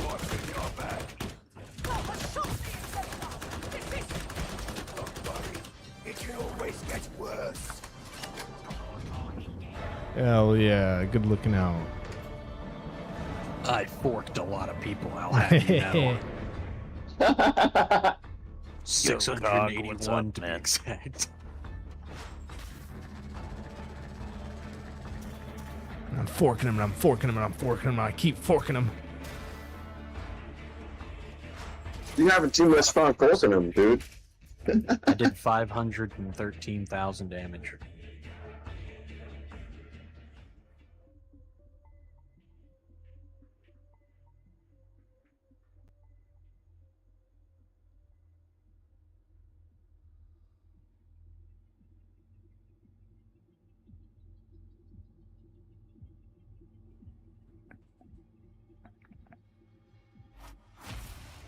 I'm trying to level this this sword up so I can find out if it's better than the falchion or not. Which sword? The Skitari power sword or whatever. That thing goes crazy. Gannicus power sword.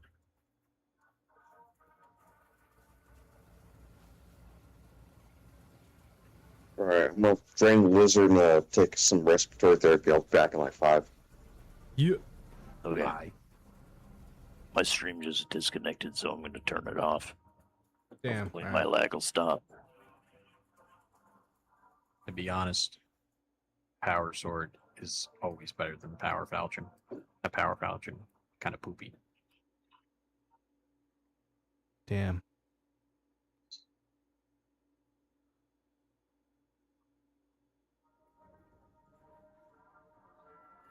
Which sucks. I want to have a fucking electric cutlass. Fuck yeah. I want to do the transphasic swords, but they don't fucking hit hard enough. I beg to differ, sir. They currently hold the fastest time for killing a shock troop gauntlet. They got the fastest and highest damage. I haven't been able to get it to fucking hit hard enough. I've been playing with the falchion. I like that one a lot better, but I'm gonna try this power sword out. Are you going with crits? Yeah, and cleave. No, not cleave. Well, I mean, I got a really weird tree. Precognizance and superiority is the blessings I got on the Transonic. Wait. Okay. Say that again. Precognizance and superiority. Oh, okay. I got perfect strike and shred on mine, which are all crit based. Yeah. Precognizance gives you finesse, which is your crit damage. Oh, okay. Shred's good too, though.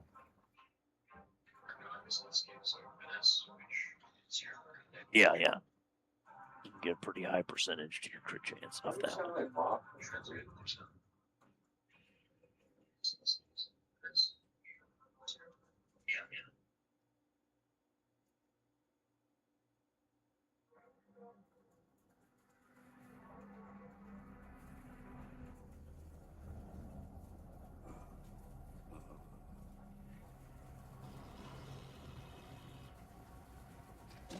Commodore, I would very much like to know where you acquire your wares.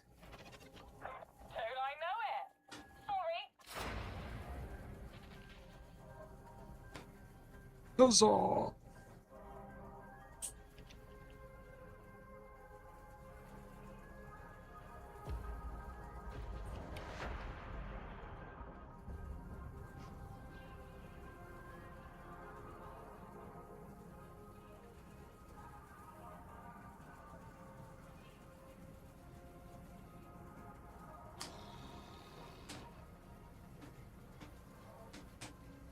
Somebody not ready up? I think it was Ninja. I think he said he would be right back. Oh, Lord.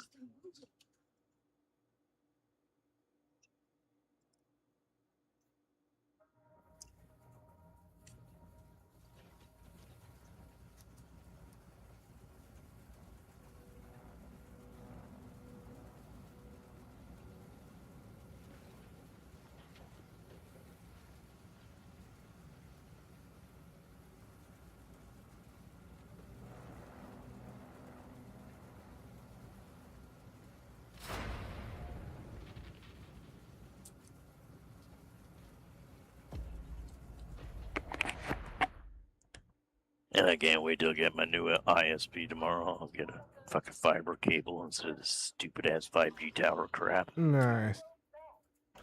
You gross. Those who steal from the Yeah, Omnissiah right. should expect nothing less. You know, I was able to stream like the whole last year, but like about a month and a half ago, I don't know what the fuck happened to their service, but I haven't really been able to stream last month and a half or so. I've tried, but it just lags. Nah, I feel you. I hope the restream is like gonna work, but like it doesn't. It comes out all lagged out and fucked up, audio not synced and shit. You have been a long time from Armageddon, Sergeant. It's wild. Have I? To be honest,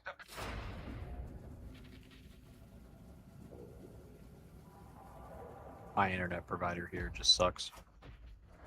Buddy, I see your microphone activating. I don't hear you saying anything though. It's probably like my TV or something just barely out of reach. Well, I mean, it's you guys that is on my TV since I don't have a headset, or I don't use a headset. Then again, the computer I'm playing on, the fan's pretty loud also, and I don't have a noise gate for the gaming microphone. We are ordered to reclaim lost territory. Am I the only one playing this on like a PlayStation? Y'all playing this on PC? Yeah, I'm on PC. Yeah, this game's way better on PC. To question me is to question him. I don't know if you guys have been following the news, but PlayStation done fucked up. Yes. This is my last console. I'm PC gamer from here. Oh, another dark map? What the fuck? Bro.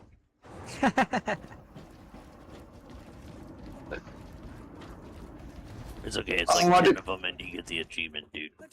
You'll be fine. Faithful, glorious.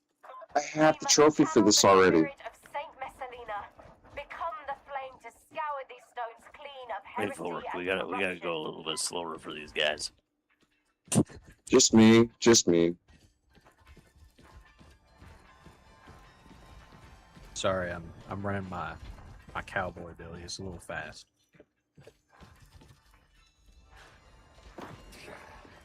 Primus combat doctrines initiated. Such minorities corrupted. Reacher is gone. Reacher eradicated. Most skillful. I approve.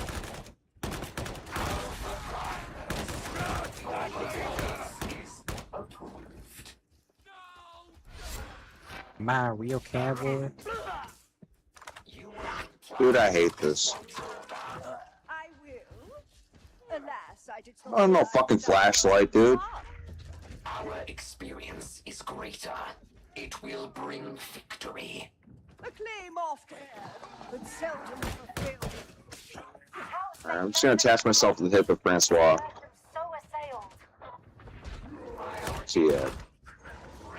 Careful. Chaos. Somewhere. Oh, here he is. Oh, what the fuck? Damn, nice. Nice, dude! Bye-bye. Cowboy I didn't even fucking touch you. Holy shit. Cowboy build.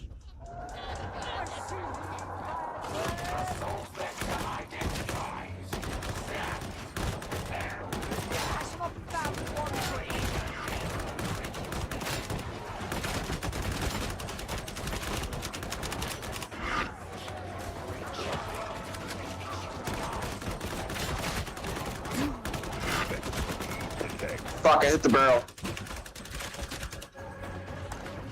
No?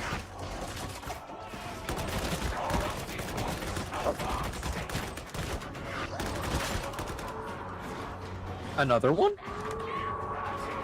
It said round 2. Motherfucker. Bro. Damn it.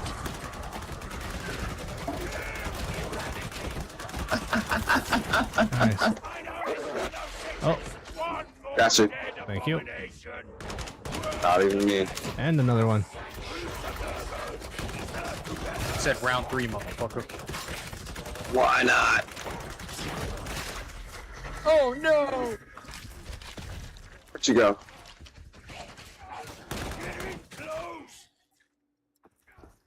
I'm clipping. Corruption is becoming real. Don't live that life.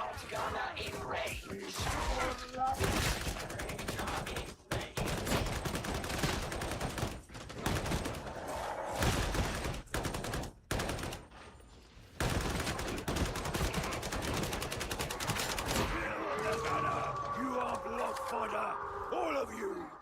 Never forget that.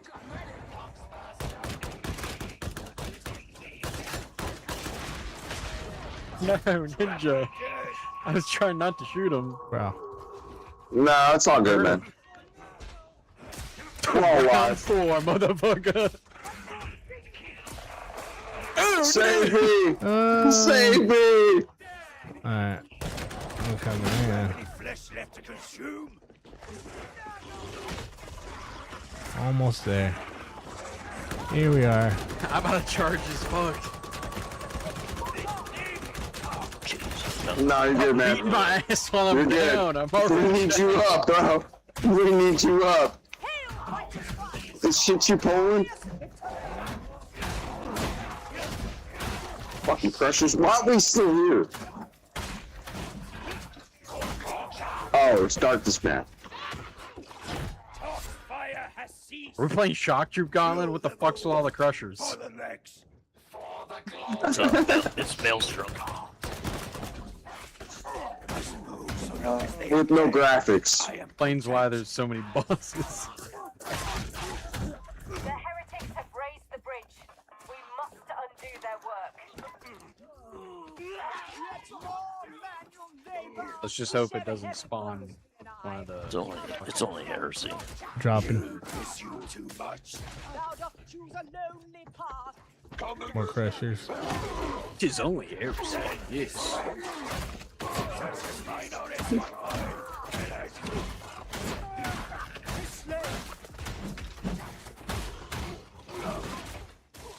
And we're going up the stairs.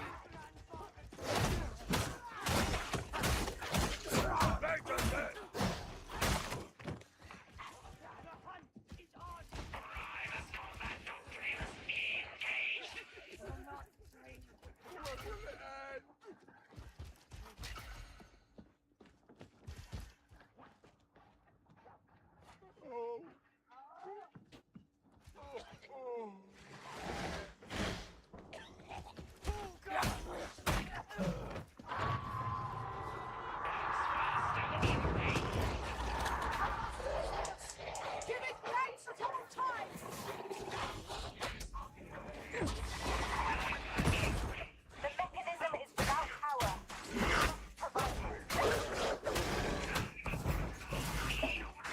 Ah, shit, I'm about to die. Sorry, guys. Where you at? We're up at the med station. Hold on. Coming. Trapper.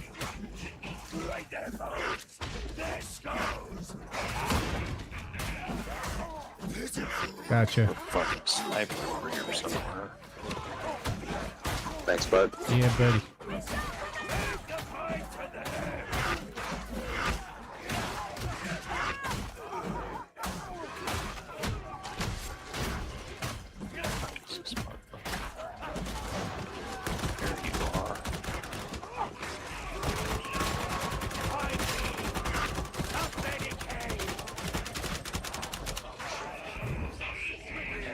I'm coming, I'm running. Right here.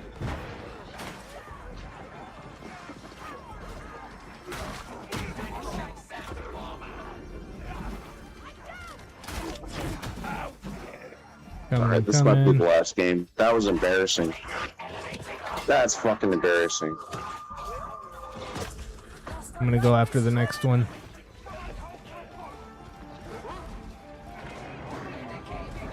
Cover me, cover me, cover me if you can.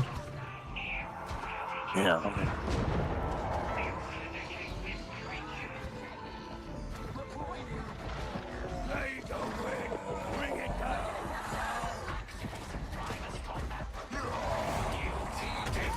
Bro.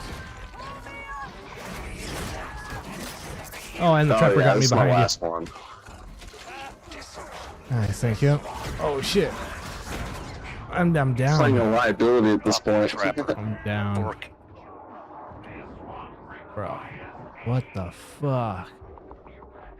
Careful, he's coming down, he's after you.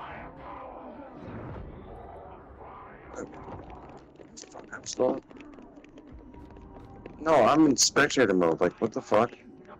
Oh, I'm trapped in some bug shit.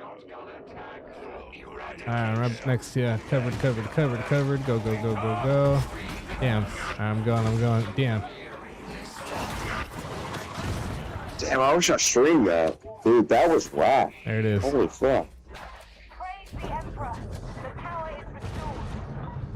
Alright, you're downstairs. Run it? Okay. Just run it. It's got I'm me. coming, I'm right behind Fork. Jumping down behind him. Run it. 51. Come on, dude. Oh shit, I'm up. Sorry. Yeah. Back upstairs, back upstairs. Let's go. Yeah, buddy. Can I get an ammo satchel? Do y'all see one? Hell yeah. Oh wait, I don't have one. I don't have ammo. I got health. But if I see one, I will let you know.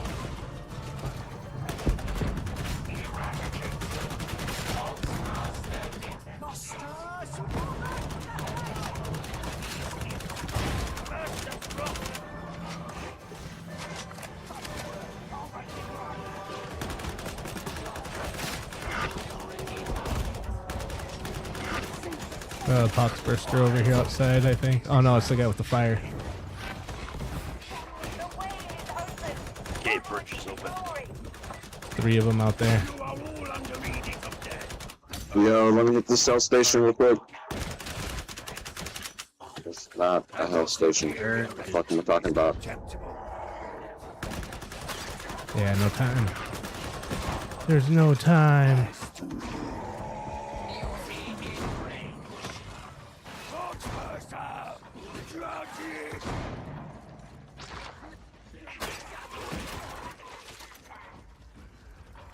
Dude, I can't see shit. Yo. Ow.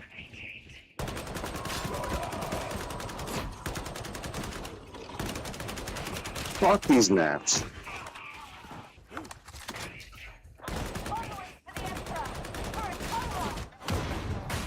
Fortoma. Let's escape. Fortoma. Come on. Yeah, dude. We gotta live, right?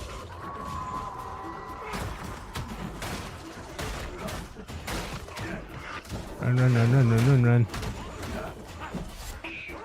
What? Oh. It's all pitch fucking black.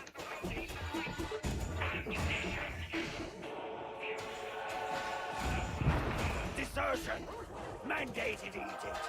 Mercy. Come this way, Ninja.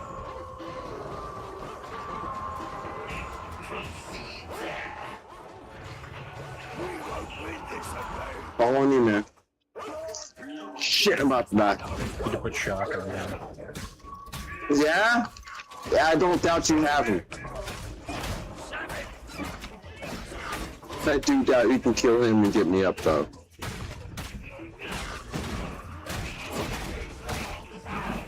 Oh, shit. Okay. That's why I need ammo. You motherfucker. You motherfucker. This is the motherfucker. Holy shit. Oh, Packmaster's here too. Oh, I'm at your hip, bro. Coming back your way. That's where his dog spawned. Oh no, he's there. Pastor. We got him. Thanks.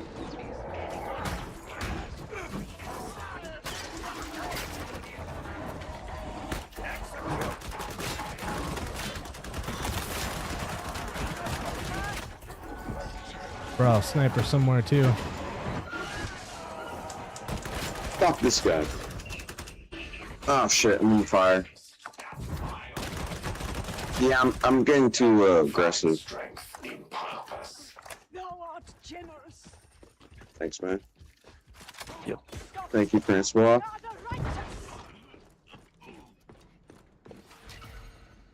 We head down and do not return.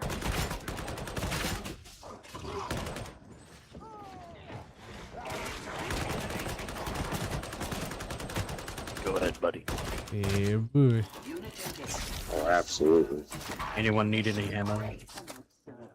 Yeah, I do. I'm good. Yeah.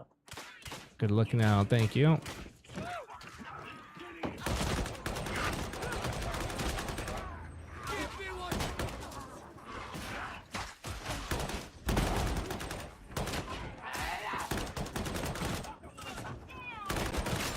Shotgunner, kill him!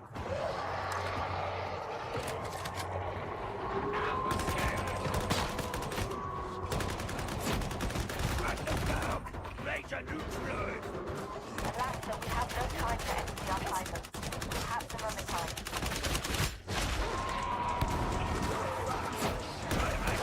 Oh shit! Fucking dog.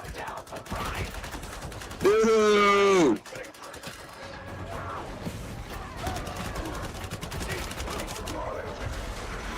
Oh, got me. Oh, we're good, we're good. We got Yeah, it. I want her up the stairs, but I got you, I got you, I got you, I got you, I got you. I don't gotcha. oh, no worries, I'm in the fire. We already have a casualty this match, so No, we got it's you, we not got you, we that got you, big we of a got you, we got you, we got you. There it is. Run, run, run, run, run, run, run. The passage of time is irrelevant. Clock's flame is out! Gee. To this Jord Claw Rex with 6 bleed stacks. I'm lost. Oh, alright. Dude, this darkness is bullshit. It is. Sorry, I'm just kind of loot goblining right now. Doesn't matter. It shares it all. Fucker. Gotta push him. Damn it. Yeah. Gotcha. What do you- There are others among us who require ammunition. New priority target. Watch our backside.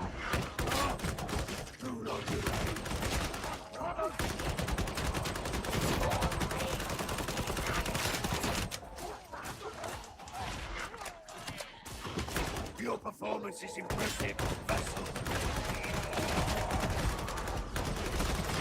Suffer not amusement. Oh yeah, two dark back-to-backs in a row, dude. Yeah, this is my last one.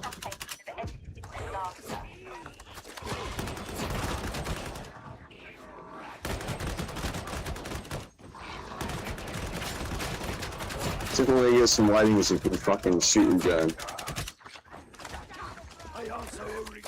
Doesn't provide much light. I can at least see one.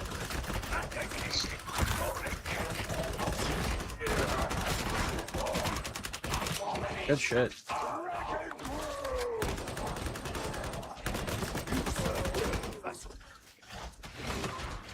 Dost thou tire, Semplar? 'Tis not weakness to share thy burden. You would break beneath them. The decay! Ever the Emperor restoreth me.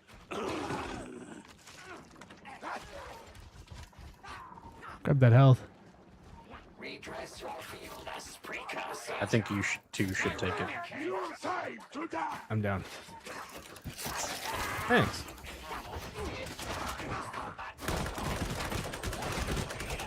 I'm not gonna argue.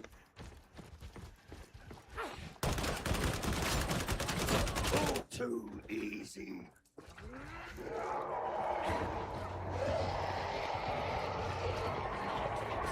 This one's eradications. The kill horse.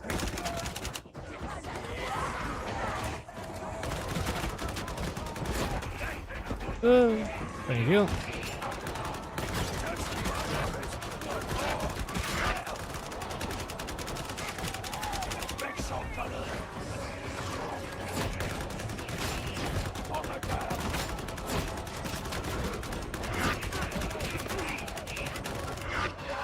And Crusher in the fog. Watch out.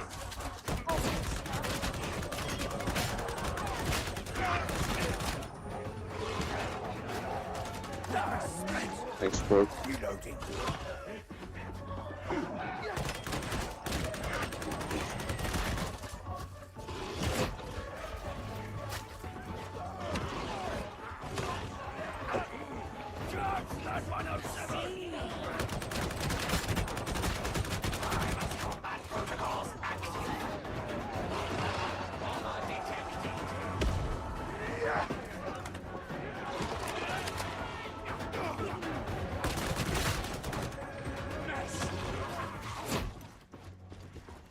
We have ammo. Let's go. We'll make a fine arbitration. Precursor. You fix this one. Your pain is relevant.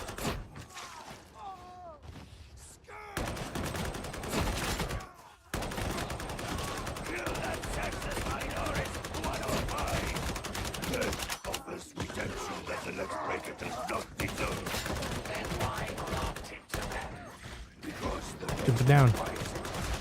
and because they annoy me.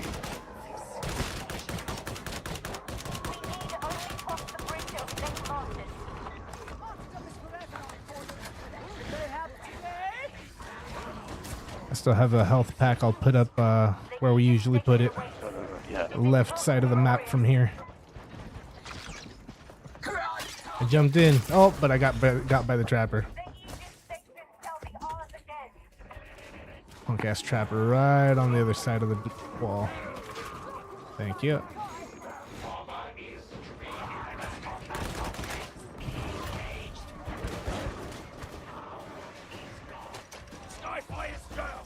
If you don't mind. Let's just bunker in the middle. Force everything to come to us. Yeah, I'm down. Usually do that up here at the top.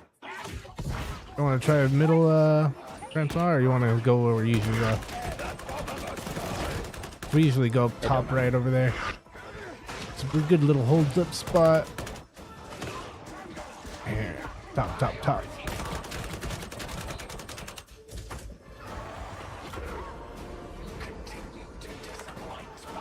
And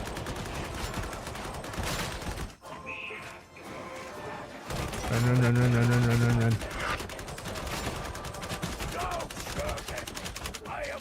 Dude, I can't see shit.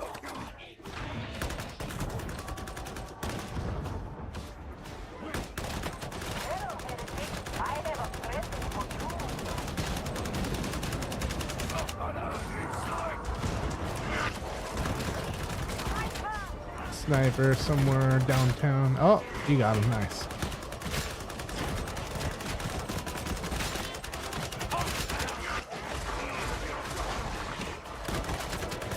Yeah, I'm gonna hit that health. I'm gonna put it down. Right here. On me. This is one of the worst game mechanics of all fucking time. Let's just blind the fucking player.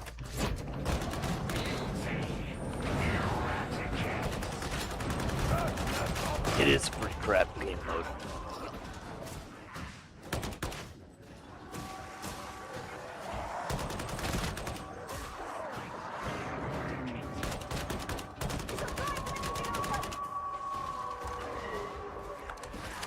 I haven't blinked. Yeah, because you can't see shit. 2 fucking rounds in a row.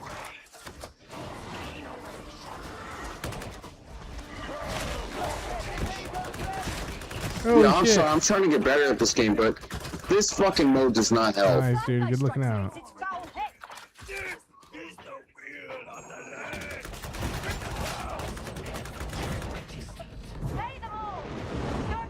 Oh, yeah. Yep, I'll blindfold speedrun shit, then I'll blindfold speedrun shit. Let's get to the escape. We made it to the escape, you guys. Urge Good the looking out.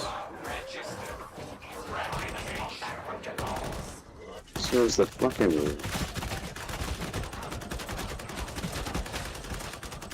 Kill the stragglers. And then run the Your escape. mom is a rusty cumborg. God's wish, man's command. Old and full of corrosion.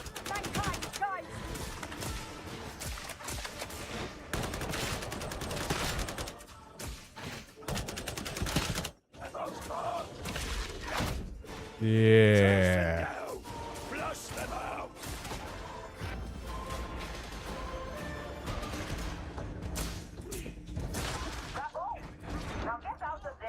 Hell yeah, you guys.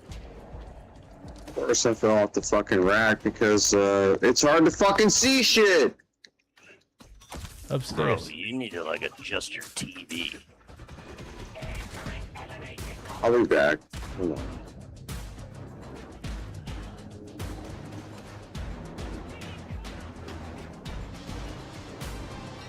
Yeah.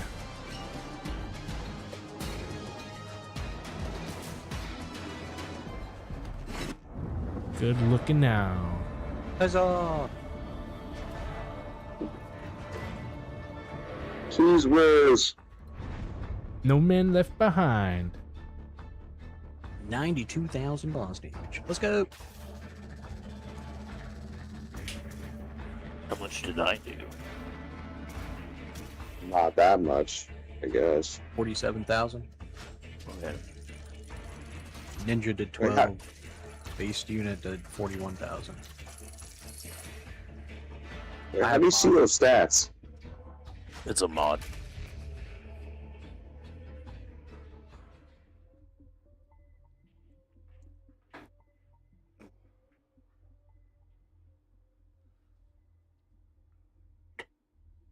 Is that like PC only shit?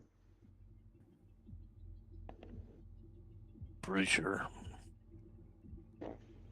I don't know. Maybe. I'm pretty sure Sony has problems with people like doing mods on their PlayStations. Dude, if I can mod this shit, suck the fucking keyboard and mouse. God save the queen.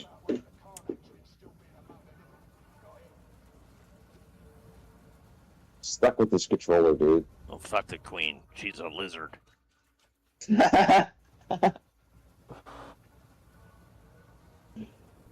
Okay. Yeah, you already know, dude. Alright, well, that was the last match for me. Sounds like I didn't do too good, so. You're a good man. You're Yeah. a good meat shield. Thanks. It's always a good time, 51. Yeah, dude. Definitely better than a bot. Hey. Yo, Zonex, what's up, man? Zone X, Gonna go- what's up, Oh, dude? It's good, Hell yeah, man. We're perfect waiting for timing, you, yeah. bro. Time for me to hop off. Time for Zonex to hop on. Alright, fellas. All It's right, been a good guys. night. Thanks for hanging everybody out, add me, 'cause kicking I'm getting ass. off too. I got a friend asking me to play Vermintide. Yeah, no worries, bro. Hope to see you again, Fork. Yeah, dude. Yeah, fork you.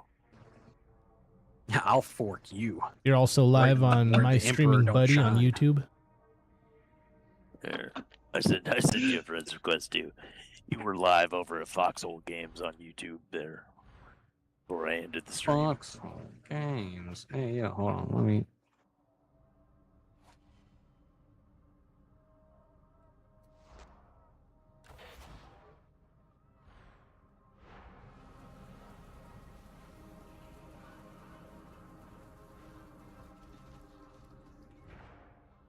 All right. Here we are. We're doing it. It'll be one word on my end. Otherwise, it shows you like 5 million videos of a guy playing Foxhole, the video game.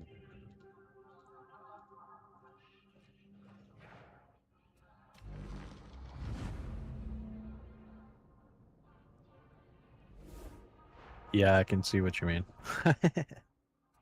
If you search MTG Cumborg Dailies, Yep. that'll pull up one of my videos. Because we like to listen to Safria Sorry, what? Cumborg. Cumborg? Yeah. Not me. You liar. You love Safria. Now we'll pass on Safrida.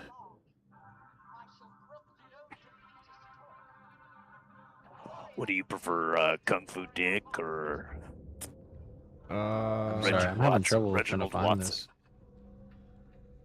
Here, I'll. I prefer skulls for his throne. You can type it in chat, and I can just. I have 2 monitors, so I can look it up from that. I think we're gonna have to put skulls for his throne on.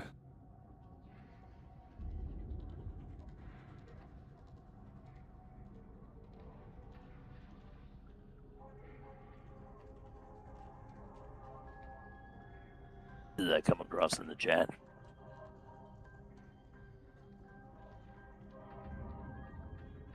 Is this on Twitch, right? No. I'm on Twitch and Oh, YouTube. But no, Foxhole is just on YouTube. I'm too old for all the tism on Twitch. The Emperor may not be watching, but Grendel is. Red mist on the trench line. Iron teeth in the mud. Helm split like ripe fruit. Prayer drowned in blood. Banner strip half burnt. Alright. Here we are. Well, where the fuck is Zomax at? Is he getting on or what? Here you go, sir. I gave you a subscribe.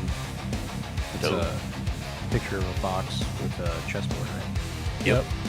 That's the one. Red mist on the trench line. Iron Yeah, teeth buddy. in the mud. Helm split Yeah, you like do, man. ripe fruit. Prayer drowned in blood. Banner strip half burning. Several skulls still scream. Shrines collapse. Now the 15 months gone. Let's have some fun games. Torn from the seas. For his throne. Jerkin. Wardroom calling. Blood for his throne. Corn. But we don't need to play that shit in the dark anymore.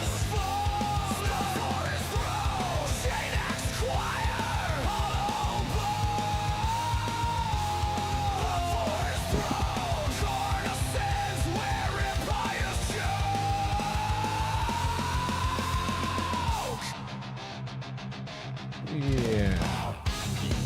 And don't forget to smoke that. Pick that nose.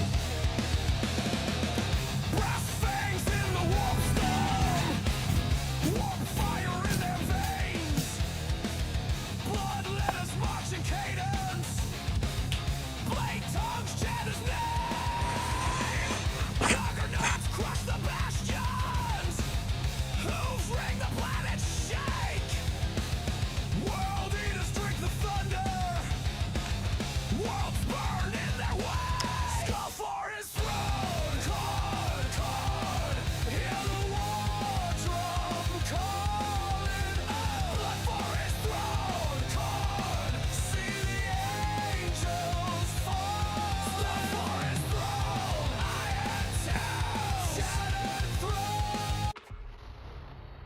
Where's the device that lets you speed or slow the passage of time? Under the seat.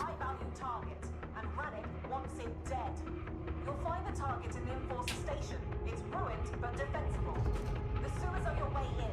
From there, you'll be heading up into the torrent proper.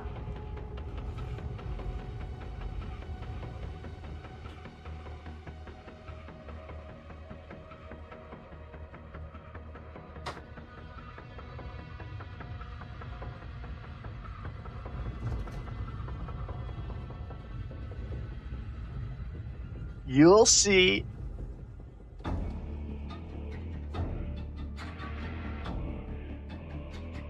The flesh is weak. Keep your pin pan strong, metal shiny and chrome.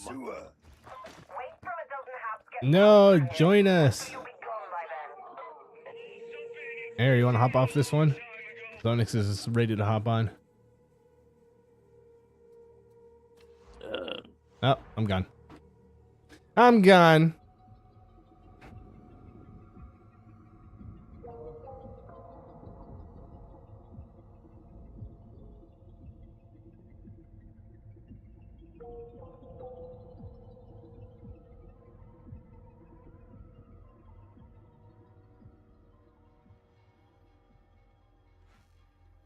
Yeah, full of noobs.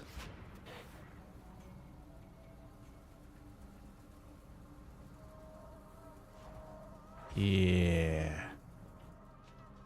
There it is. All right. Strike team should be fine now. Wait, what?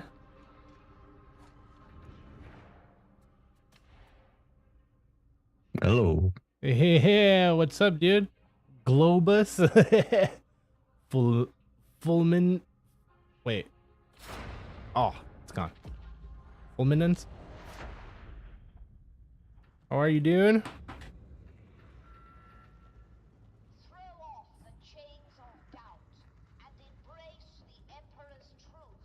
Smoke that one more again. There we go.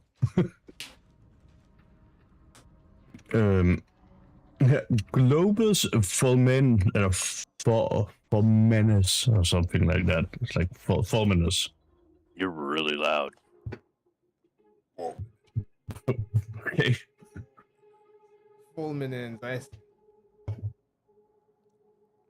It basically means ball. Turn your mic down a little bit, Zone X. Okay. I mean, it is turned down a little bit.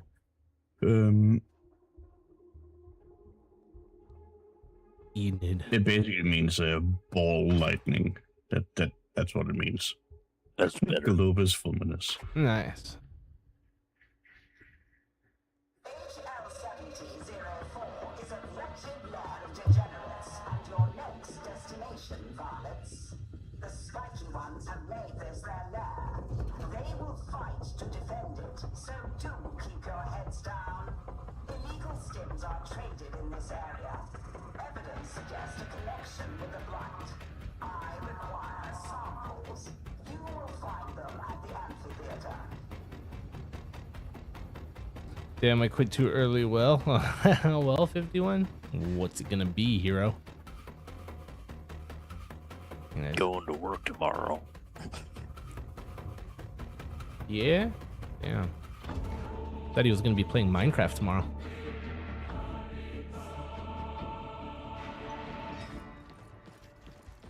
Oh yeah, I just forgot I'm playing a funny build.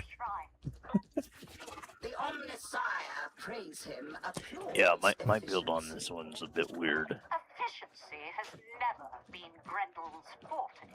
It seems to hit pretty hard, but Backpack's cool. Yeah. Your sanction in this matter. I like that it glows and it's easier to follow. It hit decently hard. The stuff I'm playing is a ranged build, but I play it more like a melee build, if that makes any sense. Demolition charge ready. I like the arc rifle. It seems to hit pretty hard. I wasn't certain you'd manage that. It's got good AP. The phosphorus pistol is absolutely overpowered. It's so good. Yeah, I've played around with that one.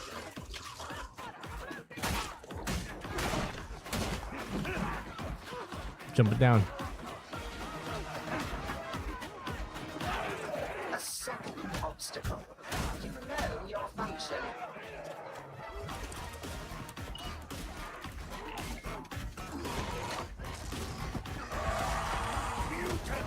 Spoiling for a fight you need. That is the terminal, Vargas. You know what to do. And jumping down.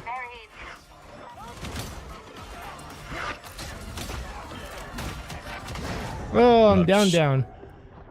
Cannot stop. Will not stop. Thanks.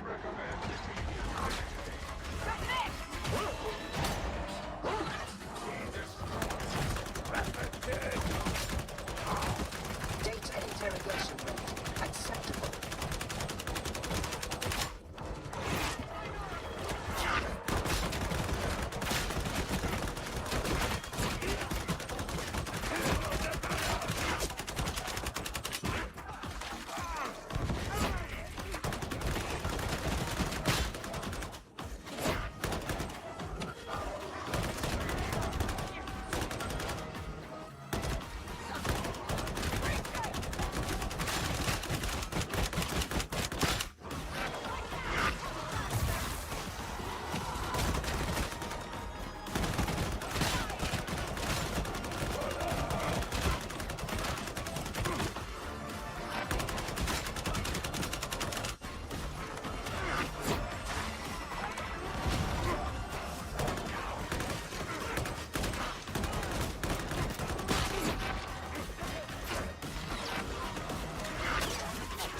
Bro. Of course, I had to hit the reload right before you walked up on me.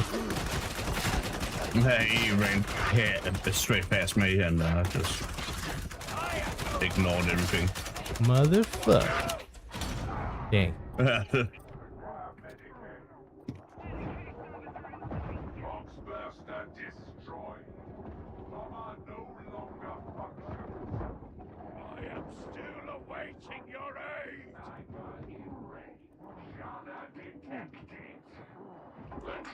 Okay. I'm coming. That's what I get for trying to help. That's what you get for trying to save me. May proceed. Yep.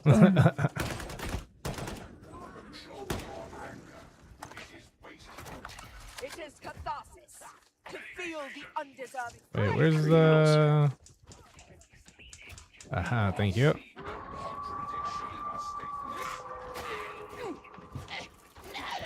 Yeah. Run it, run it, run it.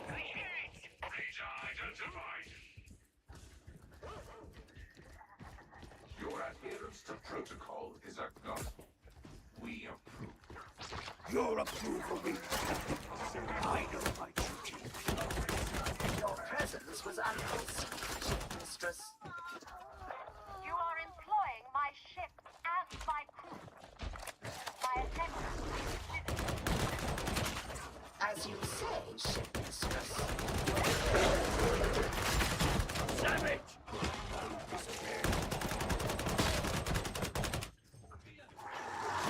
Success mine on this 1-5. Kill it! Success mine on this 1-4.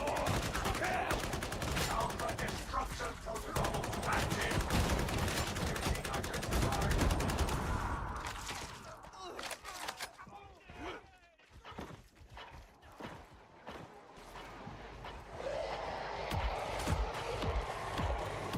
They're all around us.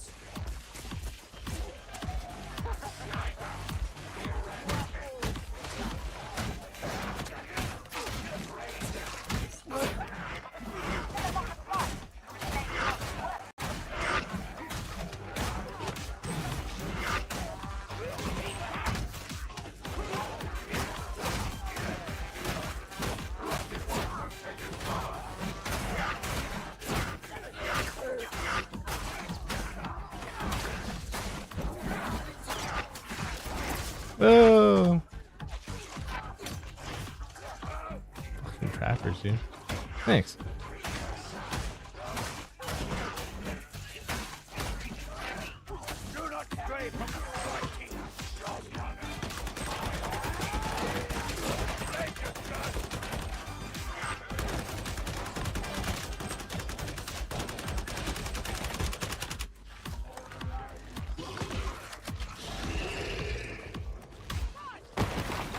Oh, snap.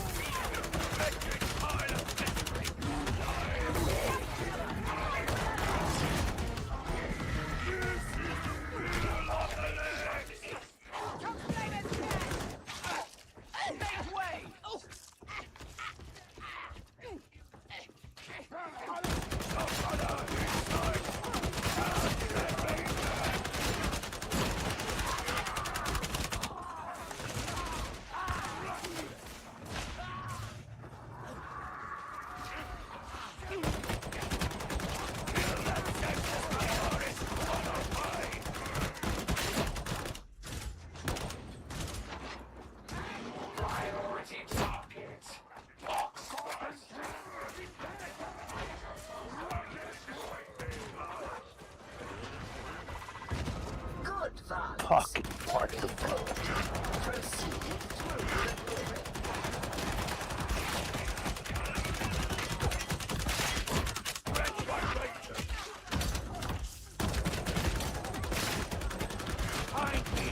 Oh, I'm down.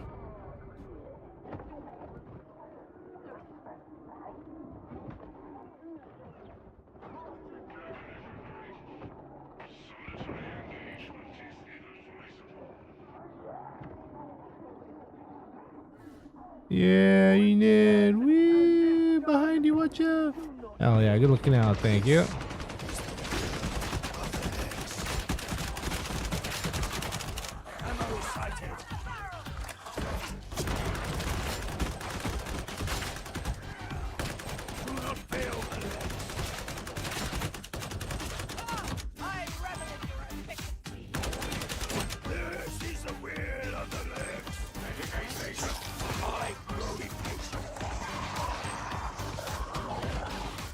The sum of your parts is greater than the individual. In other words, group up.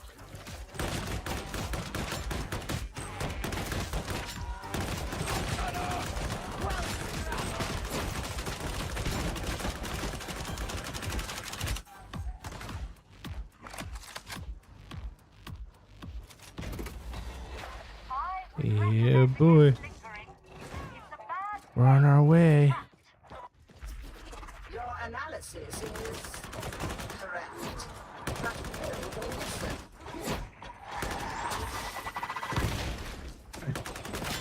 Well, apparently I wasn't allowed to push. And I tried to push that person there. But it No just, worries. No. They ignored the rules of the game.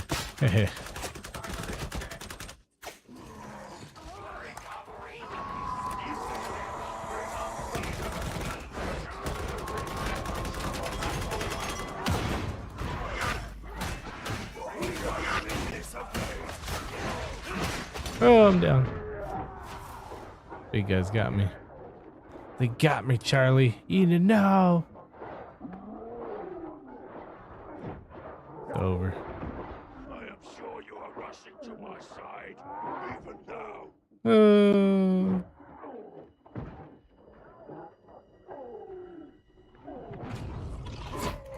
Dun dun dun dun.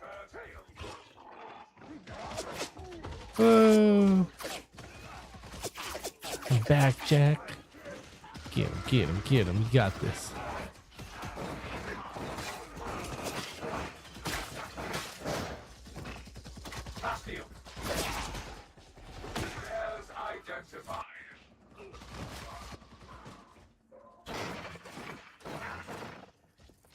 Hell yeah.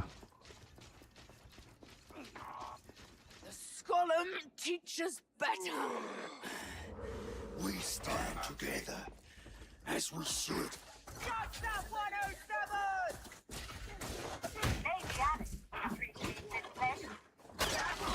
Attention. Watch out for a burst.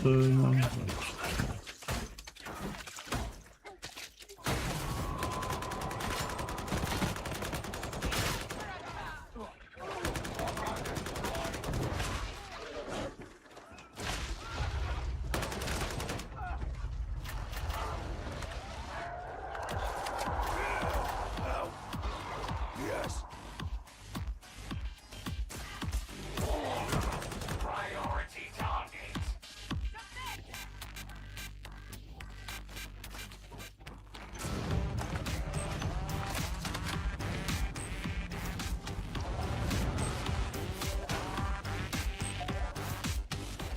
Keep moving, Violet. Do not give up.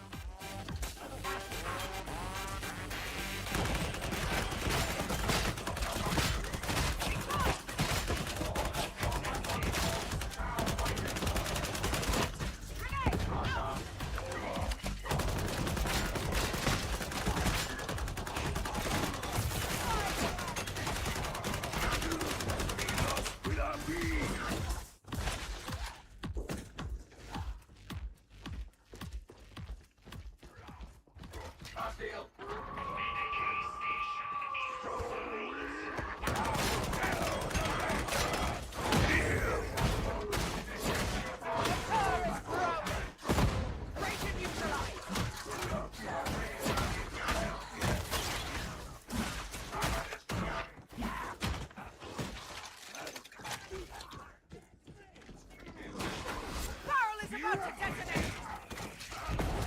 Yes. It is glorious.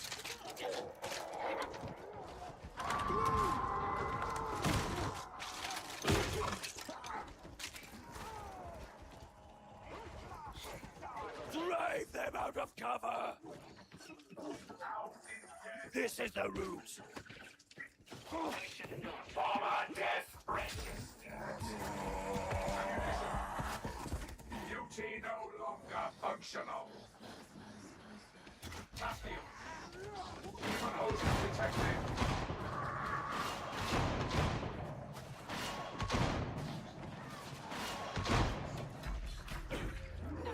What is that? I can see Lady Alice rubbing her hands with me. I do not see how that is relevant to the mission.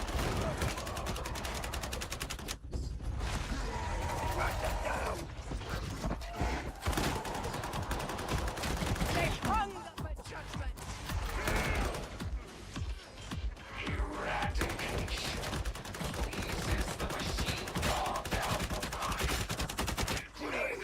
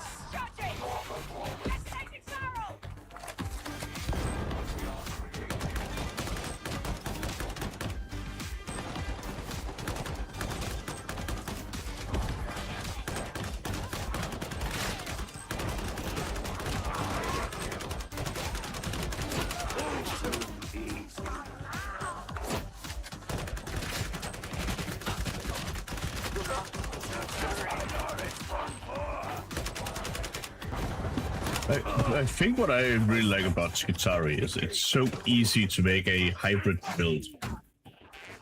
Because everything you do just gives you toughness back.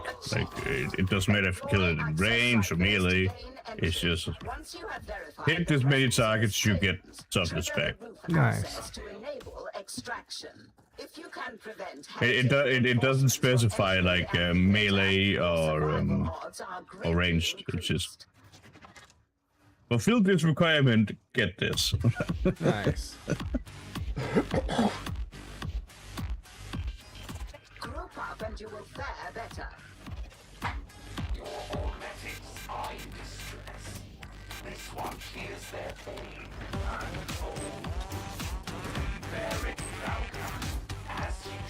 It's the same thing with all the keystones.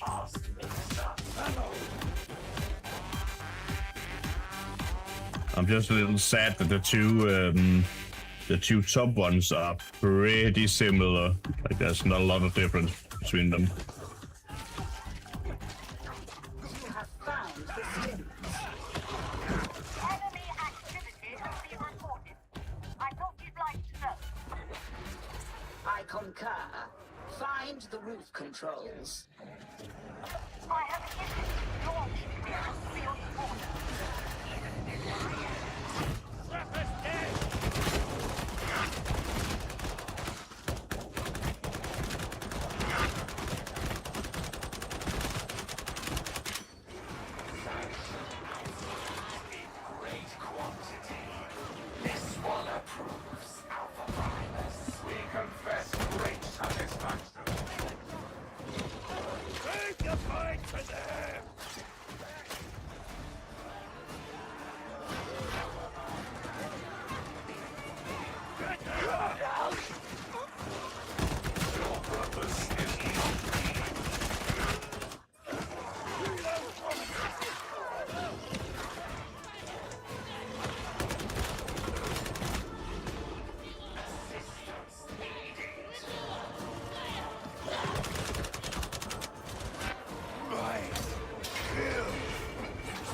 Where?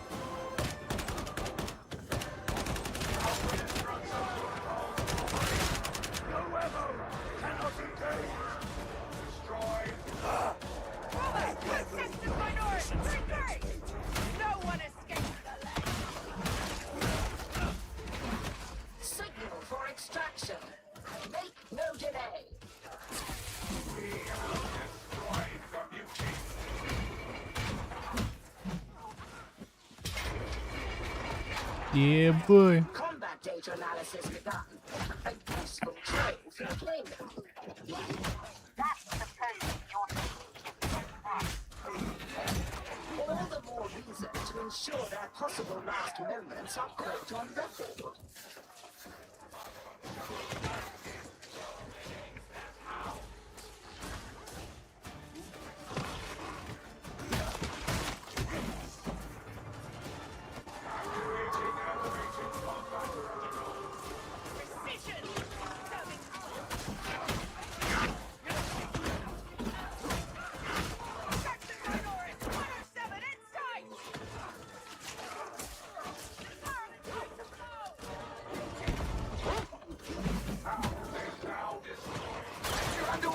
Bro.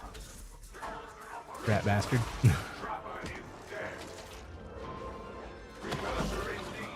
Thanks. Oh. Let's get out of there. No, that's right. We need to kill Stragglers.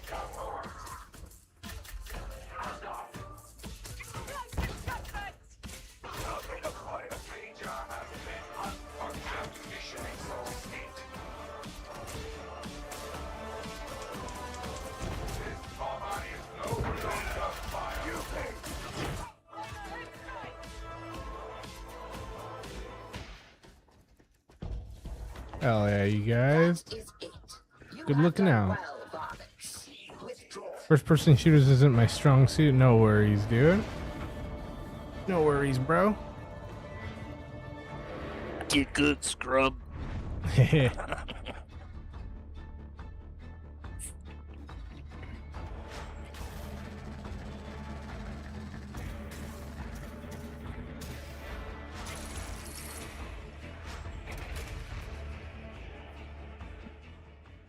I need to try something here.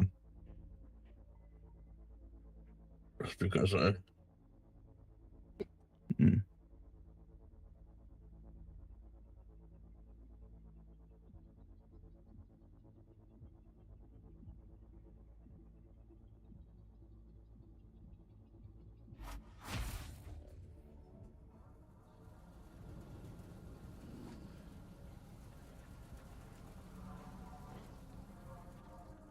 Yeah, buddy. You get a fresh one. I need to try something now. 2 seconds while I... Right. Yeah, I need to have a smoke. Take these headphones off for a minute.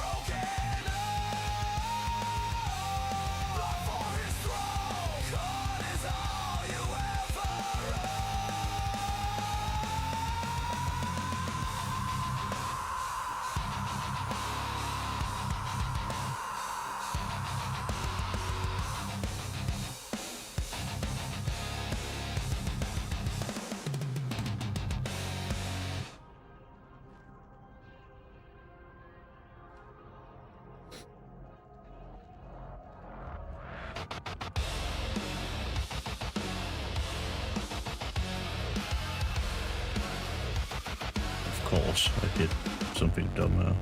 Black silk on the altar, chrome thorns in my veins.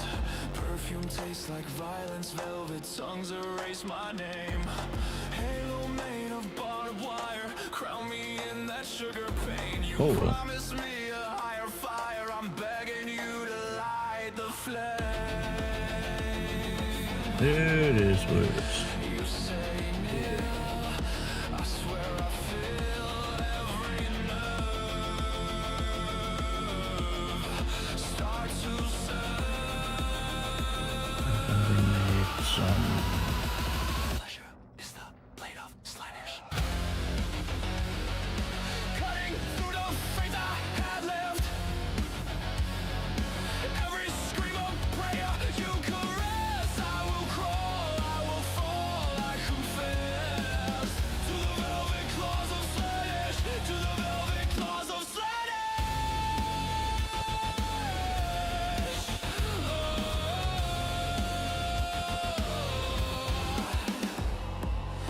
Glass shards in a crystal chalice, sweet blood on my painted tongue. Choirs made of breaking bodies sing the song I die among. Your breath's a kiss where scars will grow. Paint my sins in purple glow. Just one more taste, you softly hiss, and I dissolve beneath your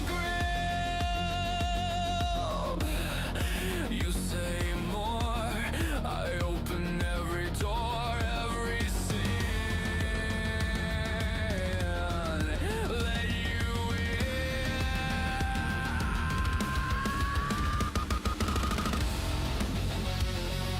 Cutting through the faith I had left. Every scream of prayer you caress, I will crawl, I will fall, I confess to the velvet claws of Slanish, to the velvet claws of Slanish. Okay, so in theory, what I'm playing right now, I'm playing a build with infinite cleave.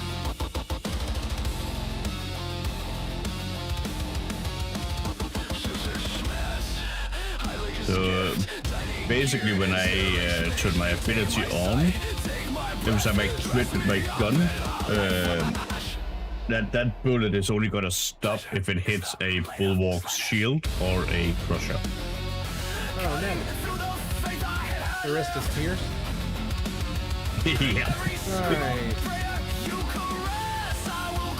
Way better. Yeah, I have a bunch of crit and cleave. Smoke to that. On your hooks I hang and sway. Every pulse you pull the chain. There is nothing of me left. Only you inside my So next I went with the red line capacitors with the capstone. I chose the top extension box. Going up, I went to overcharge transfer lattice. I got the Chord Claw Strike with probing strikes because it says 3 attacks that apply 6 stacks of bleed. Is that just 6 stacks or is that 18 stacks? I'm hitting the same guy. I think it's just 6 stacks, but 6 stacks is still pretty high. It fucking wrecks bosses. Oops. Stab them in the face with that thing. And then most of my talent tree comes down to the bottom. I got the integrated refractor feed emitter. No, I'm not running grenades. Most of the bottom.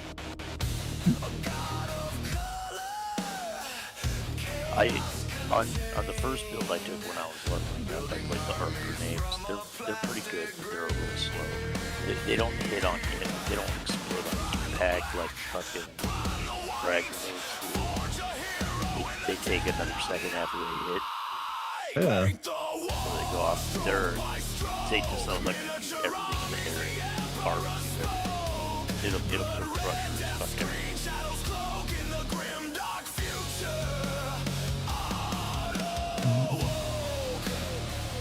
But I got no servo skull. Like, at all. No servo skull. Yeah. I don't have service skull. Oh yeah. If you take in the reflector shield, your service skull is replaced. Yeah. I'm not using any of the blitzes purely because of the standard servo skull you get. It's just too good. Oh, so you're like fully technically servo skull? No, not at all. The standard servo skull you get, if you don't take into any blitz at all, you just get a servo skull. That thing is just too good for not spending any points on it. It is pretty good at like solving the puzzles, not actually having to fucking do them. So yeah, I can also tag something and harass something from range. If it doesn't do a ton of damage, but it's enough to like harass a sniper or something.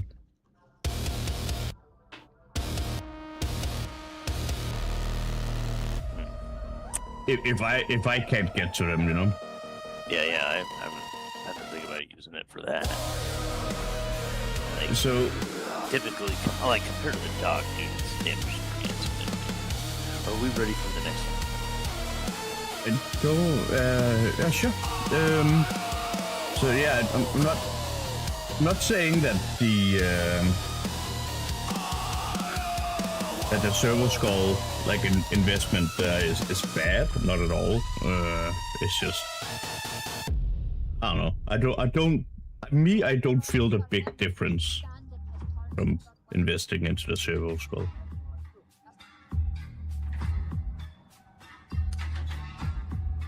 Like, the fire seems alright, but like can't get you out of a net.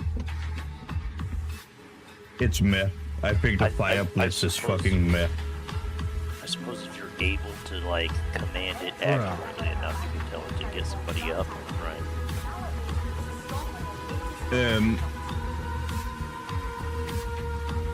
You serious right now?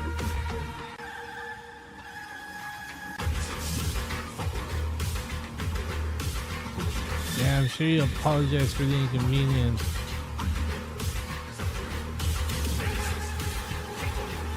Come on, then.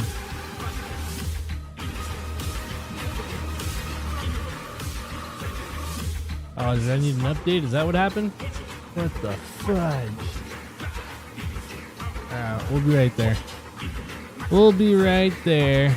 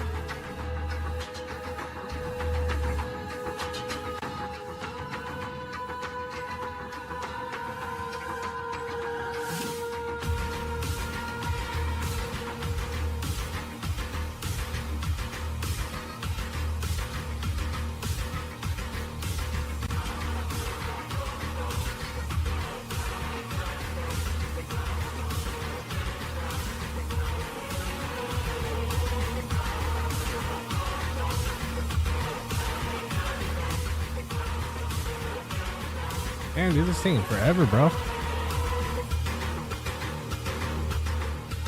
I might just call it a night. We're already coming up on 5 hours. Yeah, dude. I think we're gonna call it a night, you guys. So if the fellas are watching, I'm out. I'm out.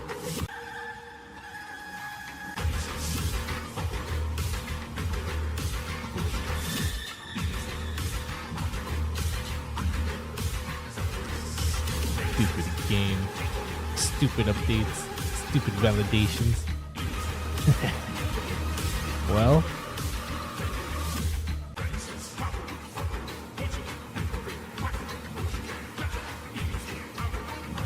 I think that's it, you guys. I think that's it for me. I think we did it. We got some good painting in. We played a few rounds with the fellas. We'll be back tomorrow. We got Stargate, the Stargate watch party. We got 3 episodes left. Wait, well, we got 5 episodes left. We'll be doing 3 tomorrow and 2 next week of Stargate Universe Season 2. That's it. And that's it. It'll be a wrap. And we'll have something else to throw on Wednesdays. Thursday, we'll get back on some more games. Maybe some more Dark Tide. Definitely some games, though. We got Crimson Desert. We got some more BioShock. Pokemon Fire Red that I've just forgotten all about. There's something else we were playing, too. Also, Minecraft. Yeah, there's plenty to play. So, Thursday, some games. Friday, a movie. A watch party. Not too sure which one, but you'll see. You'll see. Saturday, Sunday, that's usually family time, so I'm probably not going to be around Saturday or Sunday. If I am, it'll be later on in the day and maybe for a watch party. Monday, we'll go back to the cartoons, anime watch party. We're watching Gundam Wing, Mobile Suit Gundam Wing. Pretty good, pretty badass. We just started something else that we got recommended. It was it's on Netflix. Jujutsu Kaijin or something like that. That's pretty badass too. So we're watching a little bit of that also. Fist of the North Star we just finished. I don't know if there's going to be any new episodes. I thought there were last week, but there wasn't. Here it is. Here we were. I will catch you guys here on the next one. Thank you guys for hanging out. Everybody that was here. Catch you on soon. Peace.